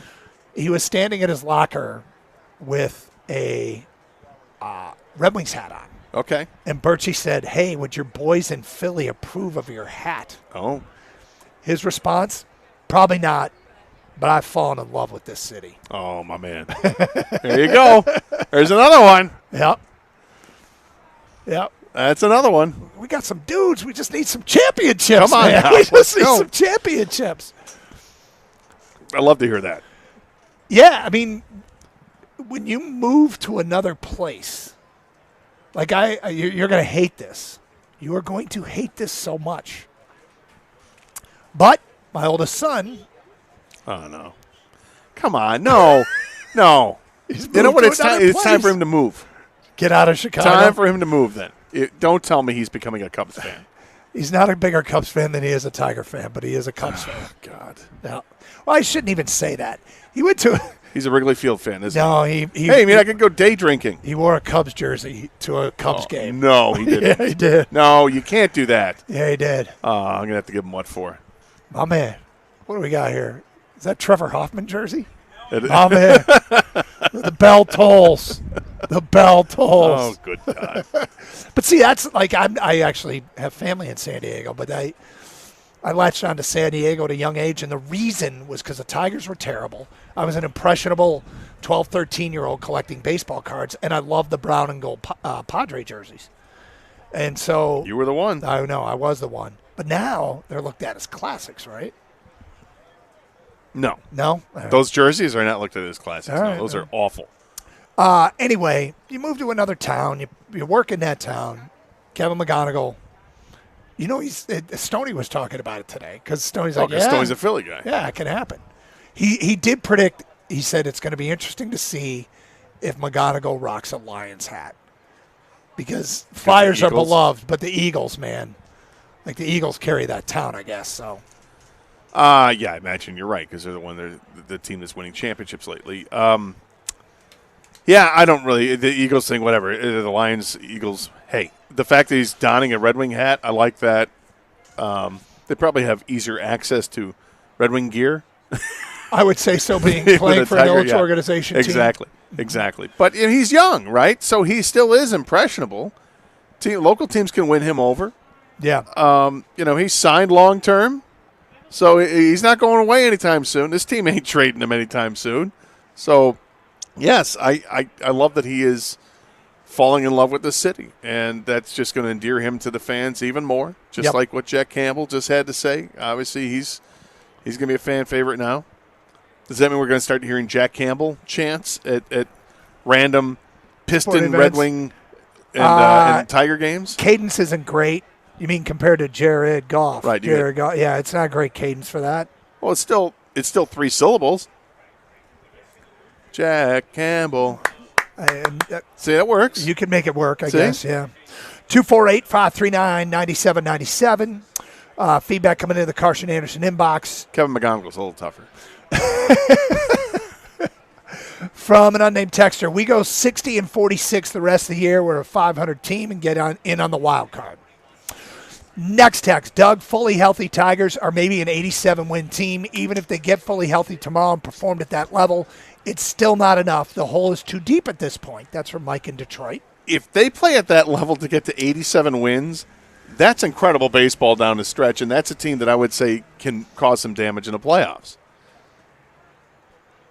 If they say it again, what was it? 60-46 to get back to 500. Is that to get just above 500? So you tack on another few wins on that, and if you go 65-41 or whatever it is down this stretch, or you go, I guess that would be it. 65-41. That's incredible baseball. That's playing at a hell of a clip. Right? Yes. That's over a 60% winning clip. That's a team that can cause damage if they get there. I don't think the team's going to do it. I hope they prove me wrong. I hope that what we saw last night is the start of something great for this team. Mm-hmm. But, only time's going to tell with that. But great news on the horizon here with Torres and Carpenter heading to Toledo to begin a rehab stint, specifically for Kerry Carpenter. He'll be in the lineup tomorrow night for Toledo. And then Torres will be a game or two behind him. That looks like sooner than later we're going to get Tarek Skubal and Justin Verlander back. These are good things. So if they are truly an 87-win team, right, and they get everybody back and they just return to being an 87-win team, that's a 536 win percentage with 106 games left. A 536 win percentage gets you exactly 81 wins. So they would be a 500 team. They have to play, if we're going to go with 87 as a stand, like that's who they are, which is, right. Yeah, maybe they are, maybe they aren't. But if they're an 87-win team and they get everybody back and they play as an 87-win team, essentially they will finish 500. That's what the hole is that they dug themselves.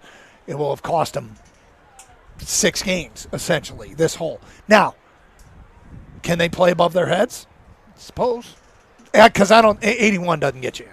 No, 81's not going to get – well, it might get you a wild card spot, but I don't think 81 is going to strike the fear in any other team. And then you get into the whole thing, well, why bother if you're, and I understand that whole mentality of it. It's also quite possible that they could trade Tarek Skubal and still play really good baseball.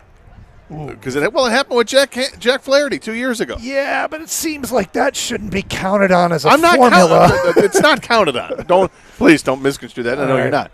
It's not counted on. I'm just saying we've seen crazy things happen in the past, and that was one of them. Well, crazy stuff can happen, yes. Last year's first half was pretty crazy how good it was. Speaking of favorite players, there was a trade rumor with Detroit and one of Kang's favorite players. Not a trade rumor, a trade proposal with Detroit and one of Kang's favorite players. We will get to that today at 12:31. Hey, Twin Peaks fans, I want to double down today and talk about the best happy hour in the state. What better way to cure those current gas prices, which are ridiculous, than awesome deals at your favorite sports bar? When I hear the specials they offer, it reminds me of those college days and the deals that you get hooked up on when you're on a budget. Well, with dining experience has really taken a turn in terms of service and the cost of eating out going through the roof. They've doubled down on happy hour to make everyone, make sense for everyone. They call it $5 you call it and $7 Big Baller Shot Caller. If you drink Tito's, $5. Jack, Crown, or Bacardi, $5. Or take it a step higher and order up Grey Goose, Patron, Maker's Mark for $7. There are many food options as well to choose from at good prices. And what makes it even better with those food deals is you can get a shot, a 22-ounce frozen draft poured into a bone chilling 29 degrees, and an in-house smoked chicken quesadilla, all for under $20. Haven't even mentioned one of the best parts, and that is the beautiful Twin Peaks girls serving it all up. Happy hour runs from 3 to 6 and 10 to close. Monday through Thursday, take advantage of those specials. It's never a dull moment at the Lodge. It's Twin Peaks. Eats, drinks, scenic views.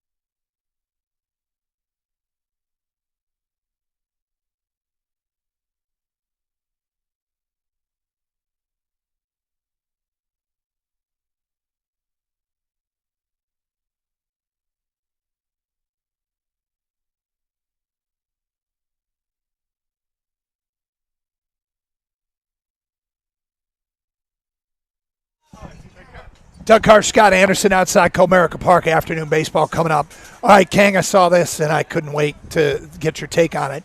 ESPN did a deal where they took 4 players, a story where they took 4 players that are on the trade block and are talked about possibly being moved. Those players are the Bills wide receiver Keon Coleman, Bears tight end Cole Kmet, Colts quarterback Anthony Richardson, and Giants edge rusher Kayvon Thibodeau. Then they had the beat writers that cover each team put together a trade offer for those players if they thought their team would be interested in those players. So if you're the Lions beat writer, probably not on Keon Coleman and probably not on Cole Kmet, although you can make a case. You definitely make a case for Kmet. Yep. Anthony Richardson and Kayvon Thibodeau seem more likely. So as you work your way through, these are hypothetical trade offers. And no, Lions beat writer did not make an offer for Keon Coleman or Cole Kmet. Ben Solak did make a trade offer for Anthony Richardson. Oh. And here's what he writes. Backup quarterback has been an issue for the Lions as Hendon Hooker and Kyle Allen have not been enough to stop the team from yanking Teddy Bridgewater away from high school coaching in Florida.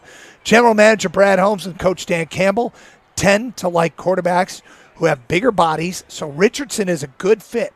Campbell is an elite motivator who might help light a fire under Richardson, either as a backup who prepares the right way or as a spot starter in the event of a Jared Goff injury.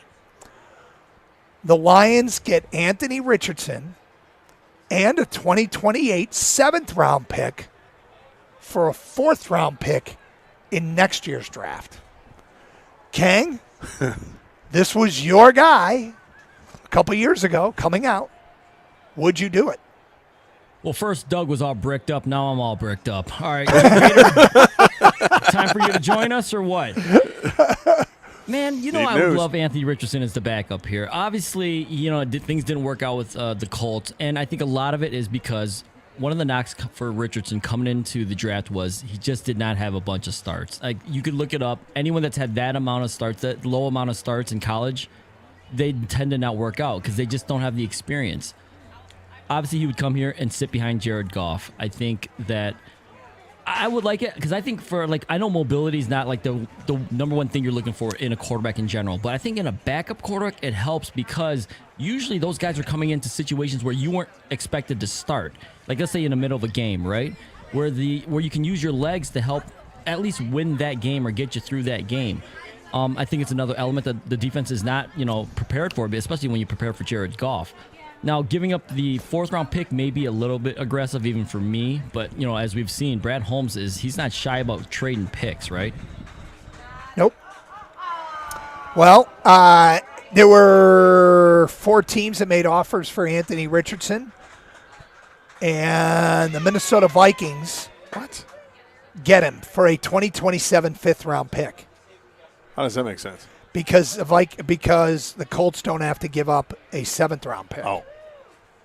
So, for what it's worth, here's something extraordinarily interesting. Does that make sense to you?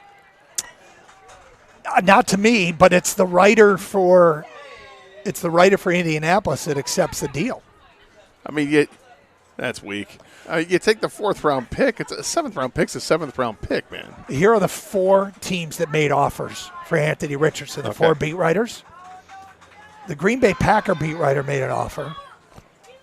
Chicago Bears made an offer. So it's all NFC North? Lions and Vikings made an offer. That's interesting. I'm not sure these are the beat writers that cover each team now that I look at I was going to say, I don't remember the name of the guy. No, it's not. It's not a beat writer. But Kayvon Thibodeau, there were 4 offers made for him, and nobody got it done. So nobody got it done? No, the Giants rejected them all. What was the best offer? A 2027 4th-round pick. There's a 5th-round pick. 2027 3rd-round pick was the best offer. So take it for what it's worth. None of them got it done. But all right, so this afternoon it's Jack Flaherty versus Grayson Rodriguez. Do you remember Grayson Rodriguez? No. I was trying to figure out why this name rang a bell. The name does sound familiar, but I don't. Do you know why? No. Because when the Tigers were shopping Flaherty and people were throwing in the name Skubal 2 years ago, we were focused very much on getting players from the Orioles system. Right. Grayson Rodriguez, I believe, had been called up, but he had previously been the third best overall prospect in baseball. A couple years later, he's with the Angels, and he's got a 10.61 ERA with a 2.14 whip. Yeah, he's only pitched, I think, 9 innings this year, and he's been horrible. And however many, I don't know if that's 2 or 3 appearances or whatever, it's horrible. A couple years ago, but it's just at 9 innings. I feel like we probably had discussions about if the Tigers are going to move on from Tarek Skubal, Grayson Rodriguez would be the best pitching prospect in the Orioles organization that the Tigers could get back. Yeah. And I mean, this is like the cautionary tale, which we don't need. No. We know that basically hoarding prospects is buying lottery tickets. Right, but we were focused then. I don't remember it being focused on that name. I do remember like Jackson Holliday and Kobe Mayo. There was Mayo. There was Basayo, the catcher. There was Norby. Norby was the guy who ended up getting traded. But Grayson Rodriguez, the reason I was like, why do I know that name? Why do I know that name? Gotcha. Why do I know that name? This is the reason why. Because his name came up a couple years ago, but and when he was with the Orioles. So just kind of funny when you come back a couple years later and you see the prospects that you wanted. Basayo's not playing, of course, with the with Baltimore, with Baltimore, but and obviously Jackson Holliday. But it's 2 pitchers that are struggling today. I did look up the total. It is 9. If you wanted to play the over/under, it is set at 9. But Flaherty, it's for the total for the Tigers game today. Yes. Okay. Total runs scored 9. Flaherty's had walk problems all year, although I think it was better last game in terms of walks. I don't think it was better in terms of runs allowed. But I think it was better in terms of walks. You just have to wonder if they've reached the point of diminishing returns with this guy. And this is, if JV's healthy and Mize isn't going to miss a start, who knows with Mize, is Flaherty the odd man out? Well, yeah, that's a question we'll see. We'll see how it gets answered because, with all these guys coming back, and Melton is back now too, that's obviously big for the Tigers. And we've talked about before, does somebody get repositioned into the bullpen and become a late-inning bullpen guy? Because they might need a late-inning bullpen guy right now. And even though they haven't done it, you got guys that might have a skill set to get that done. Well, I'm really hopeful that Justin Verlander can be a guy that gives them 5 or 6 innings each start. He's always been a Bulldog his entire career, and last year he finished with such a vengeance. He was so good last year at the end of the season. Can we get anywhere near that out of him? And if that's the case, well, that's going to bump somebody out. And I think the writing's on the wall for Jack Flaherty. He's got to start delivering. He's a free agent at the end of the season, paying him a lot of money here, but patience can run thin. These are his last 4 starts: 2 earned runs in 5 innings, 3 earned runs in 3 2/3, 4 earned runs in 6 innings, 3 earned runs in 3 1/3. However, here is his strikeout to walk ratio. That game against Boston where he gave up 4 runs in 5 innings, 10 strikeouts, 1 walk. Yeah. Next game, 2 strikeouts, 3 walks. Next game, 4 strikeouts, no walks. Baltimore, last outing, 7 strikeouts, no walks.